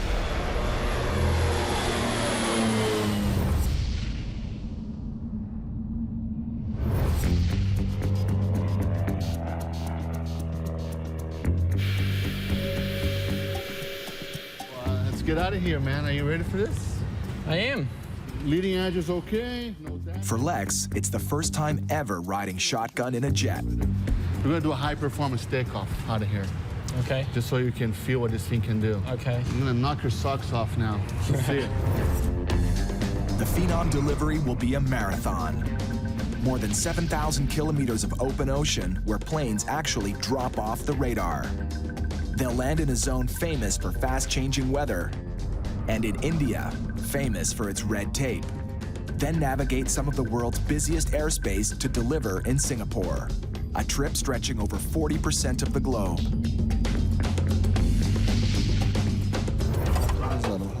Fuel cap's on, everything is off, okay? Okay. I checked the oil earlier, so the oil is good. Okay.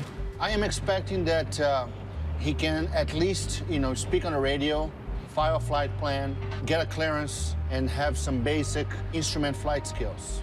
This is not a mission that I can afford to have someone on the right seat that will drag me. It's all clear to me. I'm fine. That's it. We're good to go. All right, guys, take it over.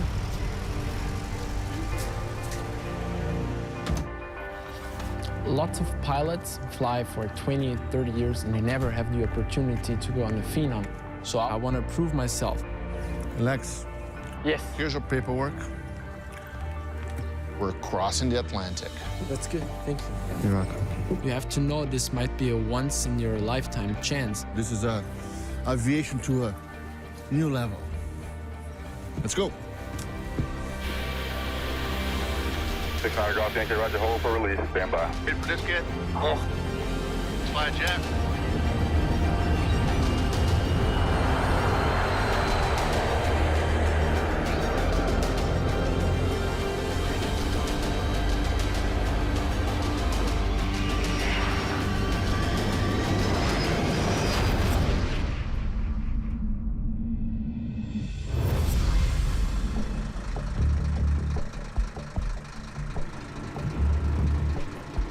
I'm gonna take a better look in here and have you operate the separator. Okay.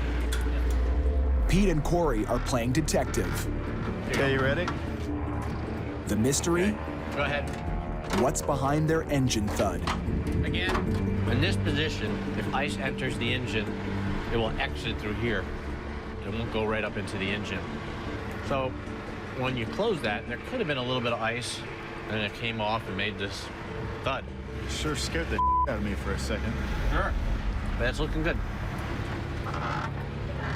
And it's not the only thing that looks solid. Corey's clinched his next delivery deal.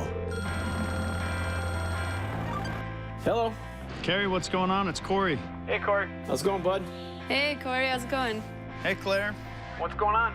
Hey, I just wanted to give you a quick update that Uruguay flight is coming together. All right. I've just got one more little hoop I got to work through, but it's going to happen. Hey, that's great. Claire and I just got back from doing a little flying. I'm getting her up to speed on her co-pilot skills here, so. Yeah, that's sweet. I can't wait. Now, I'm excited for you, Claire. This is going to be a great experience. It's going to be fun. Awesome. Take it easy on your old man. Will do, Corey. Okay, guys, talk to you soon. Sounds good, boss. We'll talk to you later. Sweet. Jump good.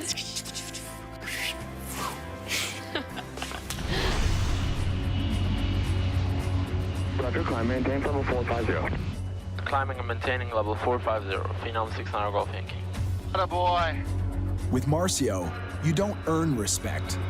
You fight for it. I'm expecting Lex to keep his eyes open, learn fast. I tell you to do something, you're gonna do it exactly what I tell you, okay? Okay. You ready for this? In 3, 2, 1, put your mask on, put your mask on, put your mask on. Mask on.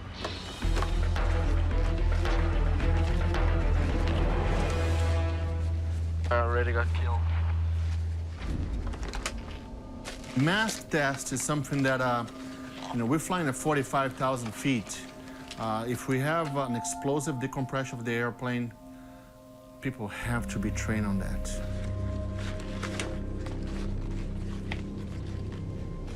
Ladies and gentlemen, the aviation industry is sorry to inform you that your son is dead. 31 seconds. When it comes to oxygen, Marcio knows how fast things can go downhill. Feeling a little bit of signs of low oxygen? On his last flight, Marcio's brain was oxygen starved. I don't know what's going on. Feeling all right, Marcio.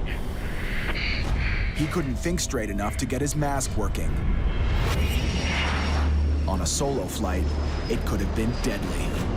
Only 1 out of 10 guys can do this proficient. Show me. Yeah, sure. So, boom, something happens.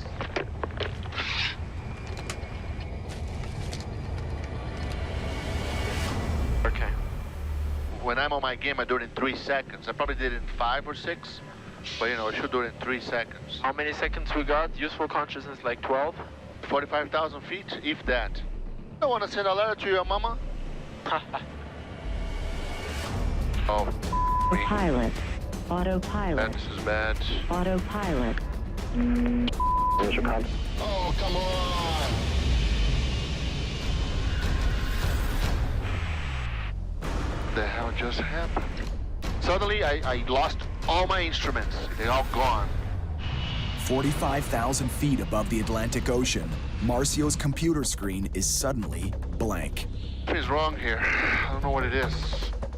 Gone, his airspeed, direction, and altitude. The screen disappeared completely. I lost autopilot. I lost everything. Clear. This is not good. This is not good. You changed to the fuel something. Oh no, hold on a second. It's a bad time to have a rookie in the right seat.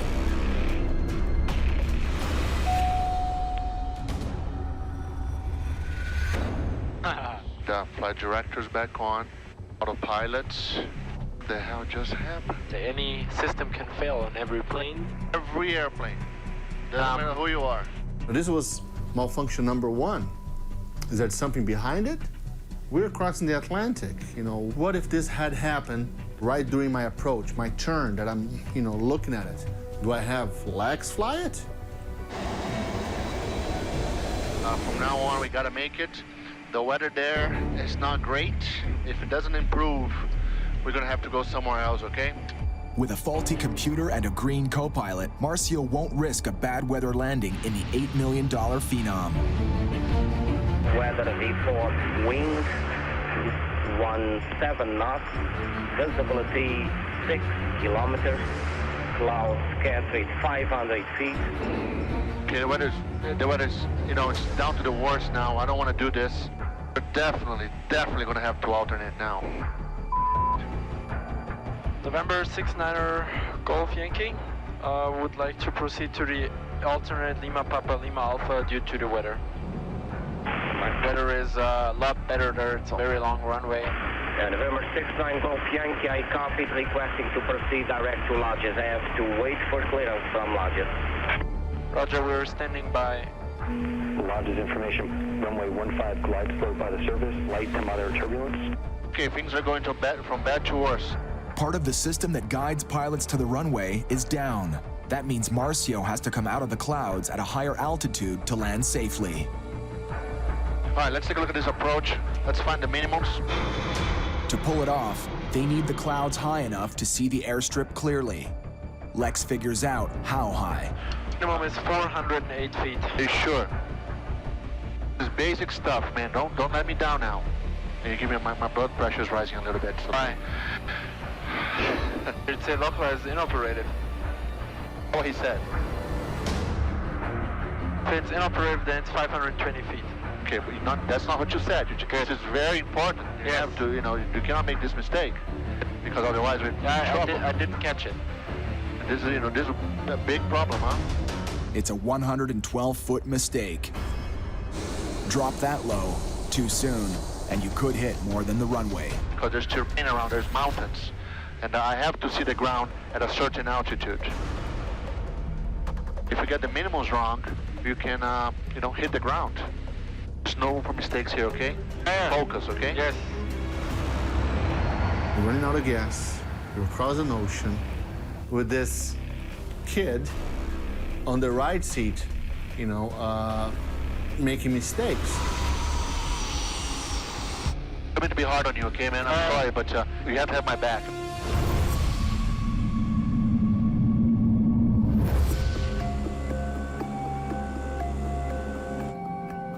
What's up ahead, Corey? Oh, I see Africa.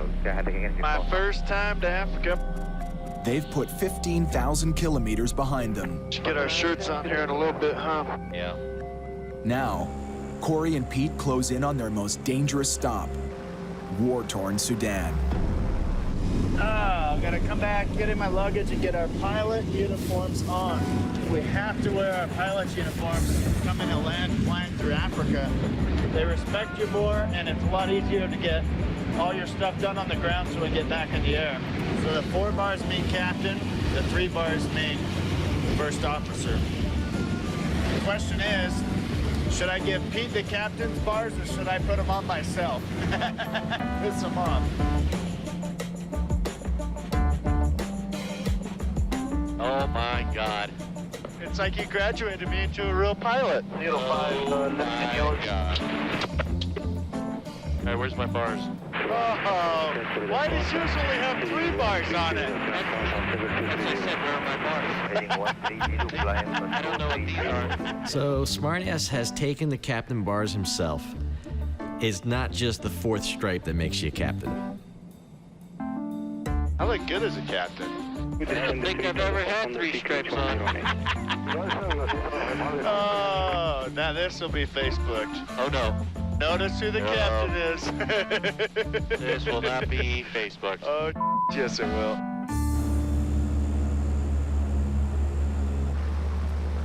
Five minutes till we're in Sudan.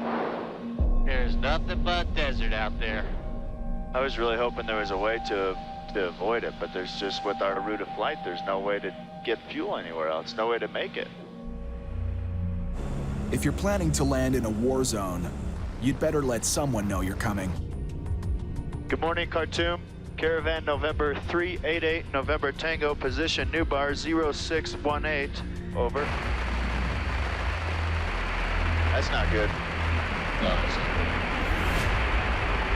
Khartoum, November 388, November Tango, position Nubar. That's comforting. We're in the most dangerous countries in the world and we can't talk to anybody. Yep. Well, at least up here in the desert, we don't have to worry about service to air missiles. What, do we ever have to worry about that? Well, it is a country that's been torn apart by war. Will there be guards with guns that come up, or? Yeah, there will. Guys come up with their guns and they'll stand sentry around the plane.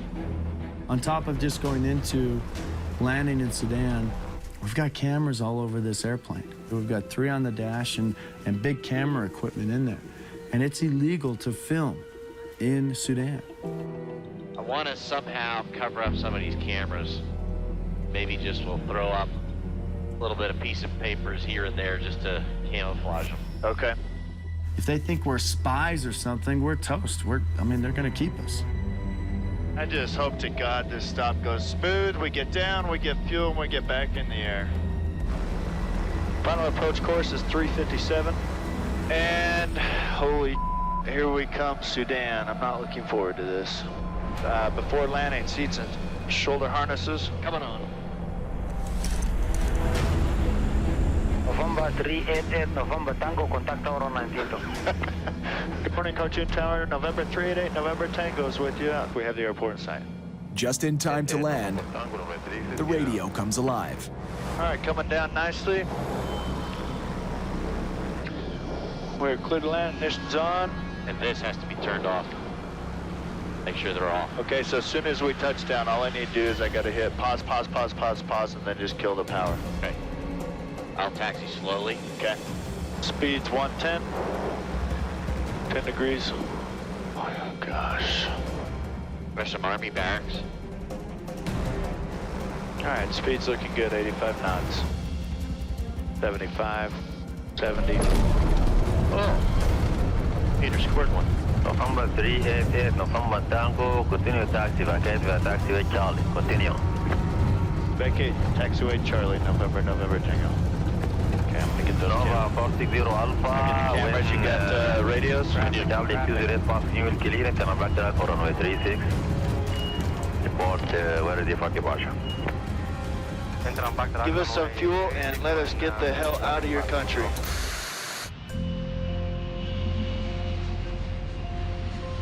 We're gonna go to Lima, Papa. We're gonna go to Lima Alpha. Is it again? Lima, Papa, Lima, Alpha. Lima, Papa, Lima Alpha. It's Lajes. Lajes Airport. Low on fuel, Marcio and Lex need to put this bird down. Good afternoon. Proceed direct to Wendy and maintain flight level 150 and hold. But now, they're stuck in a holding pattern. He's like kidding. I mean, Can you give me an EFC, please, for holding? It's a known for now, sir. We are talking with the Portuguese operations to see if you are clear to land on the airport or not. They are discussing still, so... Yeah, we don't have too much fuel for this, okay? I can give you maybe 10 minutes. can I set the approach? Not yet. We don't have clearance yet. I know from my experience because we wanted to go there. It's an Air Force base. I'm from Europe, so I know Europe and I know the airport. So we cannot go there, even if it's an alternate. You will need permission. It's a military airport. Oh, it's military. That's why. Yeah, it's an Air Force base.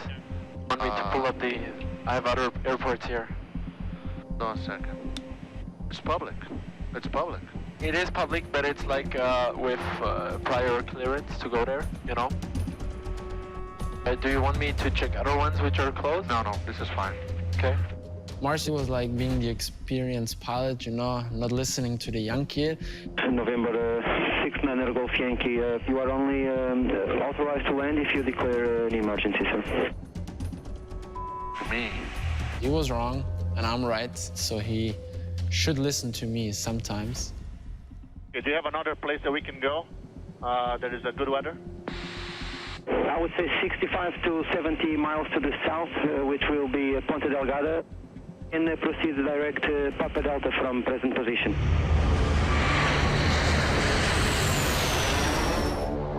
Can see the island.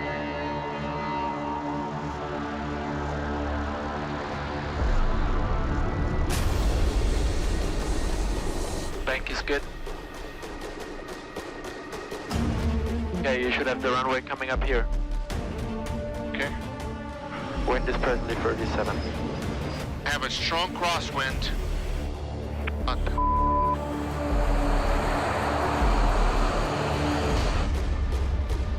This is crazy. Play on my speed now, okay? That's 125, 124. On my speed, don't do anything but on my speed. That's all I need to do. 125. 20. Beautiful. Come on, come on, baby. Come on, come on. We're on the ground. Right there. No, no, no. There you go. That's what Daddy likes. That's why they pay me the big bucks. Very nice. It was a very nasty wind. Wait a minute, let me get my heart over here from the ground and put it back on.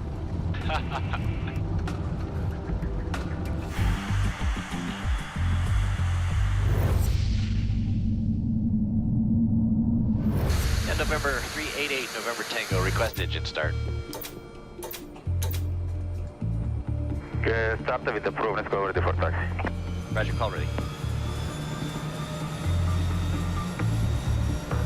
Come on, baby, spool up. It's illegal to film in Sudan, so unfortunately, there's no footage. It's just not worth the risk of them coming and starting to ask questions, taking us to jail, doing whatever the hell they want with us. Nice, and now I got ready there. Okay, you ready? I'm ready. Do it. Airspeed alive. Air 75. Flaps up. Selected. On our way. Good. Well, that is a huge relief. Yes, it is. That one is behind us. And you got to go to the bathroom. How'd that go? Sudan? I went to a new low in Sudan. No toilet paper in the bathroom. If I didn't have to go so bad, there's no way. There's 3 things I always bring on a ferry flight: passport, cash, and toilet paper. And Corey got to learn this the hard way. I have a little squirter thing. It sat there and just squirted my ass. I had rolled toilet paper in the back. Thanks, buddy. Appreciate you looking after me, teaching the ways of international travel. Absolutely.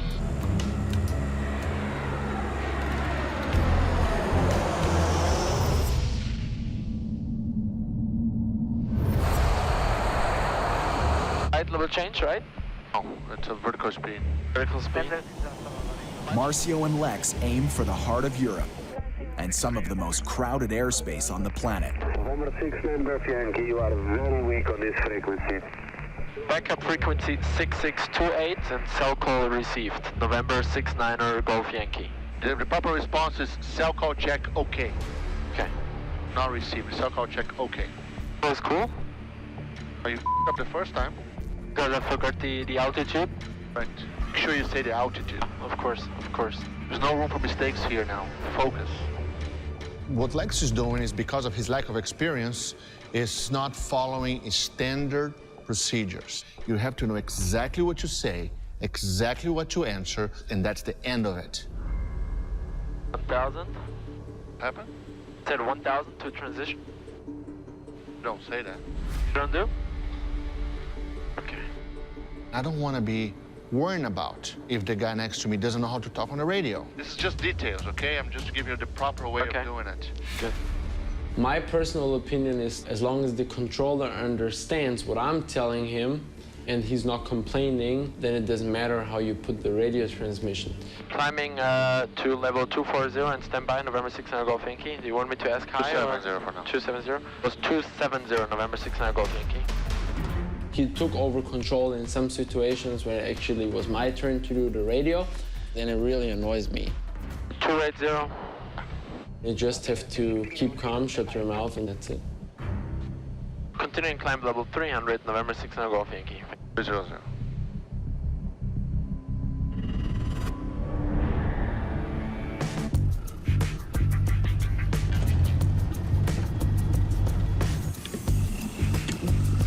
Bueno, ¿cómo estamos? ¿Todo bien? Ay, cansado. So we gotta go find some paella and some Rioja red wine. That'll be awesome. I'm very happy now. You happy? I'm okay. Just okay. I'm okay. Is that it? You're not leaving us? No, I'm not leaving you unless you want me to. No, I don't want you to leave. Just have to diffuse the situation with Lex. He doesn't look happy, so we're gonna diffuse that right now. Now, Lex, Yes. you can clearly tell that you're not too happy. So, Yes. tell me what's going on in your mind, so we can talk about it. For me, it's just when I'm like, when you say I'm doing the radio, then I would like to do that, So when you say I can do the gear, then I would like to do the gear. I know that in between us there are several experiences and thousands of hours. Just remember one thing. Yes, please. You're gonna have an opportunity to swing the gear and to touch those little buttons. Yes. Hundreds of times. Yes. In your life. But That's you true. have to live to do that. Yes. I care that they go back to their mama in one piece. If their heart is broken, I'm sorry. There will be some times that we get to get the job done and live to talk about it, okay? And to have a real heart. Yeah, I'm not here to make him happy. I'm here to keep us alive, man.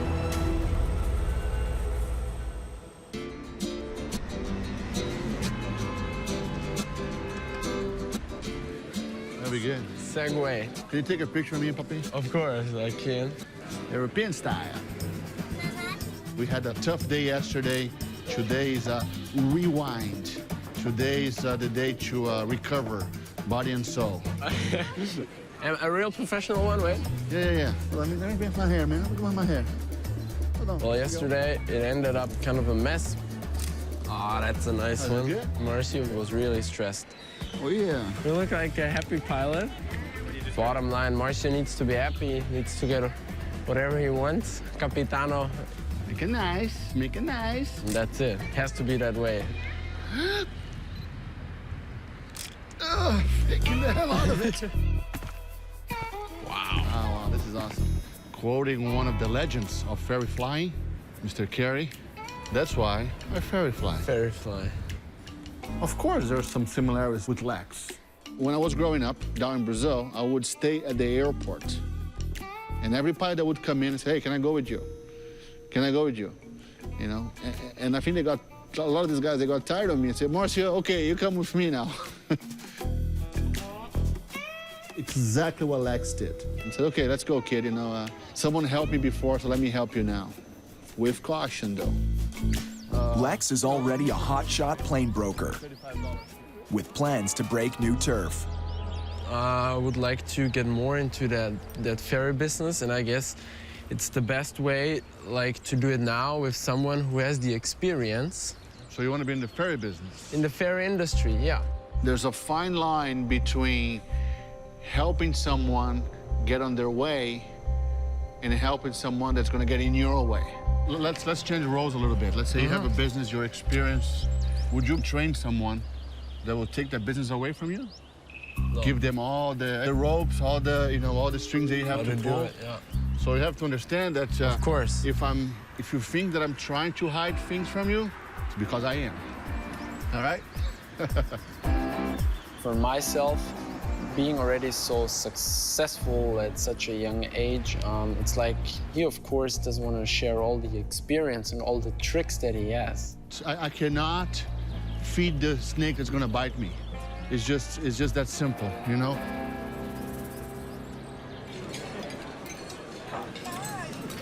Hi. For Lex, it's business before pleasure. Hi. How are you? I miss you too. Oh, I will talk later then. Bye-bye. Sorry, but there was a client I had to pick up. No worries. Plane sold today. Shazam! We know who's buying the beer. He's 20 years old and he's selling airplanes. I'm 41 years old. Ask me how many airplanes I sold in my life. I tell you, one. Okay? For a friend of mine. Very good. We're proud of you, my friend. They say a little competition's a good thing. And before this trip is done, Marcio won't be the only one looking over his shoulder.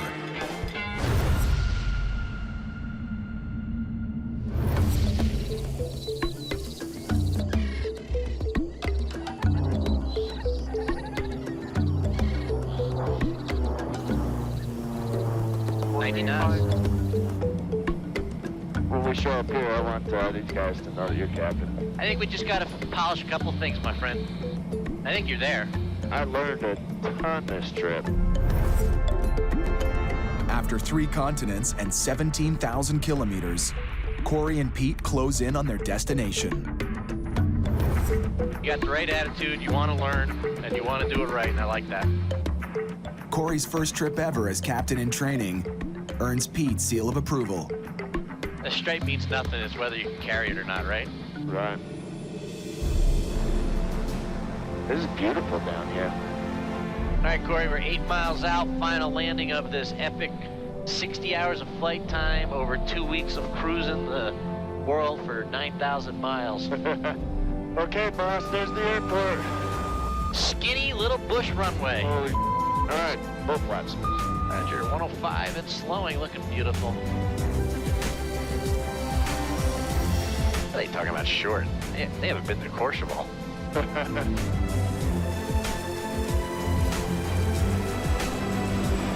Beautiful. A little less speed, it'll save their prop. We did it. Hey, right? All the way home. Hey, look where we are. We're in Nanyuki. Nanyuki, Whiskey Victor helicopter is descending promptly. This is awesome. Welcome to Nanyuki.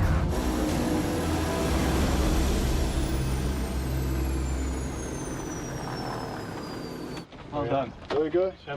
Rick, Corey Benson. How do you do? Welcome. Nice to meet you. Welcome to Kenya. Pete Zaccanino, Rick, nice to meet you. Fantastic. Good to meet you. Well done. So it's been a long haul, huh? It was. It was a fun time, though. The plane performed great. Good stuff. Yeah. And when it had to go fast, it went fast. If it didn't need to, it conserved its energy, and it didn't take any. So what is it going to be used for? About 90% of what we do, Corey, is tourism. Why don't you take a quick flight with Rick and go and, he'll show you a little bit. I would. And we'll take you up to Mount Kenya. Awesome. That would be great. Which is a really spectacular flight. Fantastic. Let's do it.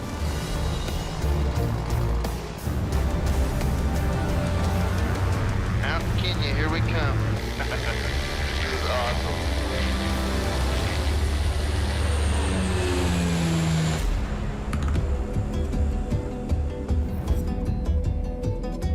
Oh, this is amazing, Rick.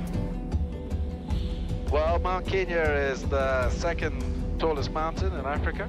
It's a sacred mountain for the Kikuyu. They believe that God lives at the top, called the Mungu. Fantastic, boys. It's fun to see what this plane's gonna do for its everyday life from now on. It's the perfect plane for it. It's a special world up here. I'm having a blast up here.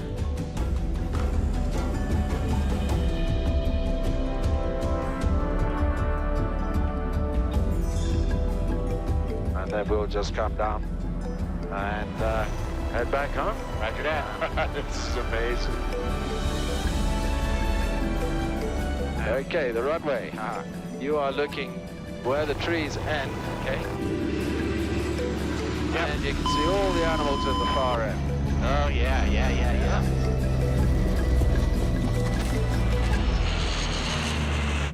Lots of zebra, huh? Wow! Now you can see that we have a different definition of zebra crossing in Africa. I love it. Well, there you are, your first landing in the bush in Africa. Wow, nicely done, and I don't actually believe it. I think you've done that a few times.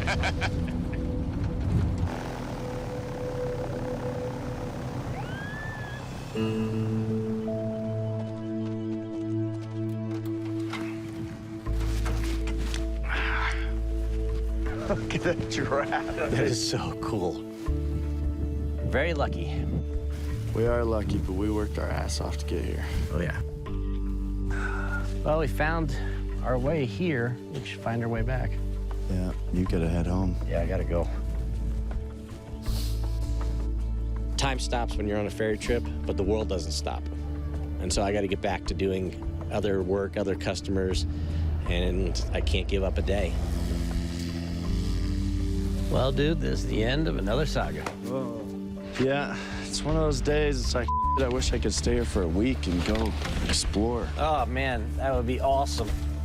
But as you know, the stuff is building on the home front. Yeah. Ladies, Good, guys. Great flight, dude. Really good times. Final handoff. Tropic Air's new airplane.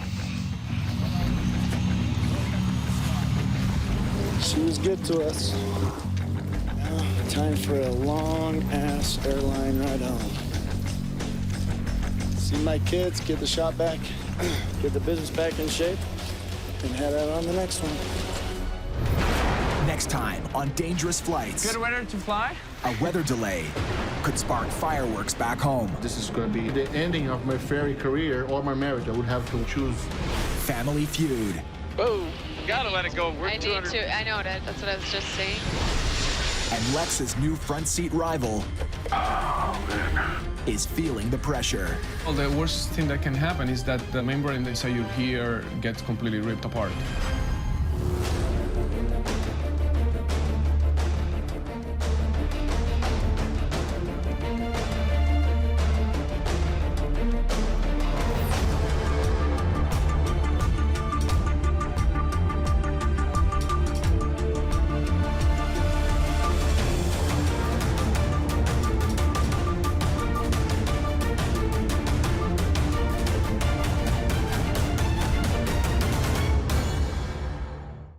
This time on Dangerous Flights. We're at 300 knots. Over the speed limit. If a bird goes through here, we all dead. Spanish? Yes. English? No. Claire gets lost in translation. Landing fees, tariffs. You ready for this adventure? I'm absolutely ready. And Lex suddenly has a rival on board. He's taking away my seat. Let's roll! I was speaking thunder for the rain keep falling. Here we go. All sounds to rumble. Are you kidding me right now? You're crossing the border.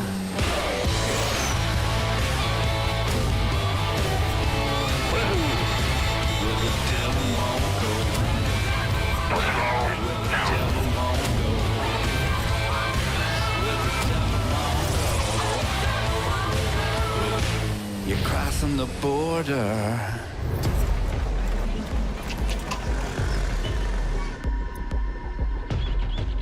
You know, it almost makes me nervous that we're not finding much except a dirty filter. I know. Because there's always something wrong with every airplane I've ever seen. This 13-year-old Bonanza is Carrie's next big delivery job. When you're meeting a plane for the first time, you never know what you're in for. Even the best-looking plane can have big problems. And master mechanic Russ has been flown down to Uruguay to help find them. Did you check the cables and pulleys yet? No, not yet. We're looking at everything because this is not only a dangerous flight, it's a long one. What's wrong with this thing? It's gonna bug the hell out of me if I can't figure that out. No plane is perfect. Carrie's just used to flying a bunch of junk around, so this is really gonna scare him when he gets into a nice airplane. Even I'd go with him on this flight. When you can get a mechanic to fly with you, that's pretty darn good. But Carrie's real co-pilot is already on the way. This is a really special ferry flight for me because it's the first flight that I get to take with my daughter, Claire. This is gonna be quite the journey. I'm so excited, like especially to share this with my dad. We're both quite the daredevils. It's gonna be awesome. She's already a pilot, and I'm just really excited to share this adventure with her. Oh, here she is now. Hi, Claire. I'm Russ. Great to All meet right, you. Claire. You sure you don't want to get strapped on top, you know, No, for a wild ride? If it wasn't for the gross weight, I would. I'm gross weight. Yeah, he's pretty dense. Take that however you want. Don't pull it so much. So got a little more slack. We've got a temporary sticker up that'll allow it to enter U.S. airspace under its new registration number. Yeah, you just want to keep it nice and light. Carrie and his 18-year-old daughter will haul this single engine over 8,000 kilometers. Okay, ease off a little on pulling it, Claire. From Uruguay, it's over the Amazon jungle, where sudden storms are known to pull planes out of the sky. And the Caribbean's no pilot's holiday, with mountainous terrain and short runways. Then, on to North Carolina for final delivery. Come here, Claire. Start learning you some stuff. The end goal of my trip for Claire is to ultimately make her a ferry pilot. That would be great. I would love to see her carry on the family business. What you're looking for are loose wires. You want to feel the condition of it. It should feel smooth. All right, so go ahead and stick your hand up in there. It's all smooth. Okay. By the time you're done, Claire, you'll know all about airplanes. Most of it, which you won't want to know. I'd rather just fly the thing. I know you'd rather just fly the thing, but that's not what we do. I know my dad thinks it's important for me to learn the mechanic skills. If I'm going to be off in some other country, it's good to have knowledge of the plane, but it doesn't really appeal to me. I usually find it easier to scoot further forward so you're just laying on the ground directly underneath it. This is high. I don't want to get dirty. Oh my God, I got my outfit on. That's not why, Dad. Oh my gosh. Shut up. The problem comes when it's got to be his way or the highway. Because I'm the boss. I'm the dad. I'm the captain. Here's Corey in. But Carrie's got a boss to answer to as well. Hey, buddy, how you doing? Getting everything all set to leave, and just thought we'd give you a call and touch base. Corey scored this flight, so we have to keep him in the loop. How's the plane? And that thing is so clean, it squeaks. And more importantly, how is your co-pilot? What do you think, Claire? You learned anything yet? Nada. No, I think she's going to be pretty handy on this trip. That's awesome. Let me know if there's any issues with the plane. All right, Corey. Talk to you later. All right. We are good to go. Good to go.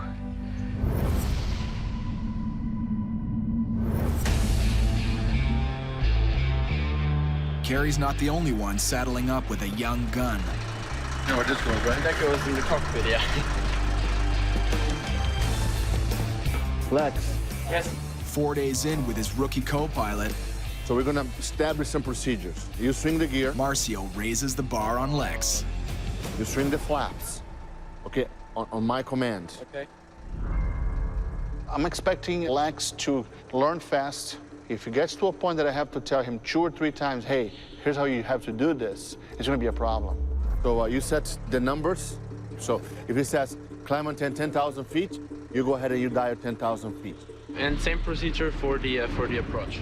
Hold the setting so throughout the whole flight.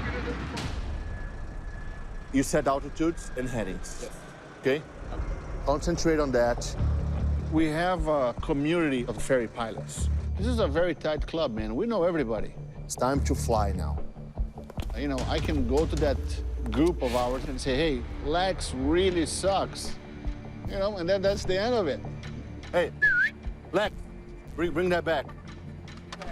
Bring that back. It's hard for young people in aviation to prove themselves because experienced pilots look down on you, so it's very, very hard to perform well and fulfill their expectations. Here we go. You ready for this? Right side is clear. We're fit for takeoff. Lex is 20 years old, and he's already racked up 700 hours in prop planes. 80 knots, question. But it's his first time out as a jet jockey. Positive rate of climb. Up. Up. The Phenom trip is a great opportunity to prove myself as a potential ferry pilot. Flaps up. Flaps up. And I want to perform well so that I will be called for trips in the future. So far, Lex and Marcio have covered 7,000 kilometers, all of it over open water. Ahead, 4 border crossings, including India, where red tape can tie up a plane indefinitely. Final touchdown, Singapore, a trip that covers almost half the circumference of the planet. So Lex, look at this. We can barely make it to Italy at this flight level. If there's one weakness that you can fight at the Phenom, is that at lower altitudes, it burns a lot of fuel. We are requesting flight level 450 if possible. If I don't climb, I don't get to my destination. Jack is my good luck charm, so Jack, give us a little bit of a good luck today. Number 69, go Yankee climb flight level 450. Registration climb for level 450. So go ahead and put it on level 450. I got it. Marcio, it's getting a little older. So as I get older, my patience is decreasing a little bit.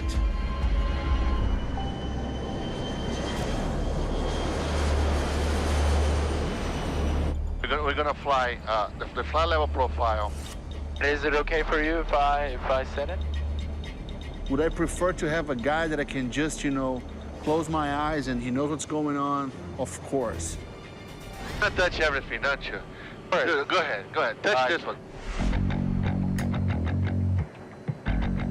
But then I have to stop and think.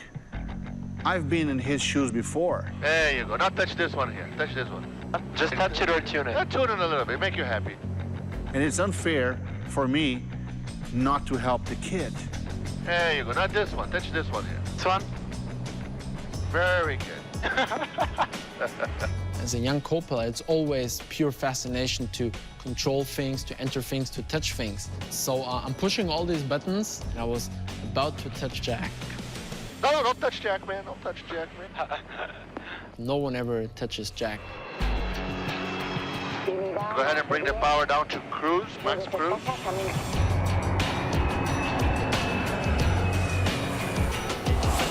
Max cruise set. Oh, this jet, man. Damn.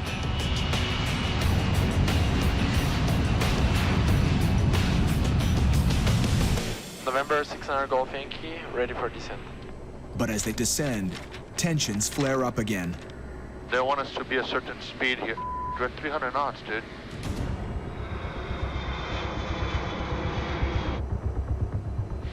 The important thing you gotta keep an eye on. See, that's why I need you to have my back. I'm at 300 knots.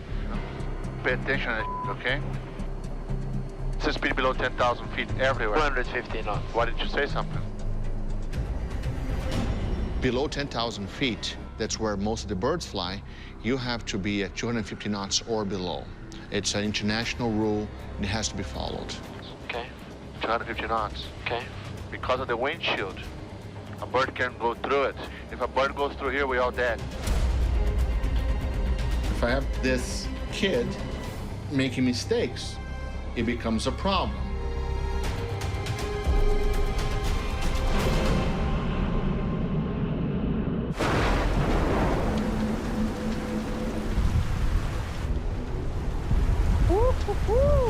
Good weather to fly? What do you think? I don't think I know. I'm not going anywhere. Look at this. A weather delay could spark a storm on the home front. Well, I have a very, very important deadline to meet. I have to be home. I will be home for my daughter's birthday. Because this is going to be the ending of my ferry career or my marriage. I would have to choose. Hi. Hi. How's it going, Amore? Very, very, very rainy here. Thunderstorms. Okay. If I had plenty of days to burn, I wouldn't care. But now we don't. When did you come back? I come back in one piece. Okay. Bye-bye. I love you.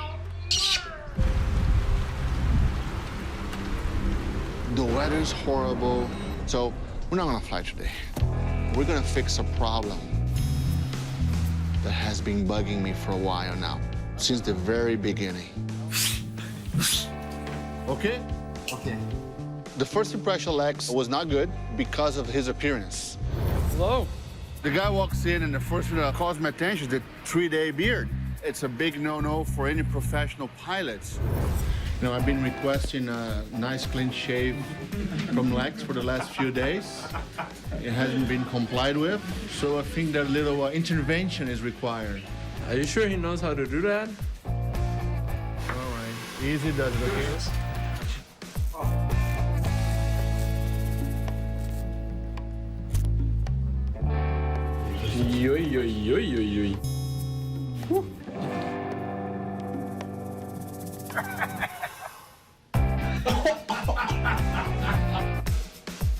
Now, on a serious note, your hair over your ears and your sideburns going everywhere, it doesn't look professional. What we're looking for is just a haircut. You got nothing. You got just some... I'm a bit stubborn, I'm young, I want to follow my line, but he's not happy with it. You know, there are some standards that people are expecting. No one would show up, you know, delivering on an airplane looking like a hippie or something, you know?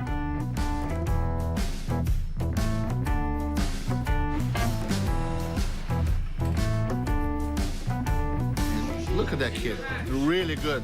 Lex, very nice. Nice, huh?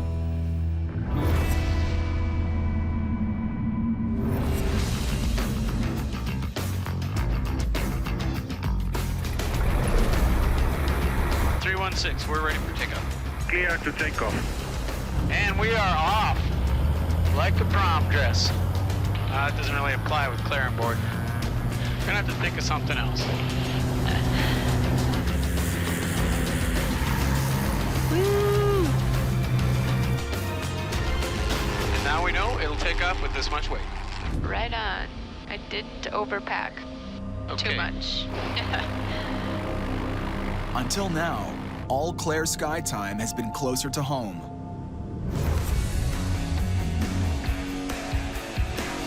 Flying is something that's always come really natural to me. Cessna 71 Victor, taking off on runway 27 Menominee. I mean, I've been brought up flying. There's pictures of me as a baby in a car seat in the plane with my dad. You have just the open air. It's a really crazy feeling of freedom. Left downwind 27 Menominee. It's about time to test that out on a real huge journey and see how it goes. You want to hand fly for a little while? Sure. Get yourself all set. Kick off the autopilot. Go nuts. What I didn't want to have happen on this trip is just have Claire along as a passenger, as baggage, and I just fly. You know, then she could just might as well sit in the back and eat bonbons or something. I picked up a little speed, 157 knots. Kind of nice. Yeah, we're cruising. I've nicknamed her Supergirl. She was super easy to teach how to ski. She got her scuba rating at 14. Learned how to skydive in 4 jumps, where it normally takes somebody a minimum of 7.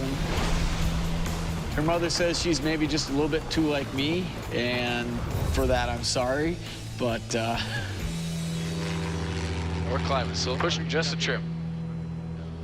Whoa!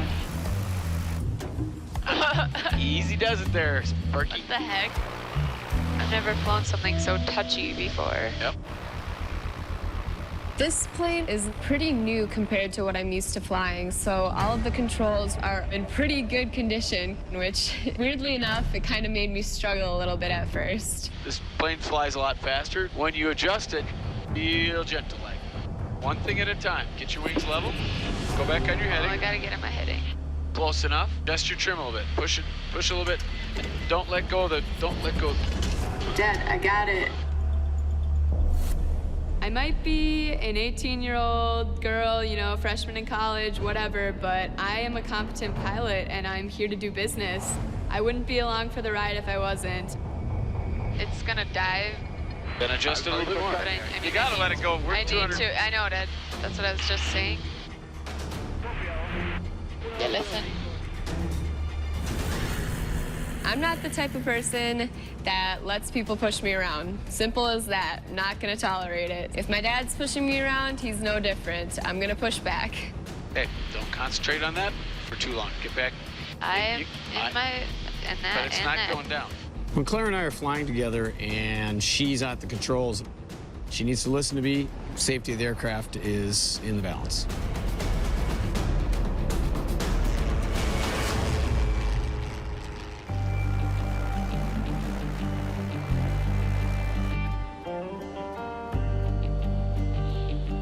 Hey, Claire. Want to have some fun? Sure. Set up. Grab the controls. We're gonna do a little slalom course. We're gonna pretend these clouds are mountains.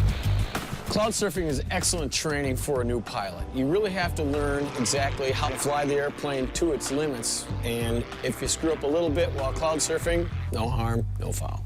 You got to get the feel for the airplane. So if you ever have to do any actual hard maneuvers, you know what it can do. What I want you to do, oh, bouncy, bouncy. See that gap there? Building up a little speed. I want you to pull up over the top of that cloud. We're not, look like we're in radar contact, so.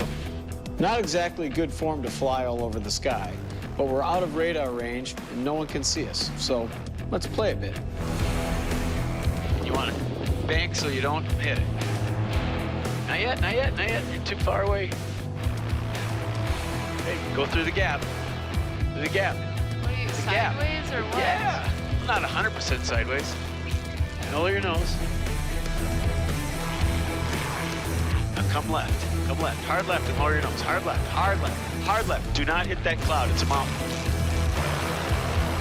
There you go. Pretty fun, huh? Yeah. November 316 Papa, approach. November 316 Papa. I know you are making weather deviations, but if possible, maintain high speed. 316 Papa, roger. He said, I know you're making weather deviations. No, we're just kind of screwing around. I guess we'll stop.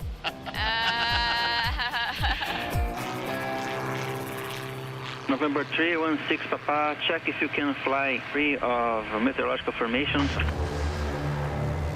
Okay, he's giving me actual instructions here. I guess I better do some of that pilot math. You might want to put on your shoulder harness too if we're gonna go blasting through a lot of these bad boys. We might get kind of bounced around. Whoa. Yeah. Oh my gosh.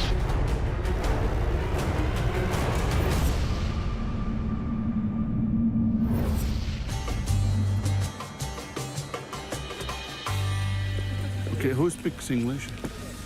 We received your flight plan and it's on the way. Okay, Gan. Thank you, darling. After losing a day to bad weather, Marcio's got to get a move on. I need to make sure that he is the one putting gas. Otherwise, he might give me a $5,000 bill. Reining in cost is key to making it in this business. Been doing this for way too long to know how these things work. In Turkey, Marcio's on the lookout for price gouging. If you negotiate, you know, they will charge everything that they can. They send you a quote, and then you get it, and say, oh, wow, but that was the tax this, the fee for that, the fee for this. Sir, the receipts coming as well? Coming. With the price on it? I'm not sure now it's writing about price. So we are refueling the Phenom, and Marcio wants an invoice, but they are refusing to give him the receipt. And I think he was kind of scared that they are going to charge a different amount. No, but I want your services prices. I want your prices. Okay, I will. Handling charge, transportation charge, your services, okay? I want to see how much this costs. I don't like surprises. And especially I don't like expensive surprises. Merkür'le kontak kuramıyor musunuz? Öyle mi? Don't make it, I will send it. I'm so sorry. I mean, I don't understand. Who is saying no? Merkür. Who's Mercury? Understand? No, I don't. Honestly, I don't. I'm so sorry. Marcio is stiffed on a final receipt. That means they're gonna get screwed. That's what it means. He'll get billed for this later. Exactly what that means. Being experienced doesn't mean that you're invincible. Things can always happen. Take off. Okay. 88 knots. Bus checked. Gear up. Positive rate of climb. Gear up. For Lex, the miles logged so far on this jet are paying off. Climbing level 210, November 69 Golf Yankee. Being young doesn't mean that I'm not competent. Over the hours, you get to know the plane. November 69 Golf Yankee, confirm passing altitude. We are in 2,000 feet, November 69 Golf Yankee. And I'm able to catch up with a lot of things very quick. Circle 11. Which way was circle? Circle to land, not off arrive, northeast of runway. It builds my confidence, just like going from 0 to hero. November 69er Golf Yankee making its inbound turn. Continue approach final runway.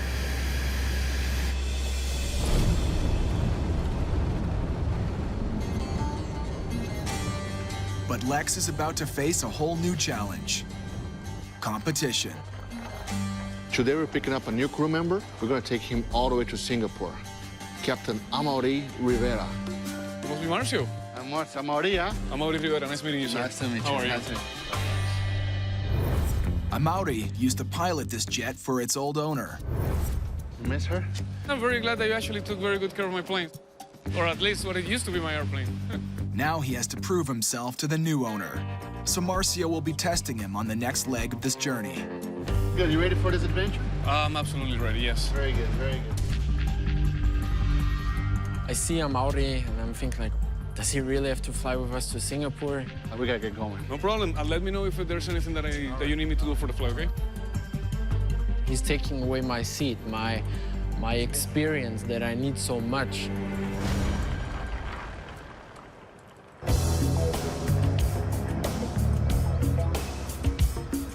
Hello. Hey, Kerry. How you doing? Gotta call Corey again while we're on the ground. Any of those crazy storms I'm giving you any trouble? They looked dark, but it was absolutely a beautiful flight. I sure miss the good old days. No cell phones. The boss couldn't check up on you. All you did was get in the plane and go. Well, good luck with chasing those storms down. Be careful. All right. Bye-bye.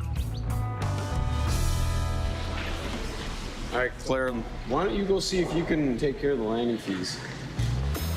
How the heck am I supposed to ask? I'm in Portuguese. Just go upstairs to the airport administration and see what you can do. I don't speak Portuguese either, so. Good luck.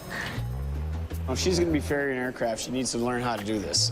A lot of times, you know, we don't have a set plan. We don't know where to go. We don't know how to speak the language. You just dive in, get whatever help you can. Spanish or Espanol? Yes. English? No. Yo necesito pegar por la avión. Okay.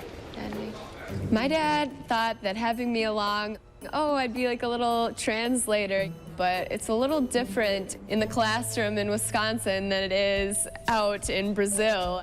Hola. Yo necesito pegar por la avión, ir aquí, landing fees, tariffs.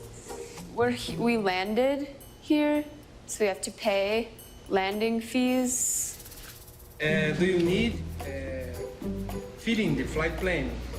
I think that's okay. I had no idea what he was trying to say, and he was really confused too. So, yeah, that was interesting. I just want to get out of here. It's taking forever. This is your taxi fee, okay? And this is liberation to take off. Sounds perfect. Thank you for all your help.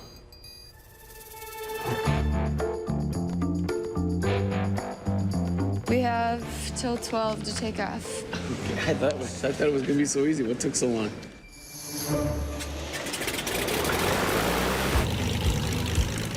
You want to do this takeoff, Claire? Oh.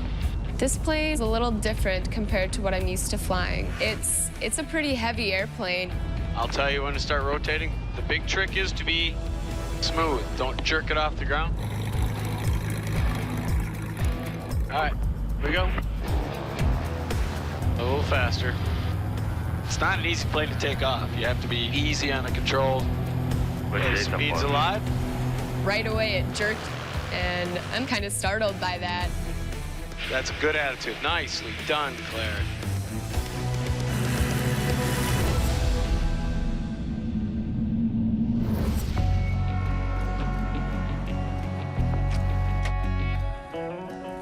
Morning. Should be about 10 minutes prior to 4 o'clock in the morning. Time for Marcio to muster his two co-pilots for the final push to Singapore. Yeah, we'll see how Maurice feeling, man, because he was pretty sick last night. Let's go check on him, see how he's feeling. A bad sinus infection has a Maori laid low. Hey man, how you feeling, buddy? Yeah, I'll be downstairs in 10 minutes. Okay, we'll see you downstairs in 10 minutes. You know, from all my calculations, legs, distances, everything went fine. There's one major mistake that I made. It was the number of socks that I should bring. So now I'm on my last pair of socks. They happen to be white. Downstairs, Lex Maybe a bit too big? is wearing white too.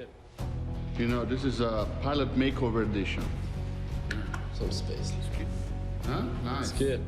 You know, he came out as this little hippie dude, you know, and he came out of there, you know, an aviator. It's going to be a huge day. It's going to be the longest day. It's the last day, so I really want to get there before sunset. Now it's almost 4 o'clock in the morning, so... Maori is sick. What I think of is, of course, oh, I can fly the remaining legs, which doesn't sound nice, but every chance that I have to fly, I need to take it because it might be the only one that I have. There's something coming. Here we are. A Maori seems to have rallied back from his illness in time to face his critical test. Captain Marty, how are you?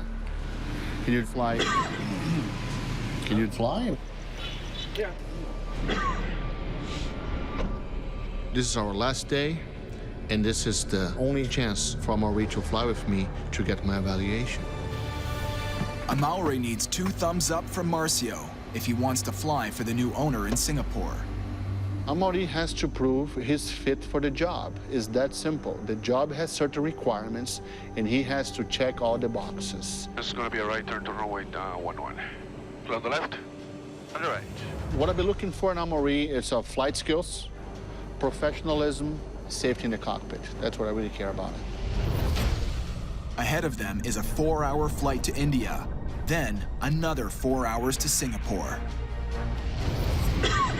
This is not an ideal situation. He's pretty sick. We're gonna see how it goes. November 69 Golf Yankee is ready for departure. Sitting in the back of the plane as a pilot is, of course, not a nice thing. B1, rotate. Because you want to sit in front, you want to be in the game. Positive right, gear up, please. But a Maori is fighting to stay in the game. My future job is at stake here. 1000, when lights off, windshield hits on. And I need to perform at 100% of the time. 1,000-foot checklist. External lights on, weather radar is set. So you can imagine the pressure that is over my shoulders. Windshield hit is on, checks completed. Give you pressure in the ears? Huh? No, it's mostly on this end, probably. Yeah, I feel the ear popping, which means that the ear is making an effort to equalize, which is a good thing. That's something that you want.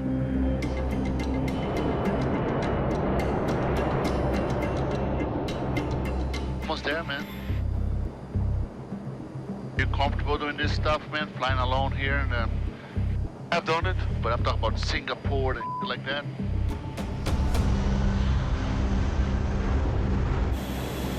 Radar November 69 Golf Yankee. November 69 Golf Yankee radar. Yes, sir. Requested descent.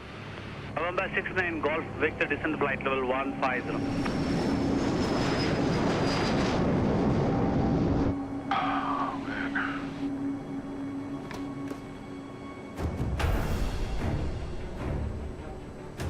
You comfortable doing this, man? I'm feeling pressure in the air. We can't do any lower than this. The worst thing that can happen is that the membrane that you have inside your ear gets completely ripped apart. And that means that you are not going to be able to fly for probably months.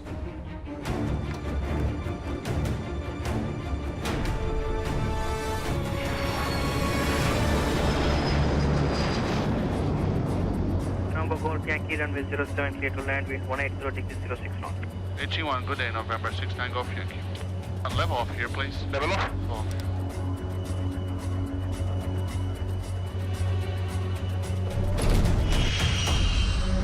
A Maori's eardrum is still in one piece.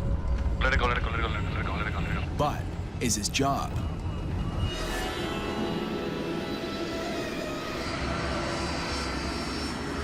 Amaury. So my recommendation will be positive one for the owners. I think you are safe, you know, no issues. I'll tell them. Thank you. Thank you. Well, that's my fuel truck.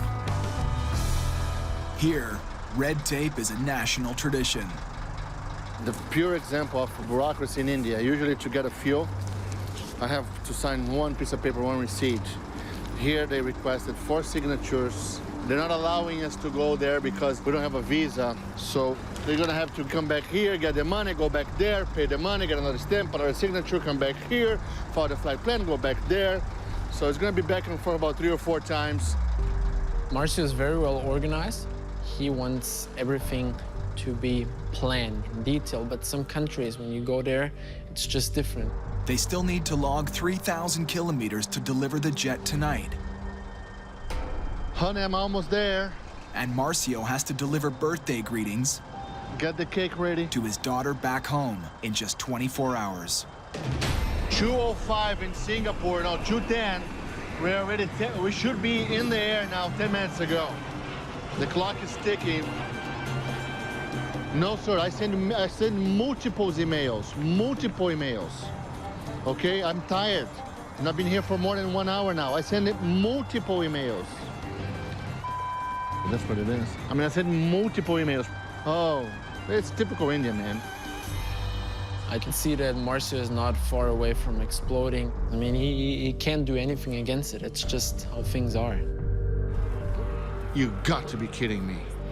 You guys told me 10 minutes. It has been 1 hour and 10 minutes. No, what about no? Customs. He has a certain limit, and beyond that, I don't want to be close to him.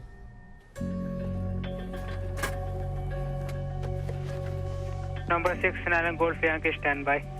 Standing by, 69 Golf Yankee. We're still waiting for the bureaucracy to make its way to the tower now. We paid, we cleared, but now he's waiting for one last something to let us go. Number 69 Golf Yankee, start approved, runway 07, QNH 1011. Here we go. Speed is alive, engine instruments all in the green. Positive rate of climb. Get up. Get up. A 2-hour delay in India. It's already 5:15 now. Will put Marcio and Lex down after dark. We're there at 8 o'clock at night. And that's a problem. This airport now, where we're gonna go, our final destination, is a visual airport, so there's no instruments to help me. I'm gonna be looking outside the window. Also, it's getting dark. I'm a little bit tired as well. It has been a very long day. It starts to build a little bit of anxiety.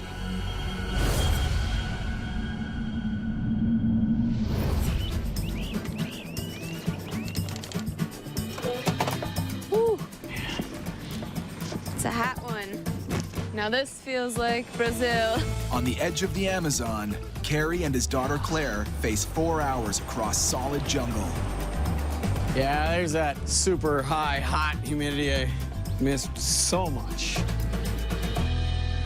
When you're heading into an area that's notorious for bad weather, it's a good idea to check with the locals first. Tem TCU no setor noroeste, que eu passei, né? No setor noroeste ali tem TCU. É a única formação que tem próximo. Well, apparently that was funny. This weather briefer is giving me tons of valuable information. Manaus. You think that will get Saída. bigger? Unfortunately, I don't speak Portuguese. Possibility, boom. Where you guys from? Wisconsin. Coming from Miami. Oh, yeah? Where are you guys going from here? Manaus? Manaus. It's terrible that way. Is it? Earlier now. Yeah, we're trying to decide if we're gonna try and go now or not. I was jumping like a kangaroo. Yeah, yeah. It was very bumpy. I'm going to stay over.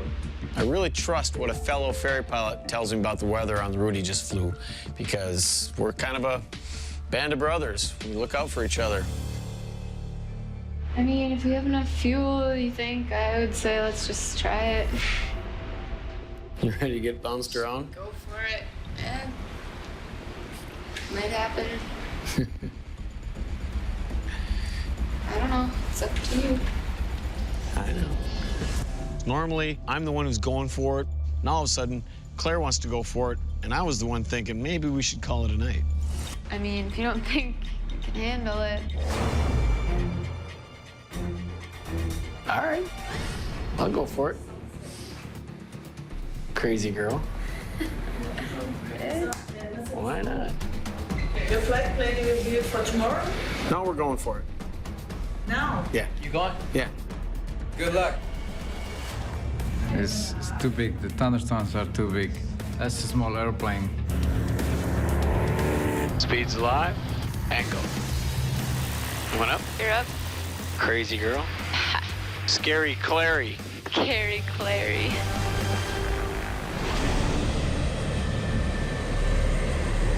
Sir, very last landing, a little bit of turbulence, a little bit of weather. With Amaury's test flight over, Lex is back in the hot seat. Descending 4,000 feet, November Golf Yankee. Singapore has 6 airports. That's right there. I think it's right there. Theirs The airport? I think so. has no automated guidance system to bring them in. It's here. It's still quite far. They'll have to find it by sight.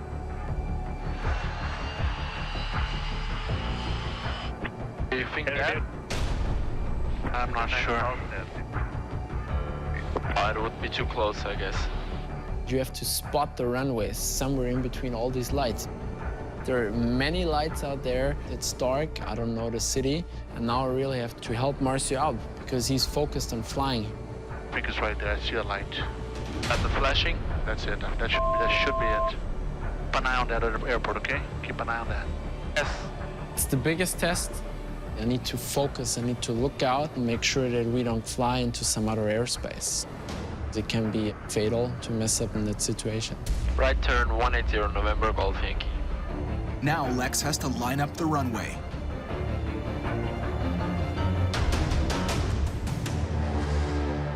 Runways in sight? Yeah, gear down. Gear down. November Golf Yankee, final runways in sight. Runway surface right. A wet runway can throw a fast jet into a skid. Keep an eye on my airspeed now. Yes, I will. They need to come in low and slow. We're a team, and we have to be one unit together. 125. Lex has to be bang on the numbers. Flap to 3, we'll get to land. 116, 114, 112, 110. Okay, another 3. Only guacamole. We made it.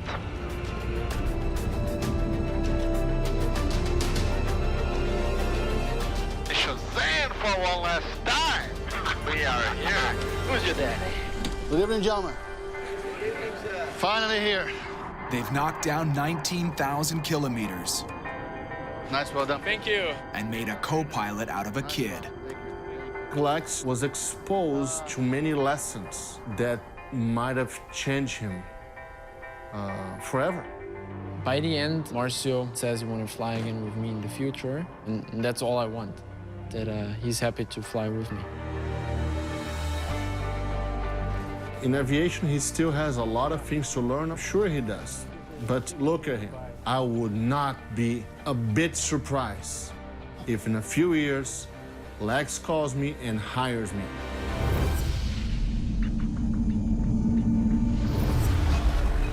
This puts us officially in the Amazon. Boy, we are already over some pretty serious jungle. Yeah. Crazy. Yeah. Dense. You know, Claire, when we started this trip, kind of thinking, well, you know, I might have to take less chances with you along because, well, you're my baby girl and I got to take care of you. And I never thought you'd be the one pushing me to take more risks than I normally would. Part of the reason I wanted to go so bad is to see some real action here. I mean, this trip's been way too easy so far. I know it can't be that easy being a ferry pilot. Not turning back now. We don't know that. Okay, we don't know that. When you're pushing the range in some of these airplanes and you're dealing with weather, it is very important to have a backup plan. What I try to do is save as much gas as possible. If you get to a huge thunderstorm, You've got extra gas to orbit and wait for the thunderstorm to move out.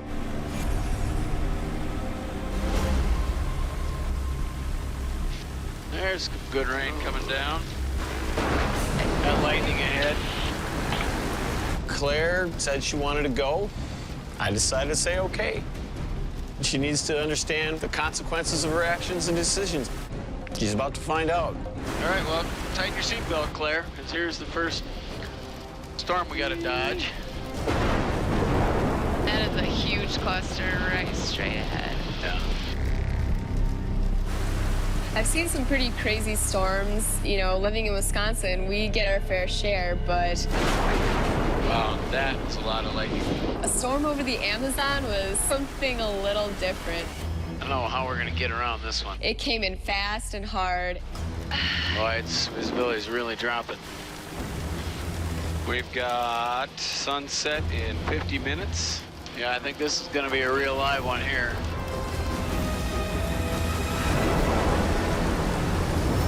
Next time on Dangerous Flights. Police Federal. Federal Police? Busted in Brazil. This sucks a lot. There's another one. Alarm over Africa. Are we talking last year? I don't know. Noisy as hell. And Crash Course Extreme Edition. You should be careful under the snakes. This is crazy.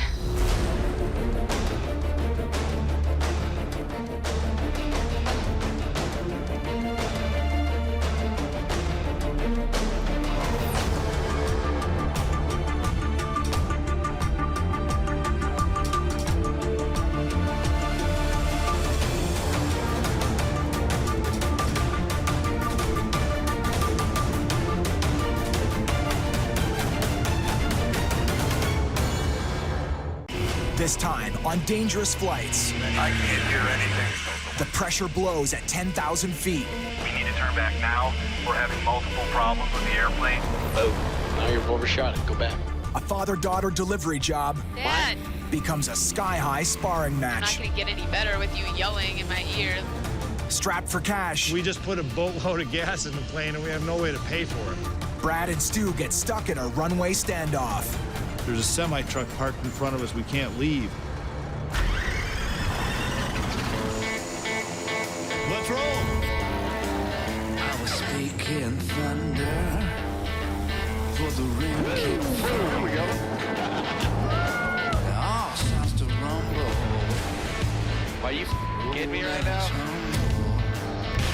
You're crossing the border.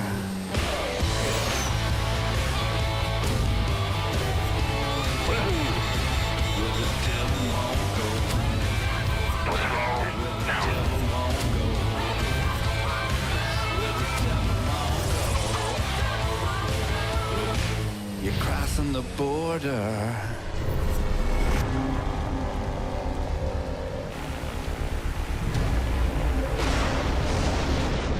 Real deal, man. Real deal. This is exactly what Kerry and his 18-year-old daughter Claire were warned about. They were right when they said it was going to rain in Manaus, because it's raining like hell over there. Whoa. Whoa. Earlier today, locals tried to steer them clear. Is it? It was very bumpy. I mean, if you don't think we can handle it. I tell you, if I was by myself, there's no way I'd be going today. Well, we're going. Kerry's an old hand at storm dodging. That is a huge cluster right straight ahead. We're running into bad luck here. But it's turning into an aerial obstacle course. There's another one over there. This is Claire's first time on a ferry flight. and she's never really been in any serious weather. So this is going to be a real eye-opener for her, because there's no getting around it. It's their first storm since leaving Uruguay 2 days ago to deliver the Beechcraft Bonanza to its new owner in North Carolina. They're almost at the halfway point, over Brazil, where storms are known to be fast and fierce. It looks pretty nasty up We're there. heading straight into quite a mess up here. You can get a wall of thunderstorms that can block you from the airport you're trying to get into, and they might be in your way for 3 hours, long after you've run out of fuel and crashed in the Amazon. The timing is pretty critical. So visibility is really dropping. With sunset closing in, Carrie's got two options: turn back before they run out of fuel, or roll the dice and skirt around the storm. I might increase the speed, burn a little bit more gas. I think getting there in daytime is a little more important. I don't know if there's kind of a break in here. Kind of doing a little slalom course through these guys, trying to shoot the gap a little bit.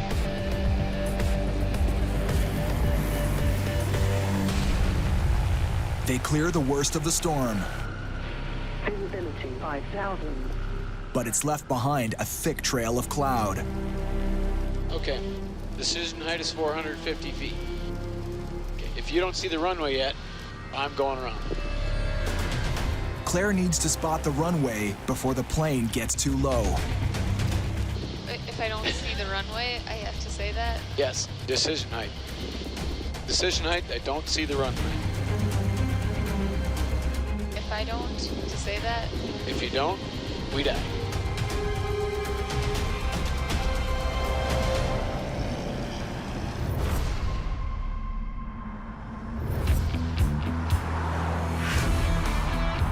Hey, so how far are we from the airport? About 5 minutes. Oh, cool. Check it out. Check out the Cessna coming in the lane. Very nice. We must be close. Brad and Stu have their own epic journey ahead. We got to check out this plane. It's been under heavy maintenance for who knows how long.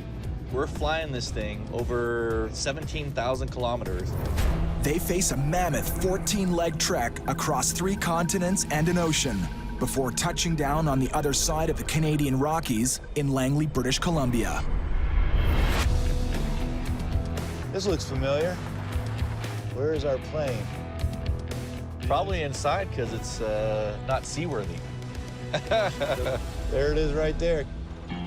In my mind, I was expecting to see kind of a beat-up airplane. It's got new paint, that's for sure. Came around the corner, and it's really beautiful. Their ride, a 20-year-old Beechcraft twin-engine turboprop. How's it going? Hi there. Hey, are you Rick? Stu. Hi, Stu. Hey, I'm Brad. Nice to meet you. Hi, Brad. So this is it, huh? Looks pretty nice, actually. You just get fresh paint. New paint interior, new engine on the left side. Very nice. Oh, wow. A lot nicer than the ones I've flown. A lot nicer. In the ferry business, you're flying used aircraft, and sometimes these was laid around for years before they're actually flown. This one I was a little ding out of it already. Yep. We really aren't sure when the last time this aircraft was actually operated. See just a little bit of spray here. And how it's been maintained. I have a question. Yes. What's up with the oil leak? We had a big fuel leak the other day. We sorted that out. It was fuel draining and leaking into the wheel well. One of the things about an airplane that looks beautiful, especially an older airplane, is that it has no bearing on how mechanically sound it is. What's it been in maintenance for? It had had an engine failure prior to the sale, so it needed a new engine. This plane hasn't flown for a couple of years. They got a brand new engine on it, so that's a huge, huge deal. How much time does this engine have on it? 0. Yeah. So this flight is the first one on this engine. I've done all the checks I can on the ground, but there's a few things that we can't really check properly, like pressurization, for example. We'll do all those tests in the air. And who's gonna go on this? Are all 3 of us gonna go? So I'll go in the right seat so I can help you with the radios, or you can do them, it's up to you. And I'll work the pressurization. Okay. Are you cool with staying out of the test flight, just letting me and Rick do it? It's got a new engine in it, had a fuel leak and leaking oil on the ground. I'm good for the first flight on the ground. So what you're saying is if we survive, you're happy to go in the aircraft? You know how to make me comfortable ever so nicely.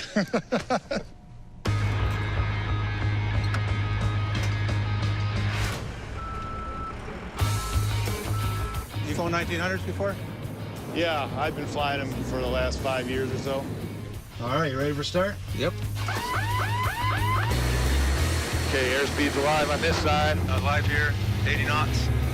Gear up, please.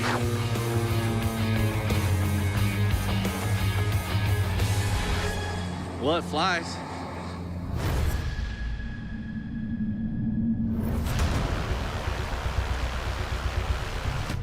Okay, you ready to bring the flaps up? I'll get the gear. After maneuvering this 13-year-old Bonanza through storm clouds, Carrie and Claire face a wall of fog over the runway. If we have to go around, at the decision point, I'll give it full throttle. Be ready for the approach flaps to come up. And on this landing, I really need her to pull her co-pilot weight. We have to work as a team to land this plane safely. A foggy landing can challenge any co-pilot. 316 Papa, descend 1,500 feet. Claire is still earning her pilot stripes. Descend to 1,500. That's your job. Sorry. There was a lot that my dad was expecting me to do on this flight, and a lot of times I'm used to just sitting back and letting him do all the work. You're gonna, know the final decision height. You're gonna be looking for that on your altimeter. In just 300 meters, Claire's got to spot the runway or they risk hitting the ground. If she can stay focused long enough. Tower 118.3, salon. 118.6. 118.3. 118.3, 365. That's it, salon. All right, Claire. You're not paying attention. I know it's really exciting to be on your first ferry flight and landing in the middle of the Amazon jungle in a thunderstorm. But come on, give me a little help. Don't be taking pictures so you can send them to your friends. Right to 070 to inlet.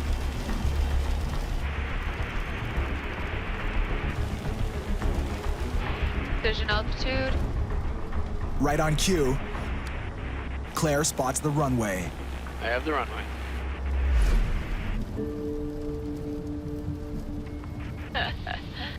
Well, despite my better judgment, we made it. We did? Aren't you glad now that we added on a chunk to our trip? No, I'm not. I'm not happy. We did 3 legs today. I'm tired. I want to take a day off.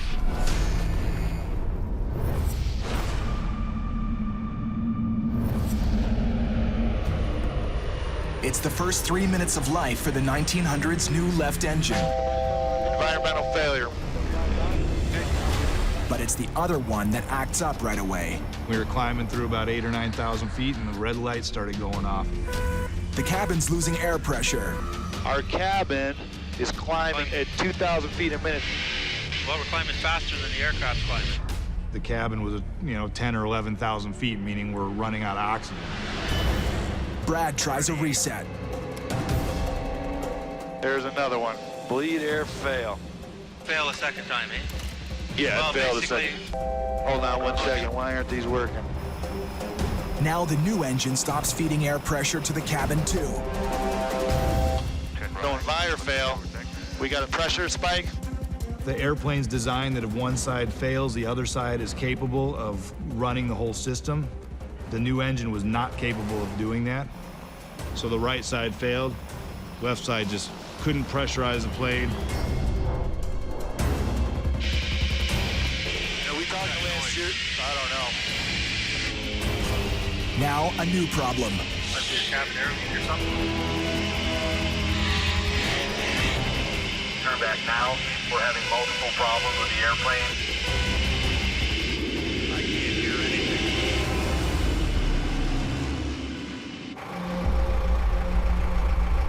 We're here safe and sound. I mean, I said, let's go for it, and pushed him into it, kind of.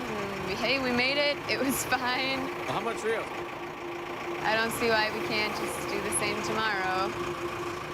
But after pinning more than 3,300 kilometers of sky time in only 3 days, thank you, Kerry has other ideas. I want to take a day off. You know, I've done all these ferry trips, and every single one of them I've been rush, and fatigue's a killer. Let's rush now and enjoy our time in the Caribbean later. When I'm having arguments with other co-pilots, I'm used to winning. When I'm dealing with Claire, it's like arguing with myself, and that can be kind of tough. We can still enjoy our time in the Caribbean. Not as much. Why not as much? We're not even going to be home by New Year's if we take this whole trip lax.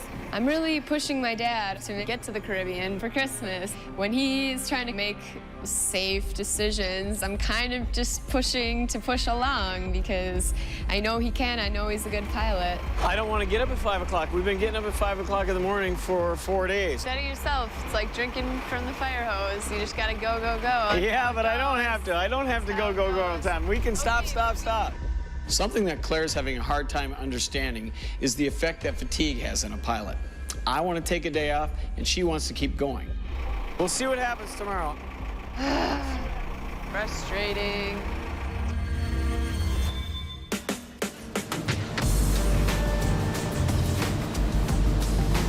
Hey, Claire, gotta get a picture of me driving a boat on the Amazon. In the Battle of Wills, Kerry's won this round. It's a day off flying. It really is. Okay. Yeah. When I say no to my dad at home, I'm just being an annoying teenage daughter, but here I'm his co-pilot, so I kind of have to do what he says. But this is no hammocks and beer-filled afternoon. I think this is some serious jungle. Flying over 600 and some miles of jungle in a single-engine aircraft is pretty dangerous, actually. Any one of 1,000 things can go wrong, and boom, we're in the jungle. Kerry's already had one close call. Last year, they're running pretty low. Over the same stretch of rainforest. I really hope we make it. Oh, there we go. Good. There's like priority landing, fuel critical. Normally in these accidents in planes, people don't know how to survive when they fall down, when they get in the middle of the jungle. So that's why most of them die. So you guys have short pants, no socks. Be careful. This is the time that the snakes are concentrated on the trail. They're small but venomous. So they use this ant here as a mosquito repellent, covering the smell of the human body. Okay, that's kind of freaky. This is insane. If you have a crash and be lost in the jungle, the animal that you should really look out of like is from the wild pig. The ones that goes in very big groups, and they're cannibals. Huh. A herd of wild pigs. This is crazy. Right now, it just seems kind of overwhelming. I mean, some pretty intense jungle out there, and I'm not prepared. If you want to start a fire, take the battery to start a fire very fast. And that's the one thing that we could use to signal aircraft that are searching for us. You know, we build a big smoky fire. Yeah. I had my doubts coming into it, but this is some good training. Well, this stop here, this is just for the shelter. Yesterday, I was ready to hit the sky.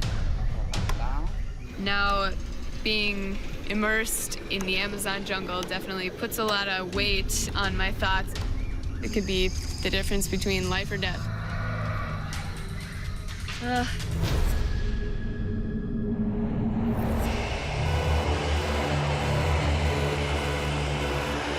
From the International Tokyo Flight Level 140. We're having multiple problems with the airplane. Brad needs to get this Beech 1900 back on the ground, fast. 60 needs to connect 124. Noisy as hell. Might be your cabin air leak or something. There's not enough air pressure in the cabin. This is here. Yeah, it's the window. So pressure pushing from outside the plane has popped open the vent window. Charlie, Uniform Whiskey cleared for the left visual approach. The air leak drowns out air traffic control. All right, I couldn't understand that. I can't hear nothing. Land Syria, sorry about this. We're having real time hearing your instructions. Could you say again? Charlie Uniform Whiskey cleared for the left visual approach, runway 06 left. Okay, descent checklist, please. 3 green, final flaps clear, land props forward, yacht ends way, runways clear. Looks like we'll be doing this again tomorrow. Yes, it does.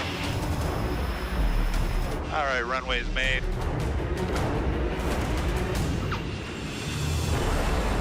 It was just test flight from hell. How's it going? We got a couple issues. The right bleed failed, and we got an incredible amount of noise from the co-pilot's vent window. I'm more concerned about the environmental fail. Yeah. Any airplane should be able to, if one bleed air fails, the others should carry it, and it didn't. Do you think it was the bleed not adequately pressurizing? The pressurization deal is a no-go item for us. We can freaking go low, but we're gonna run out of gas halfway there. Not being able to go up to altitude is going to make it so that we can't burn our fuel as efficiently. We won't be able to get it all the way across the ocean to Canada. We can't go without that. It's gotta be sorted.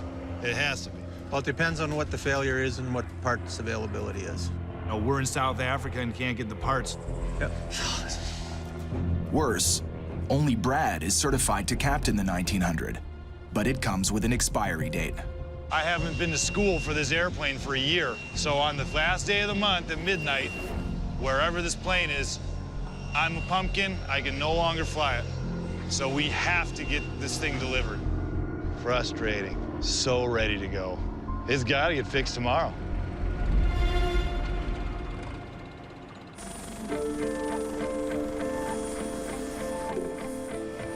The fuel to check. Make sure it's the right kind of fuel for the airplane. I think the survival training really brought something home with Claire. Claire is taking everything a little bit more seriously, so she's doing her job better. Checking the plane over, checking the fuel. And make sure there isn't any dirt getting in there, because that could cause problems. Could be some major issues on a leg like this. I need to prove to my dad that I can be a competent co-pilot, and this is where it really comes down to it, where everything has to be impeccable. There's no room for error over a leg like the Amazon. It's 655 kilometers of dense rainforest before they'll see another runway. All right, all set? Yep, let's go. 316 Papa, clear for takeoff. It's all yours. Hey, everything looks good.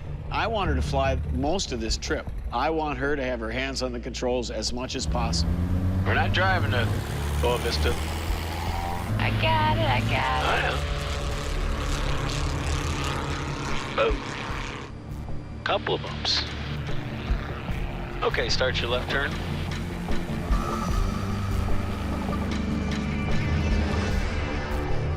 So you're gonna concentrate most on your artificial horizon. Concentrate on your heading in your... Trying, it's just... I know. Right after takeoff, I left Claire on the controls to see how she would do, give her some practice flying on instruments. Just listen. When you're going through these clouds, just stare at the artificial horizon. I know that. I know you know. Watch these birds. Every minute of experience she can get at this stage of her career is like gold. A quick glance over here, seeing you're 10 degrees off. Most pilots die within 90 seconds of flying into clouds unexpectedly if they've had no instrument training. A little correction, easy corrections. Mellow up, mellow up. Now you're overshooting. Now you've overshot it. Go back. Dad, I've got it. You gotta listen to me when I'm trying to teach you something. Okay, let's hang a hard right. Carries a backseat driver, no matter who shares the cockpit. You need to have your speed under control. That plane. He's grabbed control from Corey.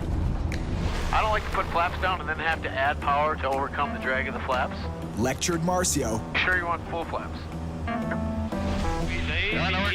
Easy. And barked Stu through a landing. But now, he's met his match. Need to go a little bit. Oh, 10 degrees. I know. Hold my altitude. Attitude, but you don't want to drift. It wastes a lot of gas and energy if you're flying all over the place, constantly banking the plane, flying like a drunken sailor. The only thing more annoying than a backseat driver is having one next to you in the cockpit while you're trying to fly. Not gonna say exactly. I understand, but every time prior to that, you overshot it by 6 or 7 degrees. I understand that it happens, but you have to get better at it. Well, I know, but if I've got it once, I'm not stupid. I know what you said. Well, when I tell you to do so something the first time, don't argue with me. Just say, okay, That's what I'll try. I You didn't try. And don't tell me to, stop. Don't tell me anything. I know it all, because you don't know it all. You don't know hardly anything. I'm not going to get any better with you yelling in my ear. Okay, well, first of all,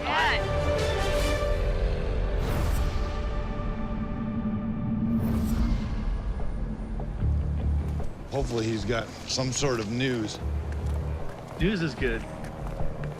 Brad and Stu need the Beech 1900 back in fighting form. It's due in Canada in just a few days. But I just want it fixed. There's no more problem. We're done. A little disconcerting. This is bad. And we walk into that hangar, it is in complete pieces. Tools everywhere. All the cowlings were off. All the wheels were off. They do have a wrecking crew on this thing, don't they? I mean, they're all over, like 50 dudes out there, I'm telling you. This thing is nowhere even close to being ready. The plane is not delivered by the last day of this month at midnight. We're dead in the water. That's when Brad's certification to fly this plane expires. The 1900 would be stranded between here and Canada with no qualified pilot to fly her. Rick in the house? Anywhere? Oh, there you are. You got the full-on wrecking crew out here today, huh? Yeah, well, we've been pulling it apart for a while. You know, the first impression of the plane, it was super nice. I mean, the paint looks great and the interior looks great, but at the same time, they call that polishing a turd. You take an airplane, slap a nice coat of paint on it to cover all the cracks and bumps and bruises. Well, now there's 4 or 5 components in the system that could be the problem. So we're just gaining access to those to do some tests and narrow down the culprits. The airplane has had a bit of a rough life. The plane's got its quirk. Apparently it got repoed. All 3 banks showed up and started going, oh, I want my airplane. And then the court battle started with who actually got a piece of the plane. So it's been sitting on the ground for like 3 years or something like that. So it's bound to have problems, and it did. It had problems. So this valve is defective then? This valve is the source of the 1900's cabin pressure problem. It regulates air pressure in the plane. And I don't know if or when we can get one. Unfortunately, here in South Africa, we can't just go across the street to the part supplier and buy what we need for any price, really. They're just not available. So the entire cowl system's got to come off. This lower cowl takes a long time to do it. Yeah. I think I'm glad I'm not a mechanic, because it is just a total mess in there. We could be here for days.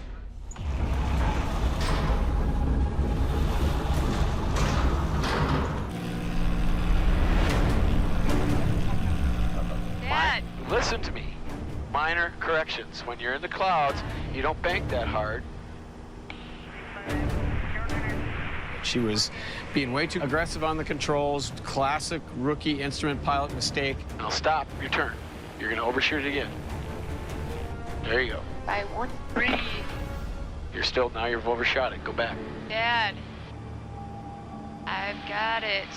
I'm not gonna let my dad boss me around, that's for sure. I mean, I'm pretty stubborn too, just like him. He hasn't been this bad since he taught me how to drive.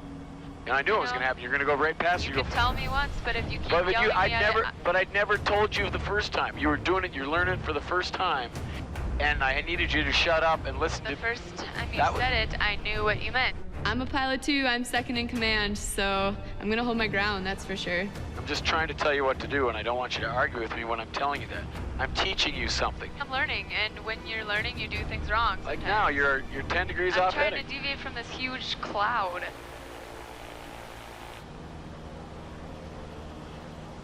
Okay, then. When I thought about it for a second, she was actually doing a pretty good job for the conditions we were in.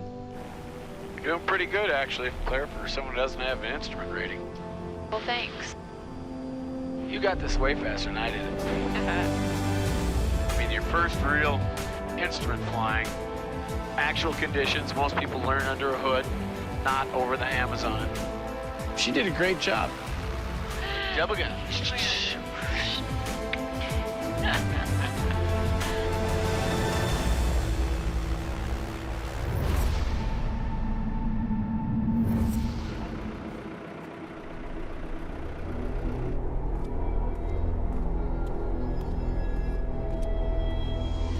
Hello, again.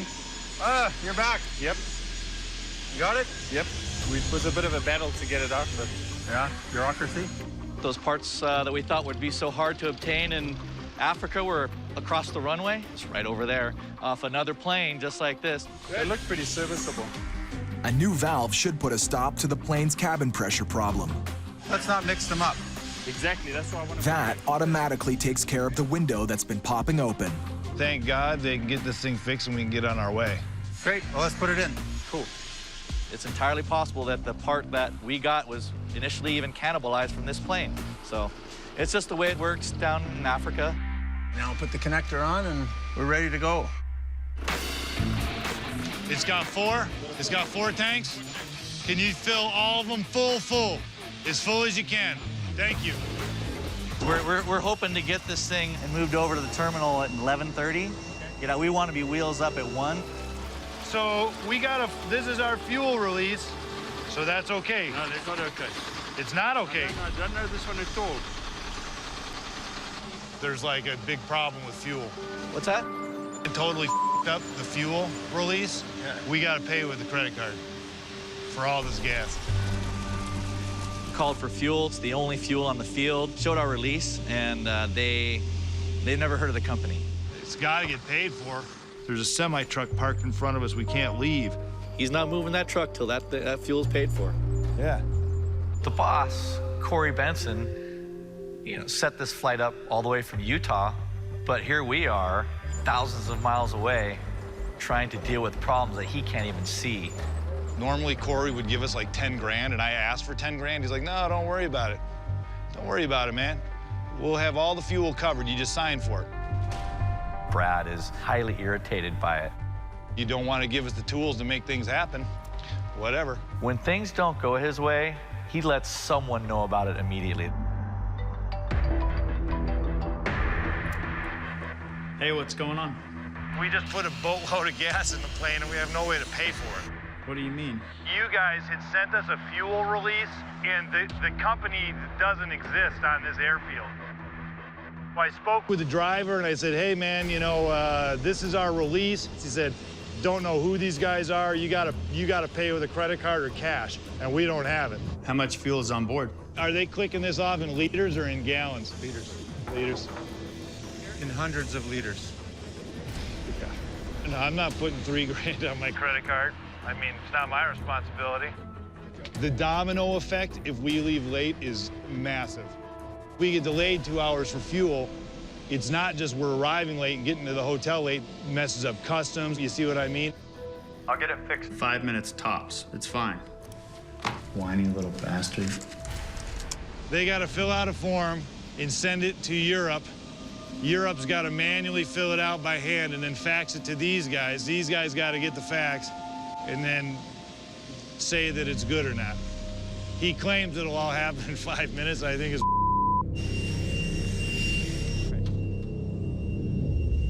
All right. They actually came through as promised. 5 minutes, we got the paper to give it to them and be able to pay for the fuel and be free of the fuelers. Works for me. That one works? That's it. Thank you. Pull the chocks, kick the tires, light the fires.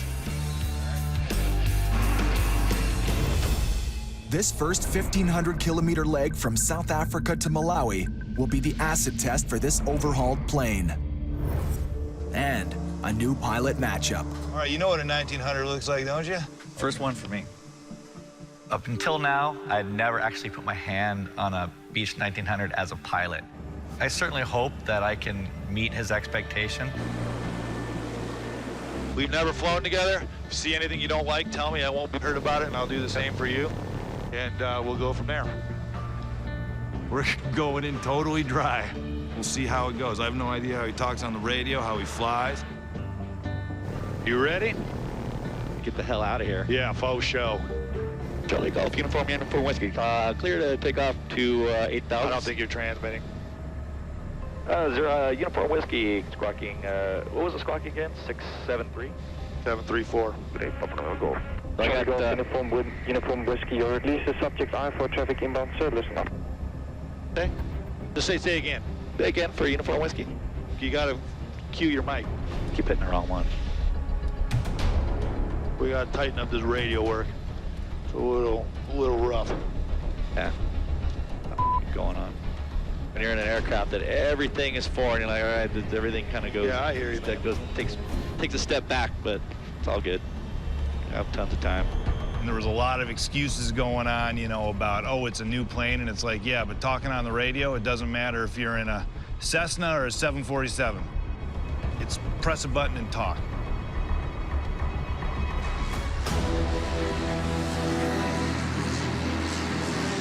Charlie Golf, uniform Ferry, cleared to departure 06 left. No, we're not cleared for departure. To line up runway. Like I said, man, gotta tighten up those radio calls. We're not cleared for departure. Stu, who is way, way behind the 8 ball, he's pretty low time. He doesn't even have 1,500 hours yet, so there's gonna be a lot of mentoring going on, I think. Uniform Whiskey's ready for departure. And tell them, 2 crew, 0 packs, 5 hours gas. And Uniform Whiskey, we are 2 crew with 0 passengers. We have 5 hours fuel. Here we go, Big Cat. Work your magic, cowboy. Ooh, a little windy. Positive rate, call it. Positive rate, gear up. Whiskey enters the TMA, heading 030. What's that, bro? Yep. Get your game together. It's radio work.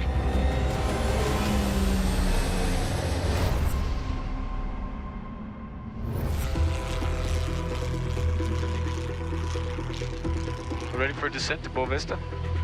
Claire is also cutting her teeth landing an unfamiliar plane. So Claire, what do you think? You ready to land the big old beast? Yeah, I'm ready. Get at me, landing. Claire's probably a little nervous about landing this plane because it's bigger and faster than most everything that she's used to landing. Seeing you're gonna land, I'm putting my shoulder harness on too. Ah. Landing an airplane can be one of the trickiest parts. The real test comes when you have to actually come down and make contact with the earth. Boy, you don't want to screw this one up. There's some mountains down there, some big old hills. Like right into that cloud. Yeah. Gonna put us right in the bumpy bumpies. Boom, there's one. Hi. 316 Papa has runway in sight. Okay, your plane. 3 green. You're okay now. Come up. Pull back. There you go. Put some power in. You're gonna need power. Pull back just a little bit to get our speed. Give it just a little bit more gas. Don't let it sink. Come on. Put your hand on the throttle. The Bonanza is a heavy airplane. She was having a hard time holding it back with just one hand, so she took her hand off the throttle, grabbed the controls with both hands.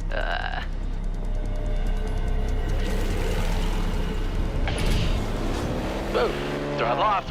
Oh, I got it. Never take your hand off the throttle, Claire. She left a little bit of power in, so as soon as we landed, back up we went. Kind of a bounce. Yeah, I know to not do that, but I just couldn't steer. But yeah, never take your hand off the throttle when you're landing, because then you got to reach for it. You might pull the wrong thing back. I'm just not used to this side. It's like flying riding left-handed. I just can't. Yeah, flying. Not used to it. The wrong hand. Antenna net back. Clear to right back now, okay? All right, Claire. You didn't break the airplane. Poor hula girl. Your landing smashed. Hey. Pro hula girl. She was falling over long before that. I don't know. Welcome to Boa Vista.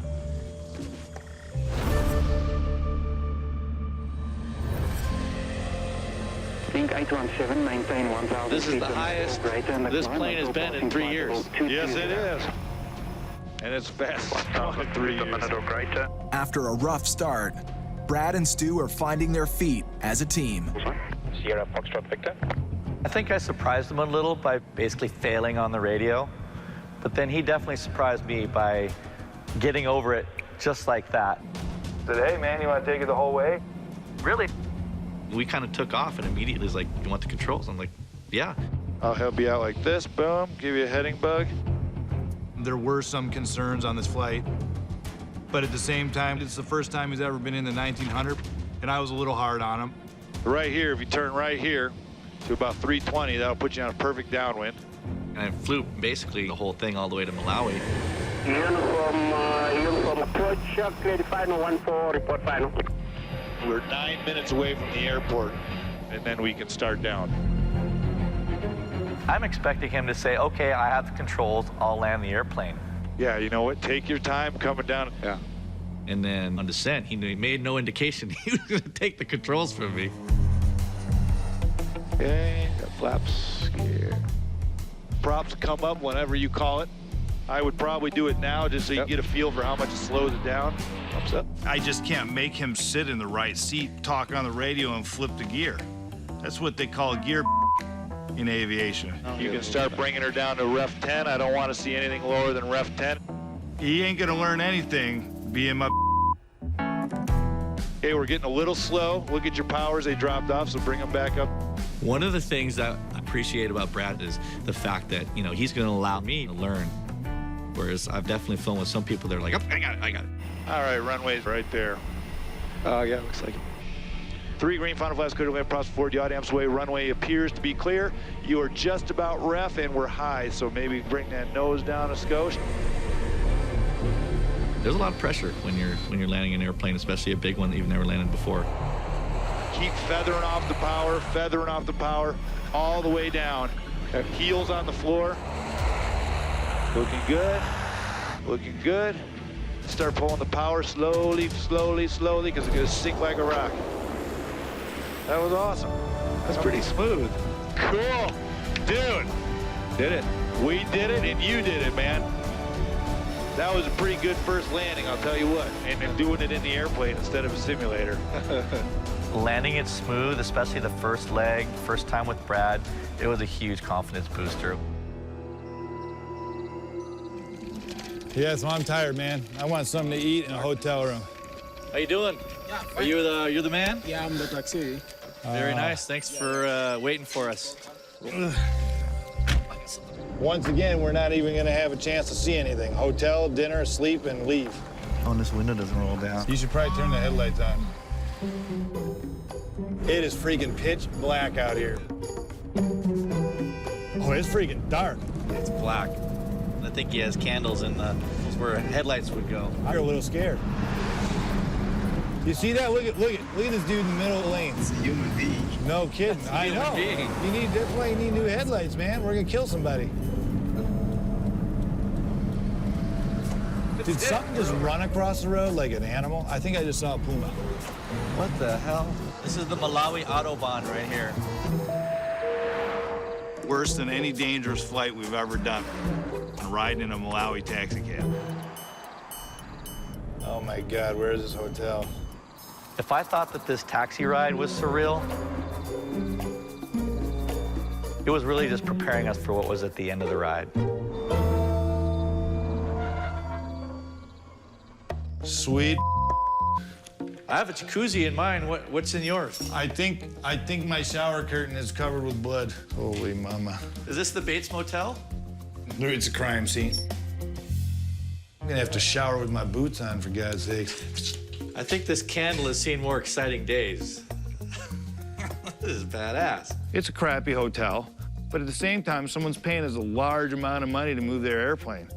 They're not paying us to sit in 5-star hotels and eat lobster dinner with pretty girls. You know what I mean? I cannot wait to have my bed bugs tomorrow.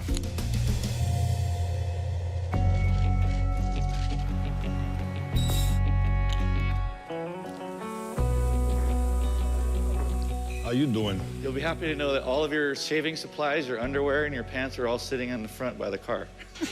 They're what? What? I knew you'd like that. Like shaving kits open in your pants. Are you kidding me? No. So they just took my shit out of the room and just stacked it on the corner. Let's put it by the van. There's like thousands of dollars worth of stuff in there. I'm gonna go take care of that. I hope he's kidding me, but I don't think he is.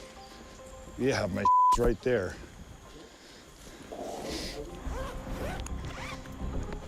My wallet's gone. My driver's license. My passport. What is going on? Me. I seriously don't know if this is a joke or what. I mean, seriously. My wallet's gone. All my credit cards, I have no cash. If I don't have my passport, I'm doomed.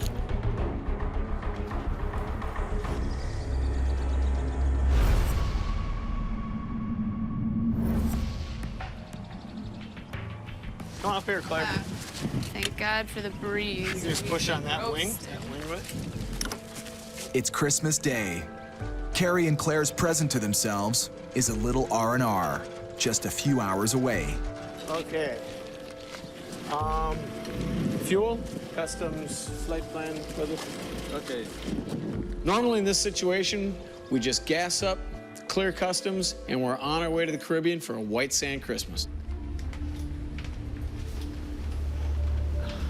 No, you're kidding me. That's when we ran into trouble. Customs is closed on holidays.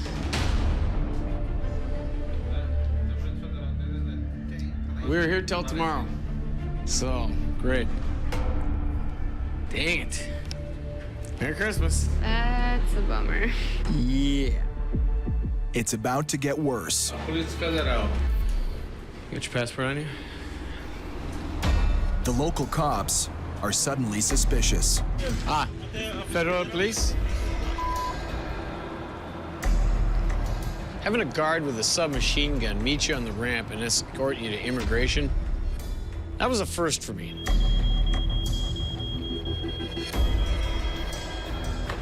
Yeah, this is just the cherry on top of my Christmas cake today.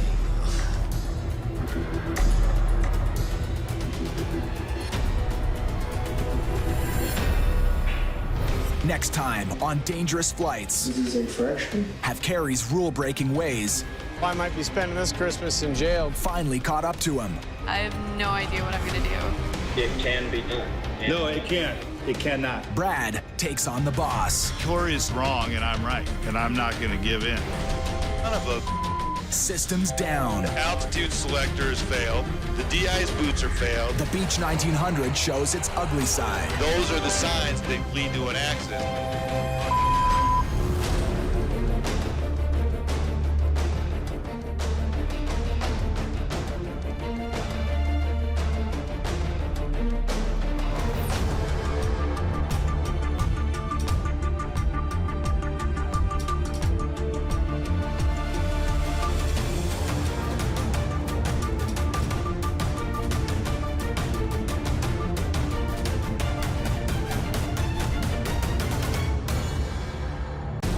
In this special episode of Dangerous Flights. That pissed me off. Ground turbulence. Do you want to give me $1,200? That's a bull number. The hired guns of the sky. What's up, guys? Take aim I do not tolerate that. at each other. I don't know what's going on. Why would you take a flight like that? That's a good way to get killed. Ladies and gentlemen, your captain speaking. The rookies This new co-pilot that I have, Oh boy. get worked over. I'm not even sure if he's out of his diapers yet. Take this one off, that camera. Plus original bonus footage. we're not going to risk getting him thrown in jail. Rare access behind the scenes. A helicopter follows us along and gets different shots. Nice, look at that. Surprising confessions. It was the most traumatic trip of my entire career. And Police Federal. Federal police? an exclusive look ahead at the Dangerous Flights finale. If he gets thrown into some Brazilian jail, I have no idea what I'm gonna do. Let's go, boys. So climb on board as Dangerous Flights throttles forward. Let's roll.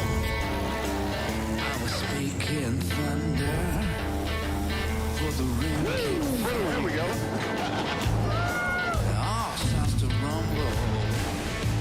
you kidding me right now? You're crossing the border.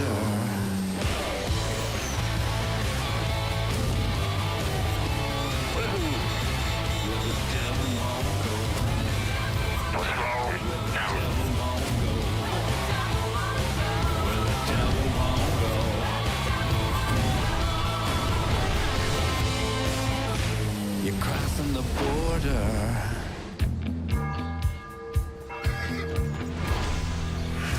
I love this town. This town is great to be in. This will be fun, seeing all the guys. One of the reasons I want to get together here is Montreal had a huge part in early ferry flying. You know, there's a big push for World War II getting all the bombers over to Great Britain. This was like the last launching ground where all the ferry pilots would take them over the North Atlantic. Basically the same route that we're doing. Really? And they said there was more dangerous flying the planes over there than actually flying in the war. Those guys are, they had balls. They had balls. Hello, ladies. And goodbye. Look at this motley crew. What's up, guys? What's up, Hey, Martin. How you doing? Good to see you. Hey, so what in the hell are we doing at this Green Hornet? Back in World War II, all of the ferry pilots used to meet here and hang out, drink beer, and then even listen to the weather before they launched over the Atlantic. I don't think they've changed the decor either since Every pilot at this table got worked over this year. Let's brief it up. Okay. No one more than Boss Corey. 60 hours of flying, every weather scenario possible. It's a learning opportunity for you. I want you to fly like you're a captain. I want you to start thinking like you're a captain. I think we're in it, boss. It's a problem. Corey is on the front lines like never before. The temperature we're at, there would be massive icing down below. Corey, pop the boots. Good time? Yeah. Okay, here they come. Boots coming on. Me. Last season, Corey was the guy in the suit, pushing the pilots to help get his new plane delivery business off the ground. I can't stress enough, guys, emergency to get this plane to the new owner. Right now, we're not sure the plane's ready. We have to get it there tonight. We don't have to do anything. This time out, it's ace pilot Pete who's got Corey under the gun. All right, Corey, what do you got? Is this gonna work? Hit with bad headwinds, Corey has to decide fast, turn back, or risk running out of gas over the North Atlantic Ocean. We said 25 knots is our max headwind component that we can do this trip. And we're at 25 knots. Well, there was a few times during that flight he said, okay, it's your decision. What are we going to do? And I really had to act like he wasn't there. Okay, if he wasn't here, what am I going to do? That it was tempting to go, what would you do? Well, I said, don't act like I'm not here. Fly like I'm not here. I'm not here. This decision's right on the line. I mean, this is the captain's job, and you gotta be right. Pete pushed me out of my comfort zone a couple of times, and it was good. I want Corey to get some exposure into mountain airports. Where the hell's the airport? Right there, Rob. And Courchevel epitomizes what a mountain airport's all about. Oh my God. That's not an airport. It's not. We're approaching the holy grail of dangerous airports. It's short. It has a huge grade to it. You're landing uphill. It's a difficult runway, difficult terrain, and it demands a lot, and I want them to see that. Just to let you know, there's a mountain right in front of them. Yeah, you gotta go right at the mountain. Courchevel is awesome. You know, the top 10 dangerous airports and all that, that's cool enough. It's just fun. It is a pilot's airport. All right, power and temperatures look good. You're at 82 knots. Correcting?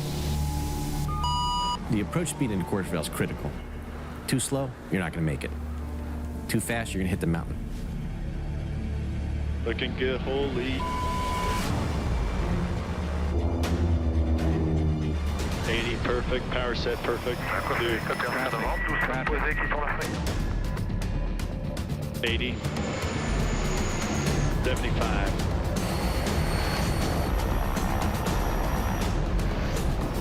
70, 65. that was awesome. Traffic. Cool, isn't it? That was insane. Dude, we're at the top of the Alps. You just landed on an uphill runway.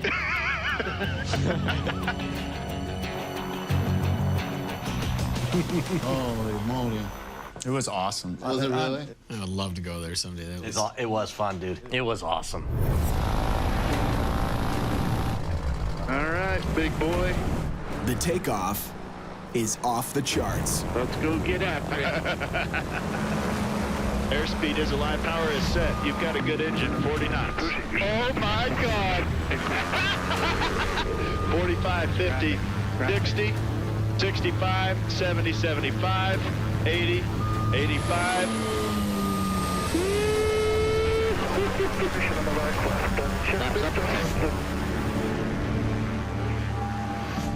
And it's just a straight drop off.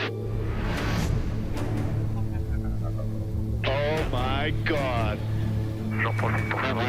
That is wild. Now that trip I learned a ton. This last year, I felt like I was a little bit more part of the group than I was the year before. But Corey's still boss man first to these guys. In this sneak peek of the season finale, It can be done. No, it can't. It cannot. Corey butts heads big time with Brad after insisting he fly slow to save money. We're pros. That's what insults me the most, is that I'm a pro. I've been doing this professionally for like 12 or 13 years. And we're being preached to by someone who doesn't even have 1,000 hours. It's not realistic to fly the plane that way. I'm sorry, I disagree. If I'm gonna lose 7 to 10 grand to do these flights. Why are you telling me 7 to 10 grand? That's a bull number. It's not true, so it's not. Whether it's, not 7 to 10 grand or 1,200, okay, but it's still 1,200 of my money. Do you want to give me 1,200 bucks? I know how to fly this thing. I don't need I'm like you. I do not tolerate that at all. I do not tolerate that. You don't tolerate what? Makes me long for the good old days. The owner couldn't contact me. It was impossible. I left. Yeah. And it's like the old World War II days. I disappeared into the haze. No radio, no contact. Do you guys need to hug? Hug it out. We're good. You know, World War II, they were signing up pilots as fast as they could. And a lot of these ferry pilots were very young, very inexperienced.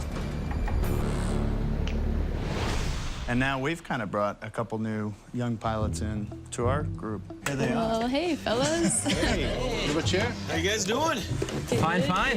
Good to see you all. Claire, what about you? Flying with the old man? A lot of the times on our trip, my dad put me under a lot of stress that I guess I wasn't prepared to handle. I mean, there wasn't any room for error, which I understood, but doing it his way or the highway was definitely how it went. Concentrate on your heading in here. Trying, it's just. I know. Just listen. When you're going through the clouds, just stare at the artificial horizon. I know, yeah. I know you know. Watch these birds. A little correction. Easy corrections. Mellow up. Mellow up. Now you're overshooting. Now you've overshot it. Go back. Dad, I've got it. You gotta listen to me when I'm trying to teach you something. Wastes a lot of gas and energy if you're flying all over the place, constantly banking the plane, flying like a drunken sailor. Not gonna say exactly. I understand, but every time prior to that, you overshot it by 6 or 7 degrees. I understand that it happens, but you have to get better at it. Well, I know, but I've got it once. I'm not stupid. I know what you said. Well, when I tell you to do so something the first time, don't argue with me. Just say, okay, That's what I'll I've try. said. You didn't try. I'll try. And don't tell me to, stop. Don't tell me anything. I know it all, because you don't know it all. You don't know hardly anything. I'm not going to get any better with you yelling in my ear. Okay, well, first of all, Dad. You learn the lesson of a good co-pilot. Just do exactly what I say, exactly how I want it done the first time, and we'll be just fine. I've heard that many times. Yep. All yours. In the Dangerous Flights finale, the pressure on Claire ratchets up. All right, Claire.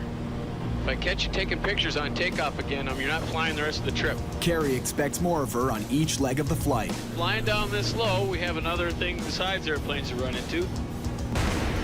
TV towers. There's just a million flight schools here and a billion students all buzzing around. This new co-pilot that I have, I understand he's very young. I haven't met the kid yet. I'm not even sure if he's out of his diapers yet.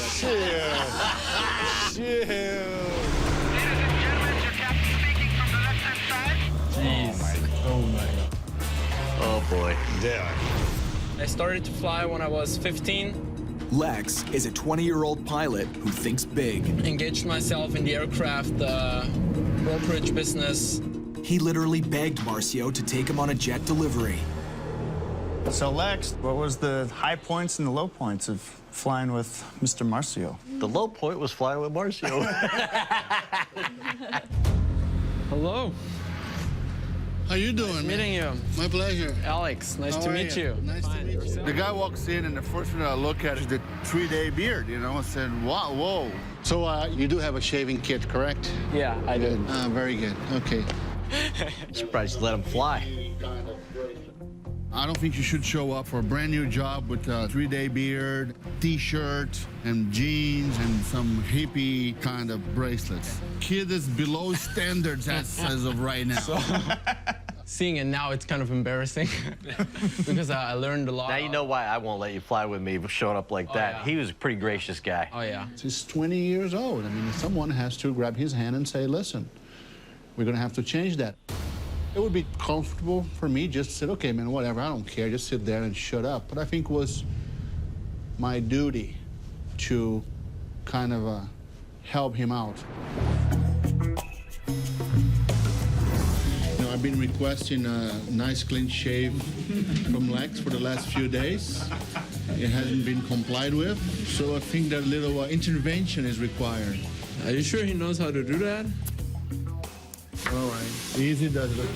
Oh.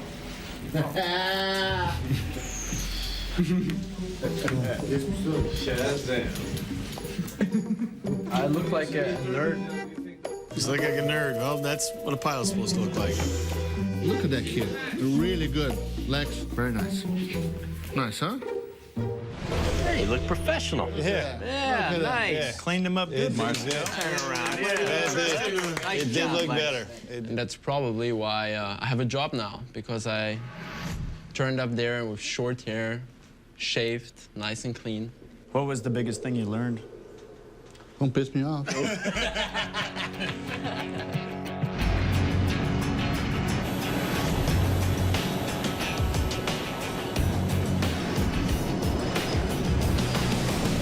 November 600 Golf Yankee, ready for descent.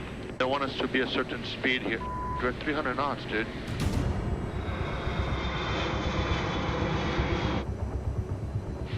The important thing you gotta keep an eye on. See, that's why I need you to have my back. I'm at 300 knots.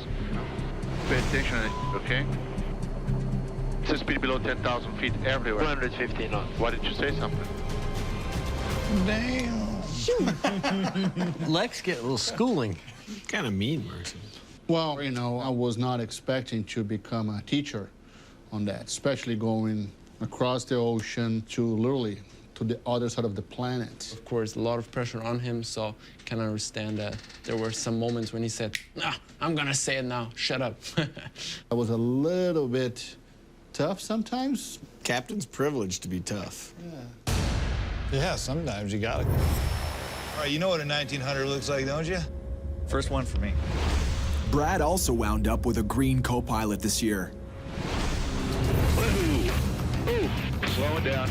Last season, he was partnered up with Pete. Go ahead, pitch this beauty up Yep, a little bit. I got it.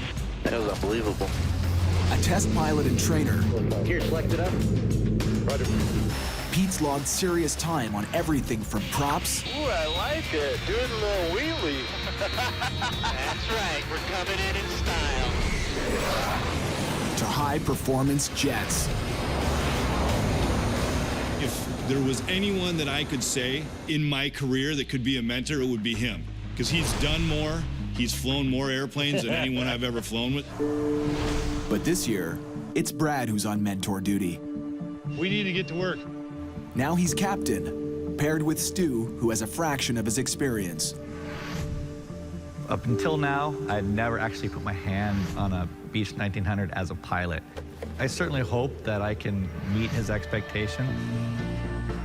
Stu is in the biggest airplane he's ever been in before. First time flying in this country. First time we're flying together. Charlie Golf, uniform whiskey. Clear to take off to 8,000. I don't think you're transmitting. Uniform whiskey squawking. What was the squawk again? 673? 734. Charlie Golf, uniform Whiskey, cleared to departure 06 left. No, we're not clear for departure. Line up runway. You gotta tighten up those radio calls. We're not clear for departure. Say again for uniform whiskey. You gotta cue your mic. Keep hitting the wrong one. There's one answer. Sorry, sir, it won't happen again. Yeah. How's going on? When you're in an aircraft that everything is forward, you're like, all right, everything kind of goes. Yeah, I hear you. Takes a step back, but it's all good. You have tons of time. See, that's what killed me. That phrase bugged me so bad. It's an excuse. It's an excuse. And I was trying to be nice, but you could see it was bugging me. It wasn't me. Yeah, it wasn't me. It was this. No. Sorry, it won't happen again. An excuse for a mistake. It's like, look, just say, I'll do better. I'll do better, right.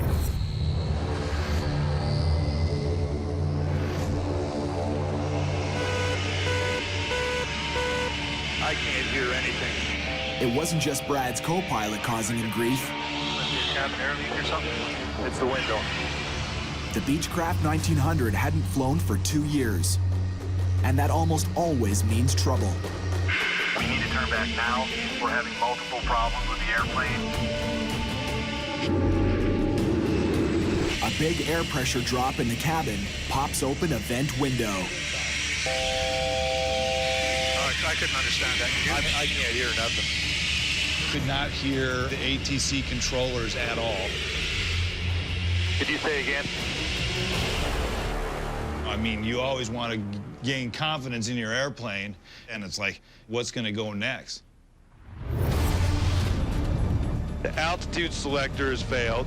Brad and Stu find out just how much more can go wrong. The de-ice boots are failed. In the Dangerous Flights finale. The prop ice is failed, and the yaw dampener has failed. So that's 6 items. You have got to be kidding. Ever wondered how pilots cope with a full bladder? Got a little problem here, Marcio. Yeah.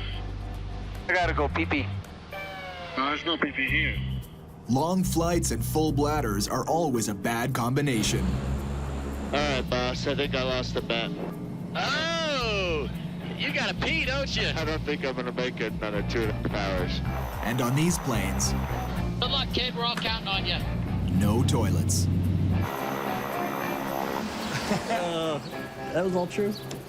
Luckily, I had a really nice captain on the trip that was flying the plane very He held it for you? Well, I asked. I even offered money, but he wouldn't. Making my way back to the VIP restroom.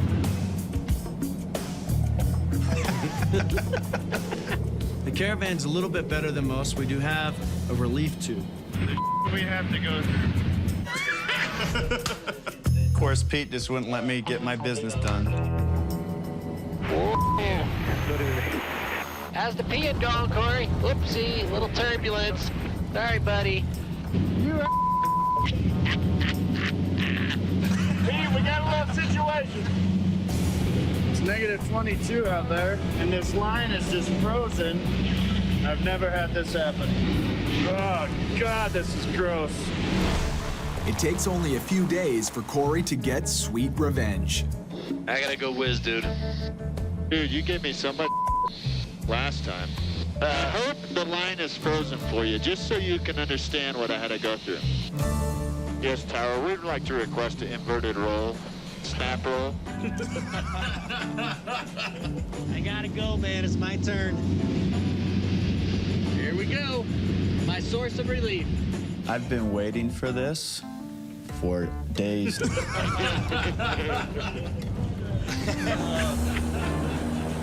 right, Junior.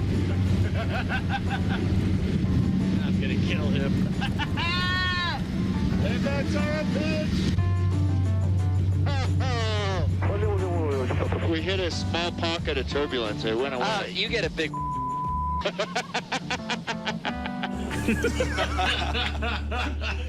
You experienced that, but he was what, 20 feet away? This guy was maybe 2.5 inches away from me. It's not that short. Well, I got my old-fashioned ferry pilot method here. Boy, we didn't have to see this come 2 Ziploc bags. Oh, the Ziploc. Oh, man. I don't like the Ziploc method. Oh, it's fine. You ready for this? Okay, too much information. I got a little shrinkage problem here, but... What the hell? It's been a while since I've had to do this. A little trickier than I thought. Oh, man.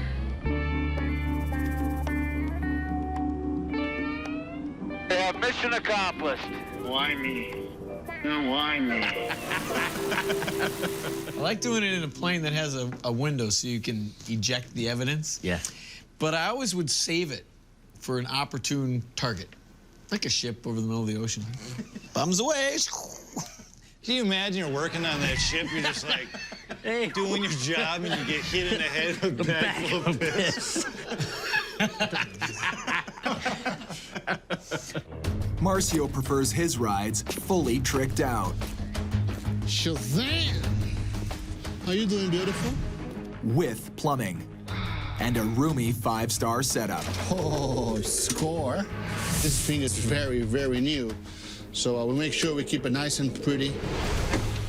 Okay, that's all you get. Oh, we got, huh? His first trip out this season Okay. put him in a single-engine sardine can. And now I'm flying this little bitty mosquito, with one little propeller going. So we'll see how it goes. Yeah, this is not a convertible. We can't fly it with the top down. Are you sure? It wasn't just the plane he had to squeeze into. This is not gonna be pretty. It's looking good. Okay. Chin way back. Okay. I think that's as good we're gonna get.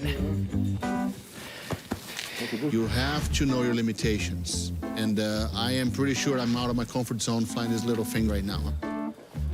Goes here, this battery right there. Marcio's instincts were bang on. Marcio, didn't you guys have some oxygen problems in the Cirrus? I'm a jet pilot, man. I don't deal with this no oxygen stuff,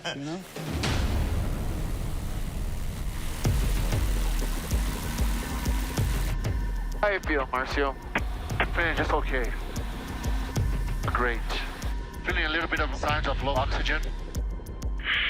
I was in bad shape.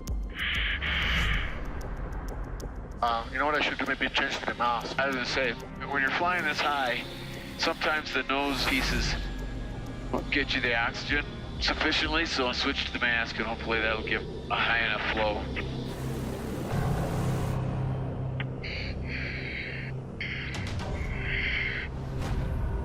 I don't know what's going on. There, I'll get it. Do you really feel it? Where's that other piece? I was panicking. I couldn't get the right tubes. Yeah, because you were deprived oxygen. And, I was switching from the nose to the mask, and I couldn't figure it out. Marcy went from a guy that's feeling just a little bit, taking that off, and all of a sudden I could just tell him you were on the verge of panic there. All your emotions, everything was going. It was like, wow, this guy is losing. And like, imagine if it happened to both of you at the same time. Oh, that would be bad. That would be if you're alone. Or if you're alone. It's hard to admit this. I was pretty scared. Without a doubt, it was the most traumatic trip of my entire 10,000+ hour career. Which made it really fun for me. You disconnected his oxygen, didn't you? In this exclusive sneak peek at our season finale, Check out the right fuel indicator. Kerry has his own heart-stopping moment. You see any fuel coming out of the right side? Nope. We've still got 389 miles to go. I'm trying not to panic in front of Claire, but I'm pretty scared. I mean, we got to have that gas. We are out of gliding range for any of these islands. Why? Why? Don't give me this crap. And that's why the country's in the mess that it's in. Flying to every corner of the planet, you meet some real characters. Hello, Andrew. How are you doing? Are you well? How are you, Andrew? How are you doing? Good to see you again. Andrew Bruce is a legend in the plane delivery world. Got some suits for us, too? Couple here. He gives advice and gear to help pilots survive the North Atlantic crossing. Well, this one I got specially for you. Jumbo! Pete and I had an experience where we met someone that was even a little bit more interesting on this last flight. Oh. Morning. They call me Polar Man. Polar Man, outstanding. Yeah. I'm Corey. Nice to meet you, Polar Man. Yeah. Awesome. So you live up here then, I take it? Yeah, I do. Cool. Dude's awesome. At one point, he grabbed up a bunch of snow and put snow down the back of his shirt. No. Yeah. Oh, take that out. What? That's cold. Right there, my balls fell off. It was so cold. Nice to meet you, Polar Man. You too. Nice to meet you, buddy. Yeah. Be good. You too. While Polar Man copes well in extreme conditions, Carrie and Claire need extra training to help them tough it out. I think this is a serious jungle. If you survive crashing here, the real test begins. You guys, have short pants, no socks. Be careful. This is the time that the snakes are concentrated on the trail. They're small but venomous. So they use this ant here as a mosquito repellent. Okay, that's kind of freaky. This is insane. You're like, I don't think so. Get me to the hotel. If you have a crash and be lost in the jungle, the animal that you should really look out of like is from the wild pig. The ones that goes in very big groups, and they're cannibals. Huh. A herd of wild pigs. This is crazy. The guide almost made it seem like once you crash there, they're not gonna find you. You have to fend for your own. So here's a couple tips, but you can't learn everything in one day. It basically was like you're dead. It was basically just scaring me, like, into making sure we didn't crash. One of the great things about being a ferry pilot is experiencing new things, cultures, especially food. Good food. That's it. Good food. Hey, welcome to my humble house. Yeah. Oh, this is a great place you got here. Nice people there. Yeah, The black is the dry meat of a whale. Uh-huh. And this is whale skin. You eat the skin and the fat? Yeah. Okay. A small blubber. Do you call it blubber? Yeah. Okay. Blubber. It doesn't smell very nice, but it tastes different. I'm a vegan, so. Now you're a vegan. Now you're a vegan. A little fresh whale skin that we're gonna have to get to. That will pass. It's rude not to taste. No, it's not. It's not an option. Just take one of those. Yeah.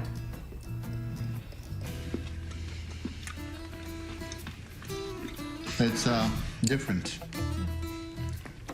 Yeah, it's different. Marcy, you don't look comfortable at all. He was not digging it. They're everywhere.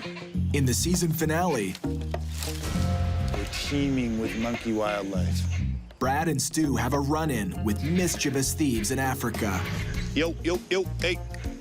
They're going after the bags. He's coming at me. I wasn't ready for that. In just 2 years, Oh, I see Africa.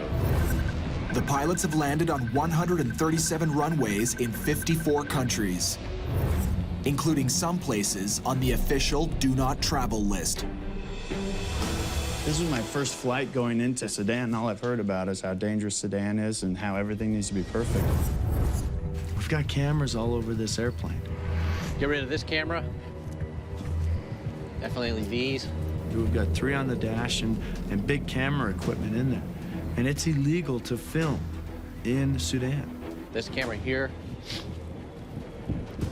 Get rid of that cam.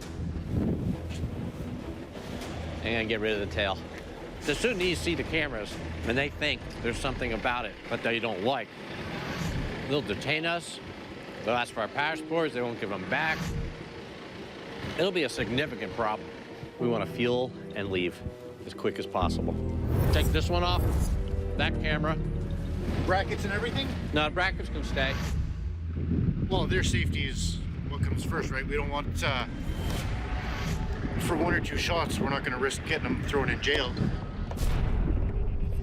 Well, this is the leg that I was most stressed about for this entire trip, even more than the ocean crossing. Well, at least up here in the desert, we don't have to worry about surface-to-air missiles. What, do we ever have to worry about that? Well, it is a country that's been torn apart by war. I just hope to God this stop goes smooth. We get down, we get fuel, and we get back in the air. Final approach course is 357. And holy here we come, Sudan. I'm not looking forward to this. Taxiway Charlie, November Tango. Okay, I'm gonna get those cameras. Cameras, you got radios?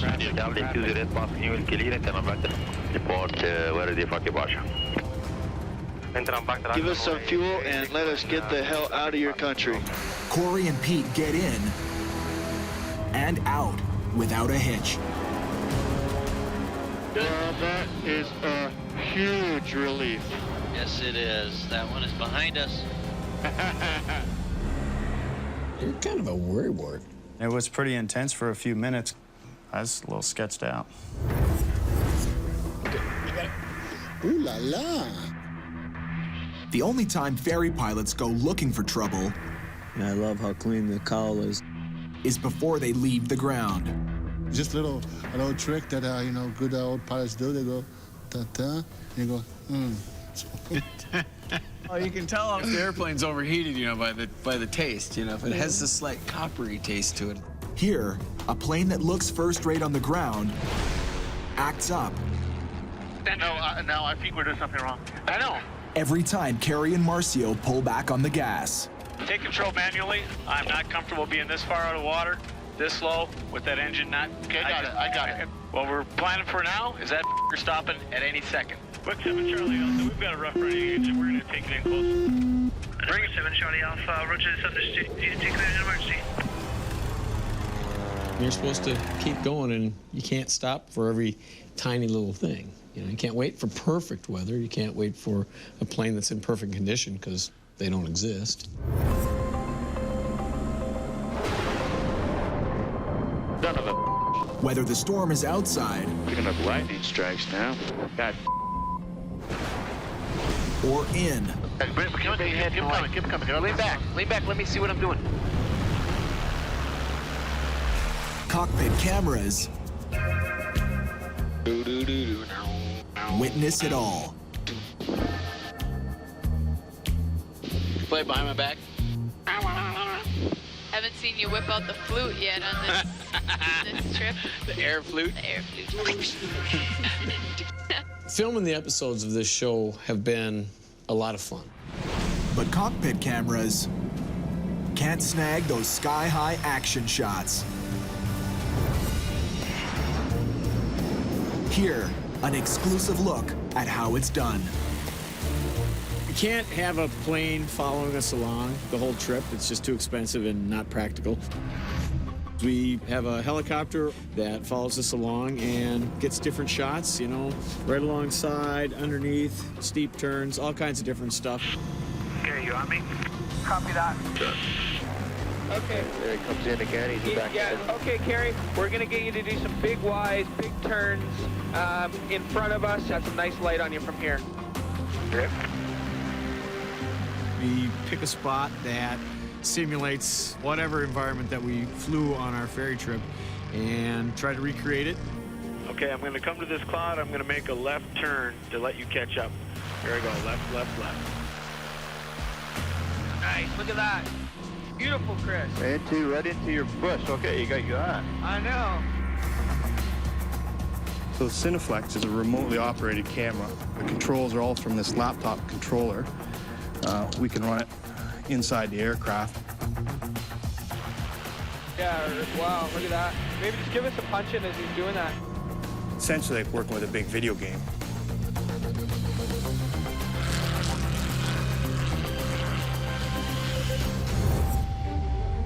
We're over land, holy. In the plane delivery business, there are plenty of 5-star views. Wow, there it is. What is it, the world's tallest building? Oh, right there.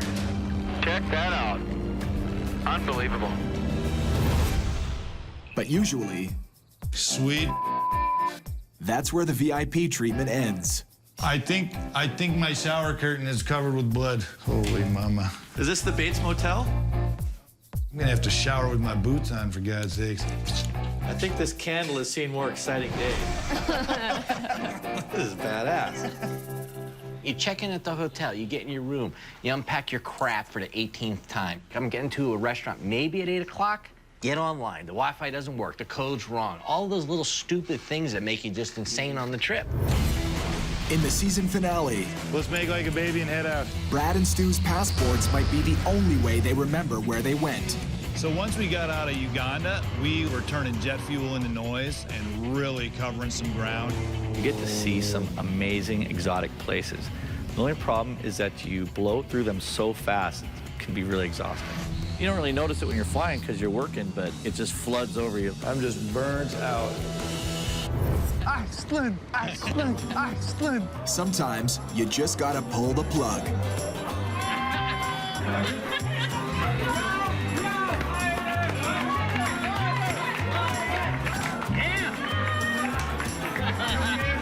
Yeah, we're not flying tomorrow.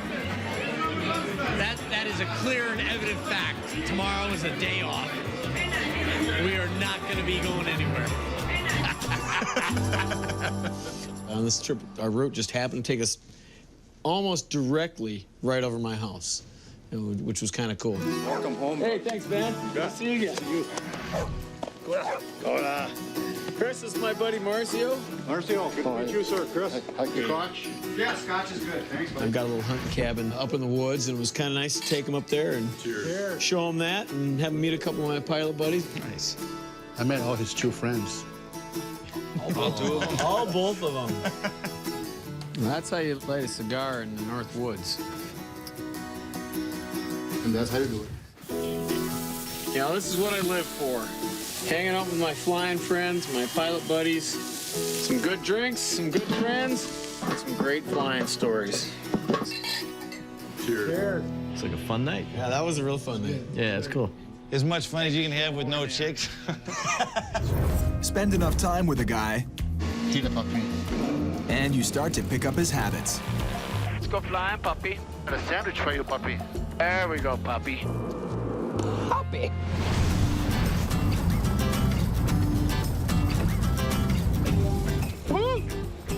Marcia drives an airplane with a propeller. I think it's bull. On the season finale, What is happening with this thing? Brad's way with words It. None of a God it. Sat on my sunglasses there. rubs off on Stu. Fell down into my ass right as I sat on. I felt it just go flat. Wait, what the are we doing here? This thing is just taking a big old on us. Dude, you're together all day long. Man, I had the best bag of gummy bears of my life last night. Holy mama. After sitting next to the same guy for 55 hours, you've covered it all. 5th grade, I kissed my first girl. This girl named Sylvia. She was like Italian. Incredible. Hey, gas, 3 green undercarriage mixture props pumps. You're really fast. 95. Watch your speed. Last year, if there was one person that was a little bit of a control freak and loved grabbing the controls, Kerry McCauley, control freak extraordinaire. You need to have your speed under control. I have a plane. He grabbed the stick from the boss during a landing.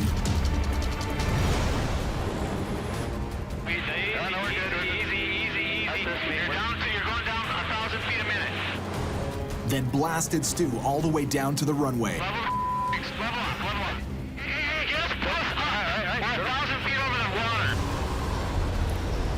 You know, when you grabbed the stick, which is the scariest feeling for me to have. You weren't correcting it fast enough for me. I wasn't going to let it go. But I was on it. I didn't think so. No, we do have to congratulate Kerry, though, because I think he's done much better this year. make the runway from here. We're 500 and Have 100 knots, okay? Just be careful. all right. Your power, your airplane. Carrie is starting to cut in the umbilical cord. It's time.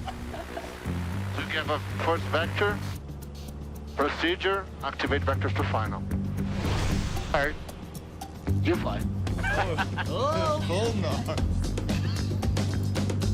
I'll keep my hands in my lap if at all possible.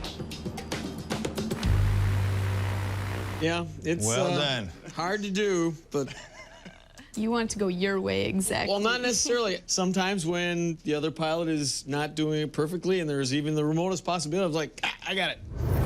An even tougher test for Carrie So, Claire, what do you think? You ready to land the big old beast? Get at me landing. was Claire's first landing in a plane she's not used to. Trust issues. Trust issues, big time. Because no one can do it as good as I can. Put some power in. You're gonna need power. Pull back just a little bit to get our speed. Give it just a little bit more gas. Don't let it sink. Come on. Put your hand on the throttle.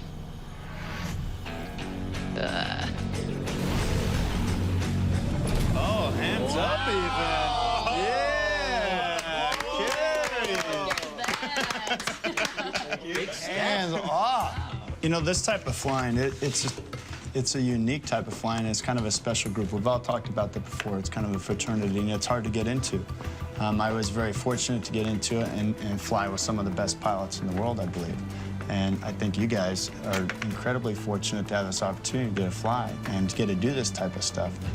Absolutely true. Definitely, I feel very fortunate just to even sit here with you guys, have a couple beers, and hear all your awesome experiences. And I've had one of my own so far, but hope to have plenty more. You guys are very inspiring. And awesome. And awesome. We are incredible. Very awesome. Well, I'd like to thank all you guys for helping my business, helping me as a pilot, and just being here. Here's to many more flights. All right, cheers to that. Cheers to that.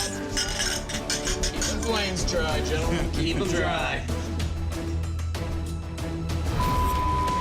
This is next time on the season finale of Dangerous Flights. Where are the tickets?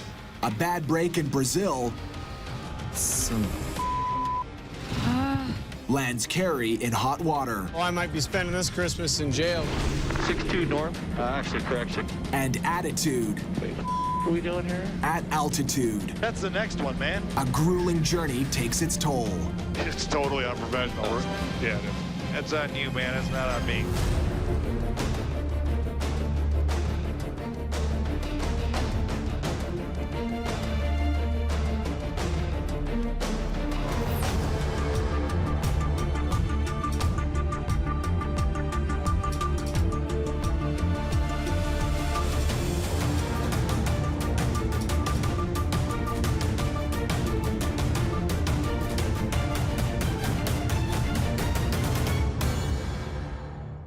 This time on Dangerous Flights, Pretty bumpy. a rocky landing, Keep a little extra speed, help us battle this turbulence. Aren't we sinking kind of fast? It's not realistic to fly the plane that way. blasting the boss, It can be done. No, it can't. Dude doesn't know what he's talking about. and running on empty. We've still got 389 miles to go. Let's roll. I was speaking thunder for the ring keep falling. There we go. All sounds to rumble. Are you kidding me right now?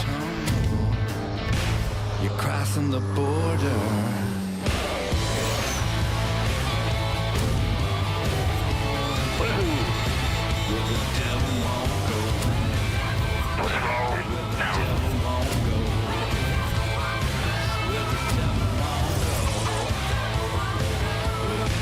You're crossing the border. Police Federal. Federal Police? An escort by gun-toting federales This is bad at any time. Your passport, please. But a Christmas Day snafu has Carrie and his 18-year-old daughter Claire in the legal crosshairs. They hear there's no customs today. No, today it's Christmas, right? Yeah. This is the last stop in Brazil before we leave the country completely, and customs is mandatory. Customs office was closed because it's Christmas, and there's no way to get a hold of them. They're not even answering the phone. See you tomorrow. So you're leaving the country, right? We're trying. They don't have any personal friends of yours. You couldn't maybe call them so we could keep going? Normally when I'm dealing with immigration, I try to turn on the charm, lighten the situation up, but that wasn't working today. This guy was not cracking a smile. Where are the tickets? When you enter in Brazil, they gave you a ticket, right? Where are the tickets? Got yours, Claire? Now you're gonna embarrass me, Claire, because you whipped yours right out. It's gonna take me 10 minutes to find mine. When you come into Brazil, you get a little slip of paper that you fill out for customs, and you can't lose that. So put it in here. I just saw it. What did I do with that?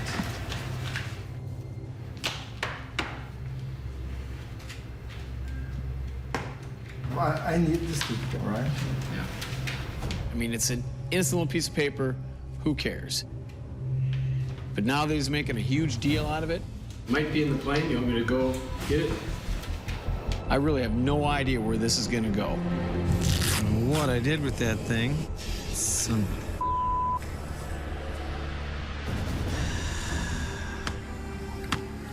What did I put there? Yep, he's always telling me, make sure you don't lose this. And he said that about this paper, and he's the one that lost it. Son of a... If I don't find this thing, I don't know what this guy's gonna do. I do not have it.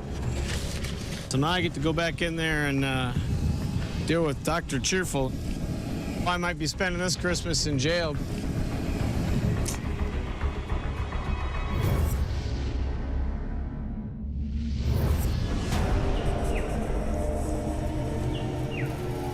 Still don't have my passport. My wallet's not in there. Brad's on his own search and rescue mission. Brad's luggage has been removed from his room. Everything is just sitting in front of the hotel, and his passport's missing. That passport is gone. I'm pissed, man. Excuse me, could you tell me why someone went into my room and took all my stuff and packed it? If I don't have my passport, I'm doomed. I'm stuck here. My wallet's gone. All my credit cards, I have no cash. 21. I don't want my stuff back in my room. I'm leaving now. Where's my passport? Okay. Thank you. They put his passport in a shaving kit. Here's my wallet. Did you do an underwear count yet? Dude. But it was pretty funny. What's the word? Internet connection's a little slow here. Well, Corey is connected online, so I'm gonna call him. I'm just gonna give him a heads up about a couple things. With the boss 8 time zones away, Hey, Brad, what's going on? Brad makes sure to let him know the client's plane is still in one piece. What's up, dude? We finally made it to Malawi. We finally got released from South Africa. How's the plane checking out? The plane is totally excellent. The bugs are worked out. Good. Hey, I just wanted to talk to you. On this flight, I had to bid it with Very little margin because there was a lot of people bidding on it. that plane needs to be ran in economy settings. So we burned the least amount of fuel possible. Corey's asking them to fly like Sunday drivers. Every dollar counts. He's asking us to pull back the power to almost an unflyable setting. Brad knows this already. He knows 99% that's wrong. All right, we'll do our best. But really the only way to prove it is to do it. So he said, okay. Okay, cool, man. Talk to you guys later. I have never, ever seen a 1900, even at 25,000 feet, burn that little gas. You have so much time in this thing that I would just defer to your expertise. We'll try it. We'll do an experiment, and we'll see what happens. So tracks are on, belts are on, brakes, prop levers are forward, battery doors are up, fuel's balanced, insufficient, engine anti-ice up, and off the brakes. Here we go. Pause the brake.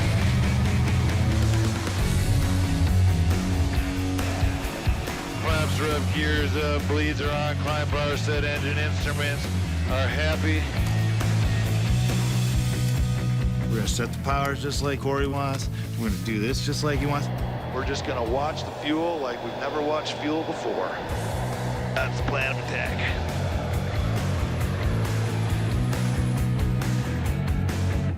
Oh, shoot. But look at our ground speed. We are growing. It slows down so slow. It slows down to the speed of like a little two-seater Cessna. We're hanging off the prop in the air. 130 knots. Normally that's between 240 and 270. We're sitting still in the sky. We're not even moving. 100 miles an hour slower. So we're gonna fly an extra 2.5 hours today. And they're only a couple thousand kilometers into their 20,000 kilometer flight in the Beech 1900. They still have to burn through 2 continents and fly over the freezing Atlantic to meet their deadline in Western Canada. To put it bluntly, Corey's wrong and I'm right. And I'm not gonna give in. It's not happening. Have power, go ahead. They decide to ignore Corey's orders. But now, None of them. more trouble. Prop de-ice has failed, and the boots are failed. What does that mean for us? We got to avoid icing. We're going to. We gotta avoid icing, but we're going to Iceland. What the? Now, for some reason, the yaw dampener's kicking off. What is happening with this thing? Message altitude fail. God, I can't believe it is all broke, man. I think I put too much faith in this old pig. The altitude selector has failed. The de-ice boots are failed. The prop ice is failed. And the yaw dampener has failed. So that means somewhere inside this plane, something's broken that's screwing all this stuff up. Those are the signs that lead to an accident.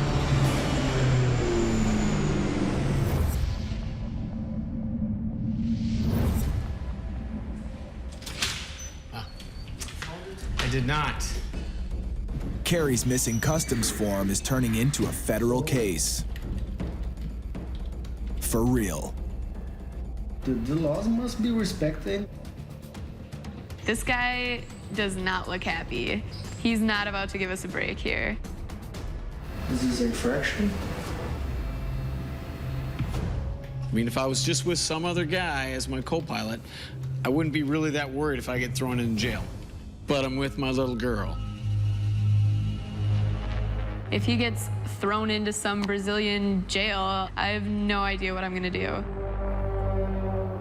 At 25 days of this month, in this city, Boa Vista, verified that Carrie David McCauley, the moment of the leaving, don't show the card control. He's got the look on his face like, I'm going to jail.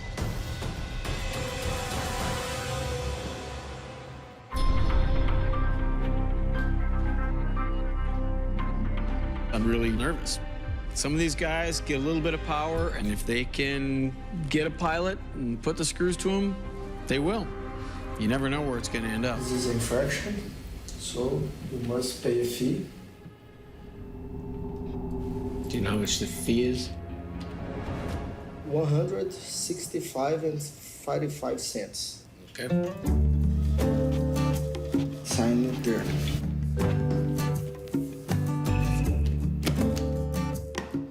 That's it. Okay. Carrie's a free man, Do you know any good hotels in town? But their plan to spend Christmas Day in the Caribbean, Well, maybe Ipana. is a bust. Merry Christmas. Merry Christmas.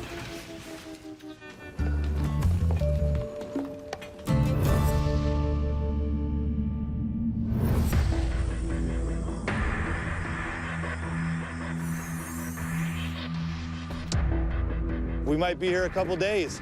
There's some issues. We had 6 failures on the way here, so 6 too many. 6 too many, and a couple pissed off, frustrated pilots. Brad and Stu are facing a delay they can't afford. The plane's broke. Barely out of the gate, only Brad has the certification to fly the 1900, and it's about to expire. So if the plane is not delivered by the last day of this month at midnight, the plane sits where it sits. Check it out, there he is. T-Bone, baby. But their luck is about to turn. Man, oh man. I never thought I'd see you in Africa again. What is up? How's it going, dude? One of the coolest parts about this job is you step off an airplane anywhere in the world and you see an old friend. 5 years probably since we've been in this country together. 5 years. Oh my God. Oh, I'm totally psyched to see T-Bone. I stepped off the plane in Sudan like 7 years ago, totally green, and he took me under his wing and taught me how to fly in Africa. He never flown in this part of the world before. I kind of show him, you know, how people are here. You know, we're talking about Africa. Things are really, really tough here and complicated. We're all busted up, man. We can go back in the hangar, see if there's anybody there that can help you. Maybe they can do something about it. In Africa, it's not what you know, it's who you know. What's up? Any of you guys work on 1900s? Yeah. Yep. We got this 1900. All this stuff just failed. Would you guys be willing to freaking take a look at it? Sure. Oh, cool. If it would have happened anywhere else, we'd probably still be sitting there. We would have been dead in the water. But we just so happened to have friends of ours to introduce us. It worked out good. Hopefully he'll have a diagnosis or a fix in an hour or two, you know? Pilots think if they hang over a mechanic's shoulder that it magically gets fixed faster, and that's just not how it works.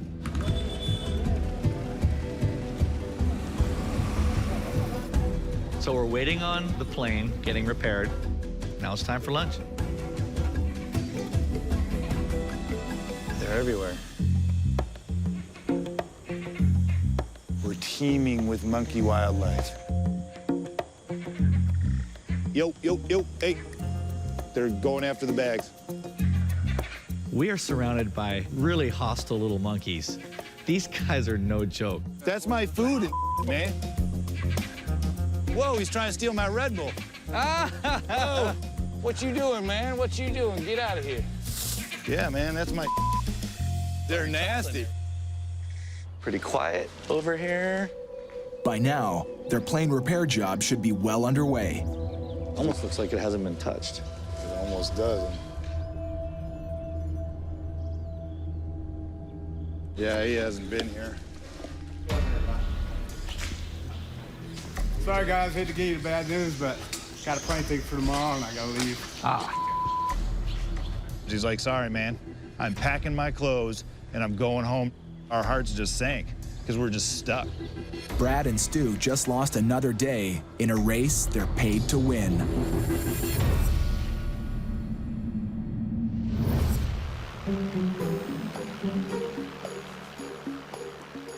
You just stay sleeping, Claire. It'll be a Christmas miracle. You know, if I can't give Claire a Christmas at home, at least I can bring Christmas into the cockpit. Claire, Merry Christmas, Claire. Oh my gosh. That's awesome. Kind of looked like we were gonna miss Christmas, so I thought I'd add a little Christmas cheer. I even got one for you. Thanks, Dad. You're welcome, Claire. Merry Christmas. Merry Christmas. The guns. Oh yeah, double gun. Claire's been a real trooper on this trip. I think she deserves something very special this Christmas. So I decided to get her something you can't buy at the mall. How about this, Claire? For your Christmas present, I'm giving you the entire Caribbean island chain. Any island you want to go to, we're going. What? Who gets to do that? Just choose any island. And probably one of the coolest, most unique Christmas presents I've got. I would hope so. Having conquered the Amazon jungle, a little Caribbean recharge comes just in time. Next, it's the final big push to delivery in North Carolina. Okay, Claire, here's the first island in the chain that you can choose from. What do you think of this one? Not very many beaches. So that's a no on this island. Okay, on to the next. This island has a great big huge town. It's a little industrial for my liking. Farms and like stuff. Your island does not meet Claire's specifications. Sorry. Sorry. Try again. This island looks pretty damn bitchin'.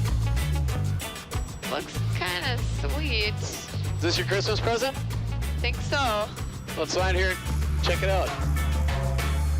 Nevis. Never been to Nevis. 31655. Season greetings. Hello. Good. How about you? Thank you. Well, we were just flying by and saw this beautiful island, so we need to stop This is the place to be. There's sunshine on the other side and a little rain, and it's only a cloud passing. It's only a passing cloud. That's what we say here.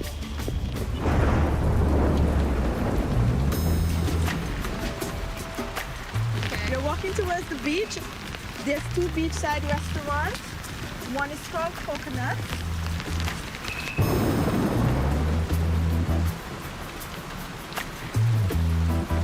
I was hoping for some sun. That's all I wanted, just beach in the sun, and this is far from it.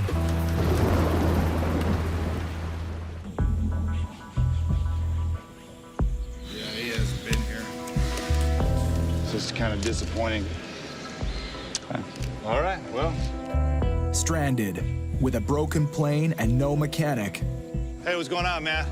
Brad and Stu scramble to find a replacement. Can we freaking muscle you into maybe taking a look at our plane? Yeah, I think we could probably do it. Tell us what you guys want. We'll make it happen. You got by the short hairs right now. Yeah. The mechanic and the electrician came to help us and did so much for us, really for nothing in return. That's right in the back here. This fuse right on the end that was popped. There's a little tiny fuse. So, I mean, literally, pull it out, put in a new one, fixed. Everyone else is good. Something so small, wrecked everything. And we'll close this up. Let's make like a baby and head out.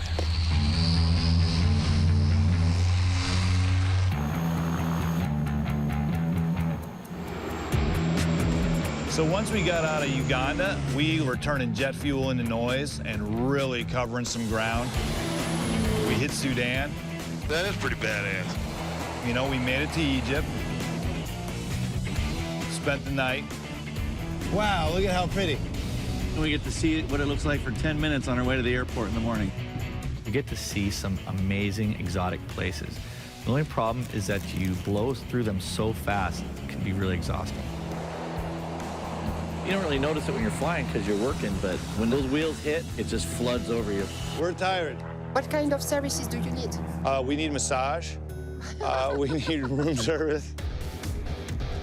We just traversed the entire continent of Africa in a couple days and some of Europe.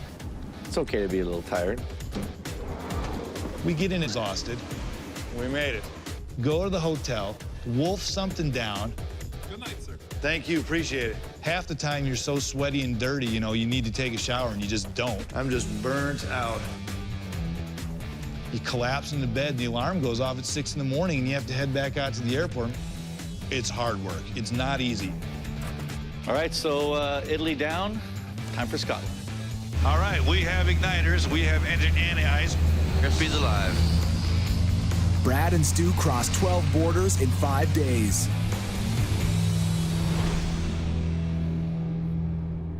We're having some real issues. But to boss Corey, they're going rogue.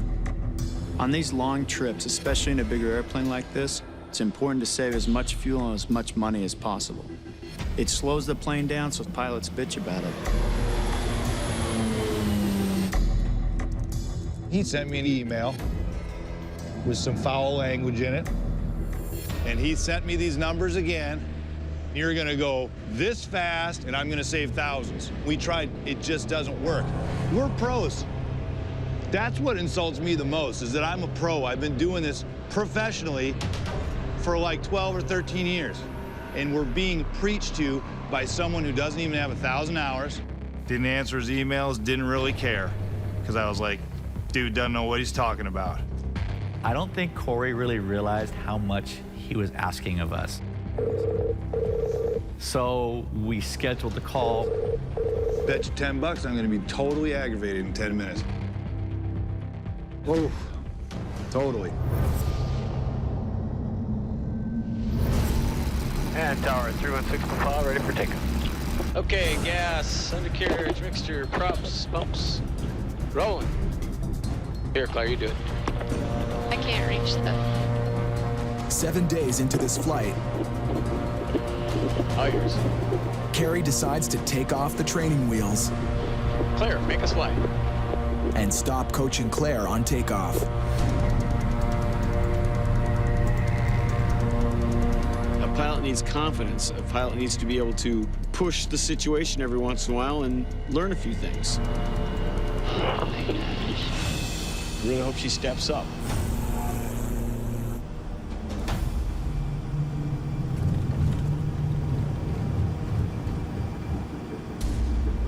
And tower 316.5, could we do a left turn over the harbor? Left tower visible. Thank you. Okay, let's take us over that sailing ship there, Claire.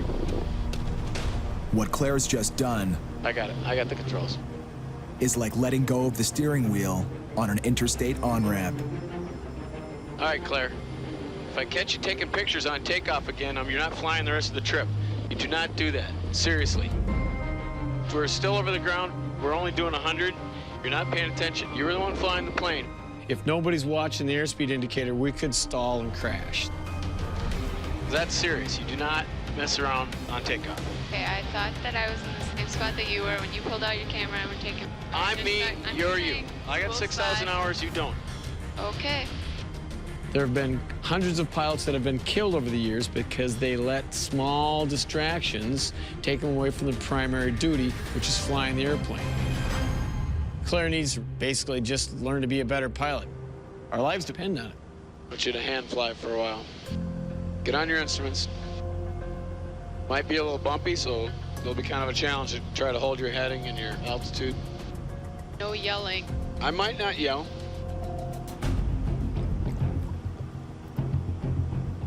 There's a 50-50 chance I won't yell.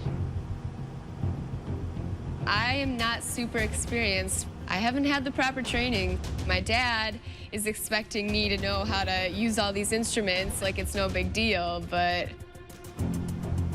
Practice your scan, and no more than 5 degrees off your heading.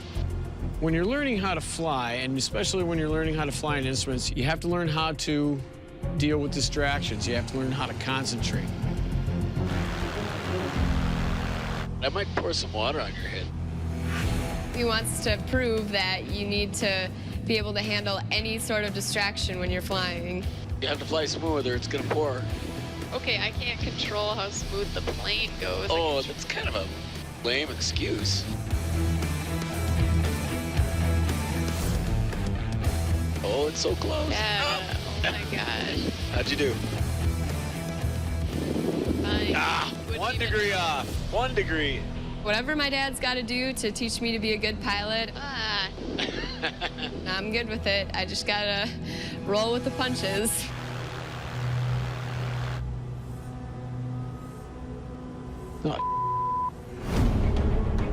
Huh. Check out the right fuel indicator.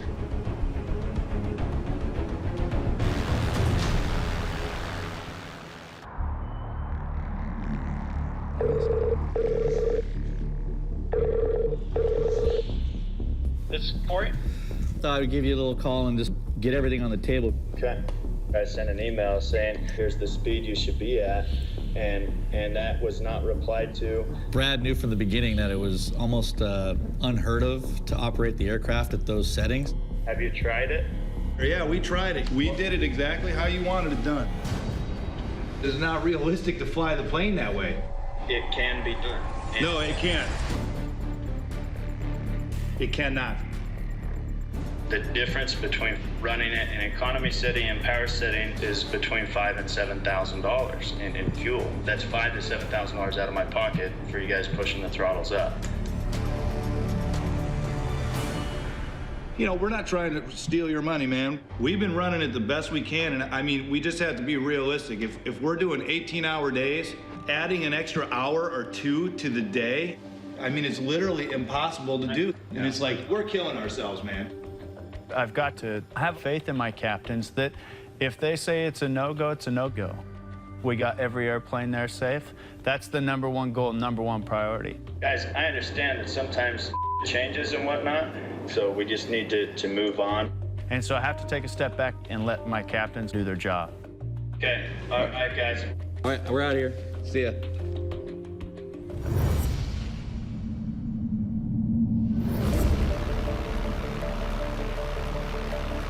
Check out the right fuel indicator. With a gas tank pinned near zero. You see any fuel coming out of the right side? Oh. And water for a runway. We've still got 389 miles to go. Carrie and Claire need to find out what's sapping their fuel. I'm gonna bank hard right, because sometimes you can't see what's right directly behind you. I want you to look back behind her tail as much as you can. See if you see a stream of fuel or anything coming out the back. Oh. Okay, I'm gonna look out my side.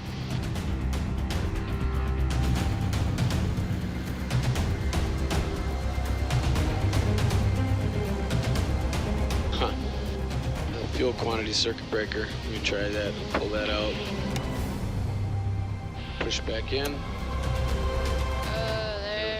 There we go. Made me a little work, because it hasn't done that before.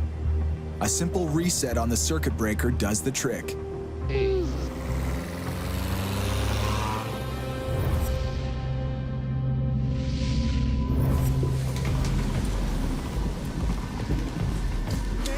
Thank you.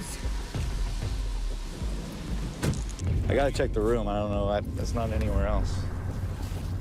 Hi, this is Stu Sprung. I was wondering if someone can go up to my room and see if I left my passport somewhere.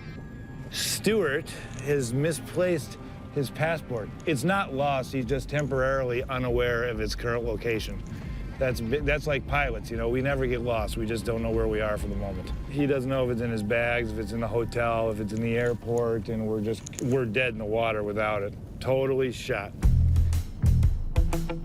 Prospect of losing my passport and not being able to move forward is very stressful for me. Can you hold this and listen to it for a second? Just Sure. Hold on, I'll pull the thing out and start looking.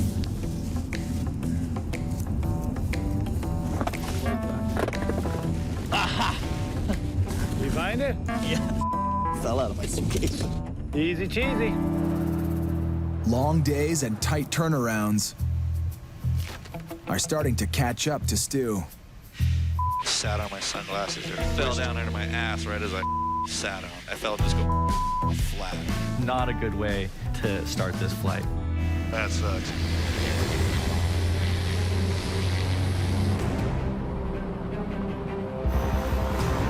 Eight hours later, they're closing in on Greenland.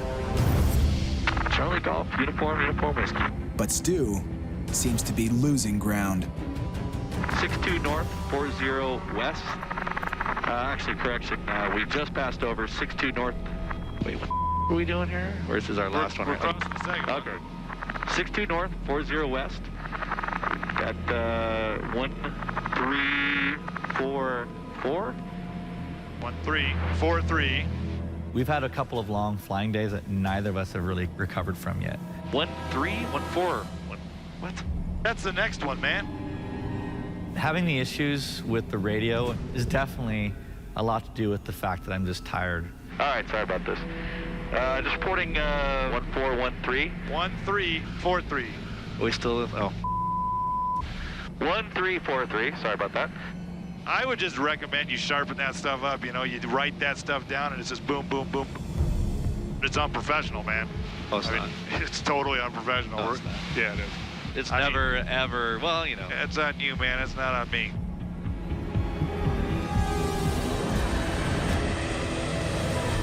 Charlie Golf, uniform whiskey, B180-1433. And next, Bravo Golf, Bravo Whiskey, same time. So that one was better, except we're a beach 190, not a beach 180. I said did I say 190? I said 180. It was awesome. Stu is slow off the mark today. And Brad's been quick to point it out. Oh, settle down. 1800, 1900, who cares? I'm sorry, man. Man, I had the best bag of gummy bears of my life last night. Holy mama. It was like a flavor explosion in my mouth. Now it's not tension infecting this cockpit. They were freaking fruity. It's cabin fever. After sitting next to the same guy for 55 hours, you've covered it all. I love this big wheel so much. That was my pride and joy. I never had anything like that in my whole life. And someone stole it. They stole it. Someone stole it. You've covered every topic. 5th grade. I kissed my first girl. This girl named Sylvia. She was like Italian. Incredible. This experience with Brad, I basically gained a new friend for life. You want half? I brought this for both of us. No? All you. I deliberately brought it to give you one of them. I enjoyed one last night and I didn't share with you, so you enjoy yours today. Now I see how you are.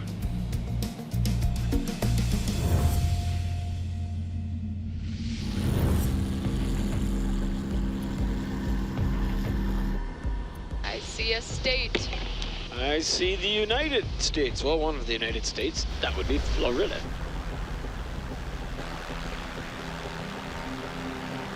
Okay, gas, undercarriage, mixture, props. I have the runway. Okay. Vision height. Thank you. You'll be next behind the traffic on file.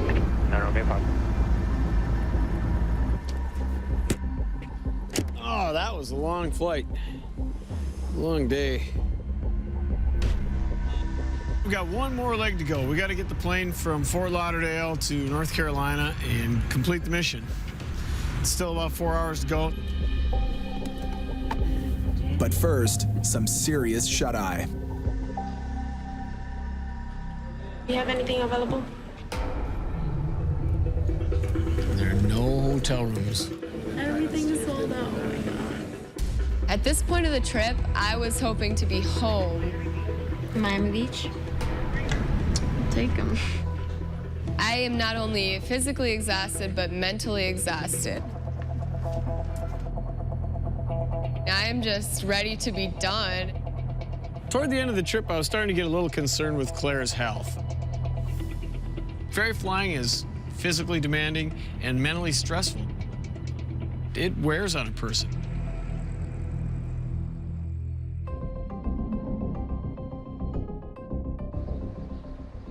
A lot of challenging weather up there. Icing and turbulence and low ceilings for the final leg. 8 days into their 9,000-kilometer journey, We're so close. Carrie and Claire face one last push to deliver the plane. Huh. Yeah. That's new. I've never seen that before. But the merchandise is damaged. Something has kind of come loose inside the rubber. The propeller's heating system, which melts ice on contact, could be shot. And with it like that, now I can't really trust it. We can't risk getting anywhere near icing. We're gonna have to stay below the clouds. Remain below 1,000 feet. Here coming up. Carrie and Claire have to fly low to avoid ice. When you're ferrying an airplane, you don't have the luxury to make sure every teeny tiny thing on the plane is fixed. You gotta deliver the airplane. Silver Range 2041, Fort Lauderdale Tower, traffic on a 5-mile final. 210 on the heading, 27 right, clear for takeoff, silver ring. But flying low puts them in the thick of Florida's busy airspace. There's just a million flight schools here and a billion students all buzzing around. There are over 9,000 planes crowding the Florida skies today. November 16 Papa, traffic 12 o'clock, less than a mile. Helicopter, Sheriff's Helicopter 900. You watch your altitude and heading, I'll watch for the helicopter. Carrie and Claire need to stay sharp. November 16 Papa, you still not have the traffic in sight, head to your right. All right, 26 Papa, traffic. Flying down this low, we have another thing besides airplanes to run into. TV towers. It. Yeah. Keep our eyes outside the cockpit. November 3 and 6 Papa. Pilots are supposed to report before they enter new airspace. Yes, sir. We're level at 1,000 feet. On course heading 355, just transition. It's how air traffic control keeps the skies from turning into one big collision course. Bonanza 316 Papa, you need a call before you enter the Class Delta airspace, not after you do. Roger, we've been given a heading from executive. Sorry. Well, you still need a call before you get in my Class Delta. Good day. This last 4-hour leg of their journey 16 Papa, proceed due north. is turning into a real bear.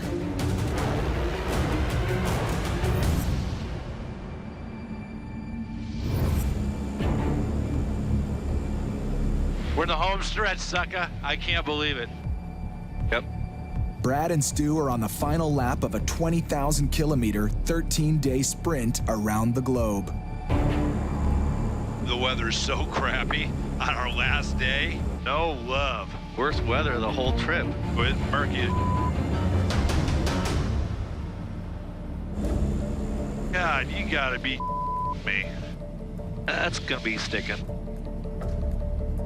It is gonna stick. We got some clear ice built up on our wings. A buildup of ice can mess with the airflow over the wings You can see the big white line on the front of the wing. and turn an aircraft into an anchor. I'm gonna blow the boots. De-ice boots are supposed to inflate and crack the ice off. That master warning. Bleed air fail.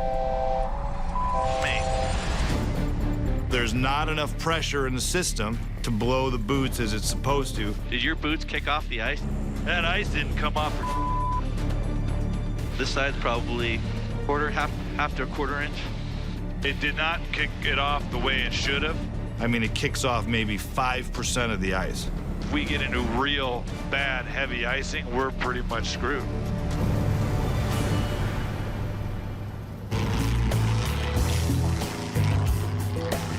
Hey, see those towers? Yep. For Carrie and Claire, flying low to avoid icing Don't hit those. means they face more obstacles than an NFL running back. Aye, aye, Captain. Right now, Claire's at the controls. There you go. Now you are getting the right tone. If you had a little cap, you'd want to doff it like this to me, like, hey, Cap. Don't push it. Okay, airport's over there. Let's slow this baby down. Aren't we sinking kind of fast? Nope. Okay, gear coming down. Okay.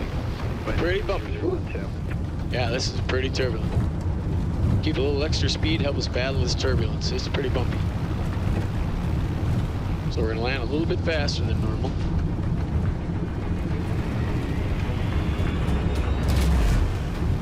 All right, good job. All right, Claire. Yeah.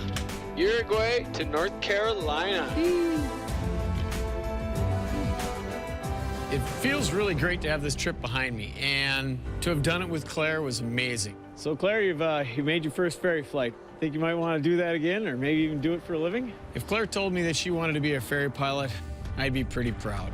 I'd do it again, but I'm too young to decide what I want to do. I mean, I don't even know if I like black olives yet, you know?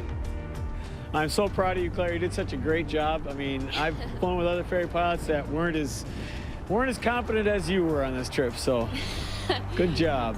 I think that my dad's perspective on me has really changed as he watched me step up to the plate on this trip. In the end, I think I'm not just his little girl anymore. He can look at me as a co-pilot. Double guns. Double guns. Let's go home.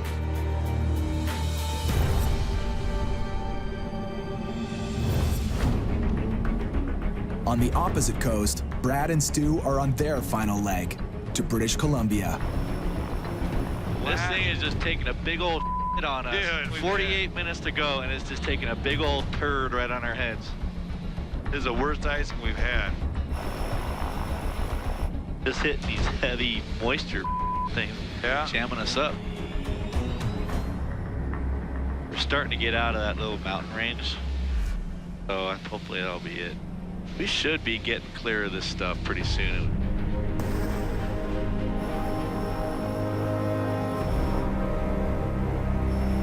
Ice is starting to fall. Yeah, it's breaking up. The wings are finally starting to clear up. Right base to final for runway 19er. Flaps coming in, gears coming in, props coming up. Cool. Made it. Nicely done. All right. Clear to bed. We made it. How's it going? Yeah. Oh my goodness, we made it. Good to see you, bud. My ass is just sore. Yeah. Just so many hours in the seat. Hey, what's going on? Well, we finally made it. Well, that was a hell of a trip, man. It was. It was a good flight, but I'm pretty much done with that plane. I don't want to see a 1900 for another month. Well, I appreciate all your hard work. I mean, I know we had some issues, but at the end of the day, we got the plane there. You guys are all safe, so job well done, man. Yeah, we're golden. Okay, dude, talk to you soon. All right, see you. A lot of pilots would never even attempt to do what we do. Dude, it is crazy out there. It's unlike anything else. We'd die from hypothermia by the time anyone got. The real question is who's gonna eat who first. We met some neat people. Polar man, outstanding. No, that's cold. Some new experiences. So what is this Seal again? stuff. Seal juice. It's hard to explain how happiness just invades your body. Woo! Marcia drives an airplane with a propeller. You'll say, okay, I did this. That's about time, my brother. Oh, that's crazy. Who gets to do this? I see why I'm a ferry pilot, Claire. I do. I see it. It's really cool for him to watch his little girl turn into a ferry pilot. You're 10 degrees I'm off trying heading. to deviate from this huge cloud. Okay, then. On a couple of trips, I'm gonna be the one in the back sleeping. Bring it on. I'll take it. Oh my God. These are very dangerous flights. We have to face all kinds of different challenges. Slowly, slowly, slowly. Cool. Dude, did it. We did it and you did it, man. Shazam for one last time. We are here. Jump again. Beautiful. We did it. Where's Dan Yuki? Landing from my club.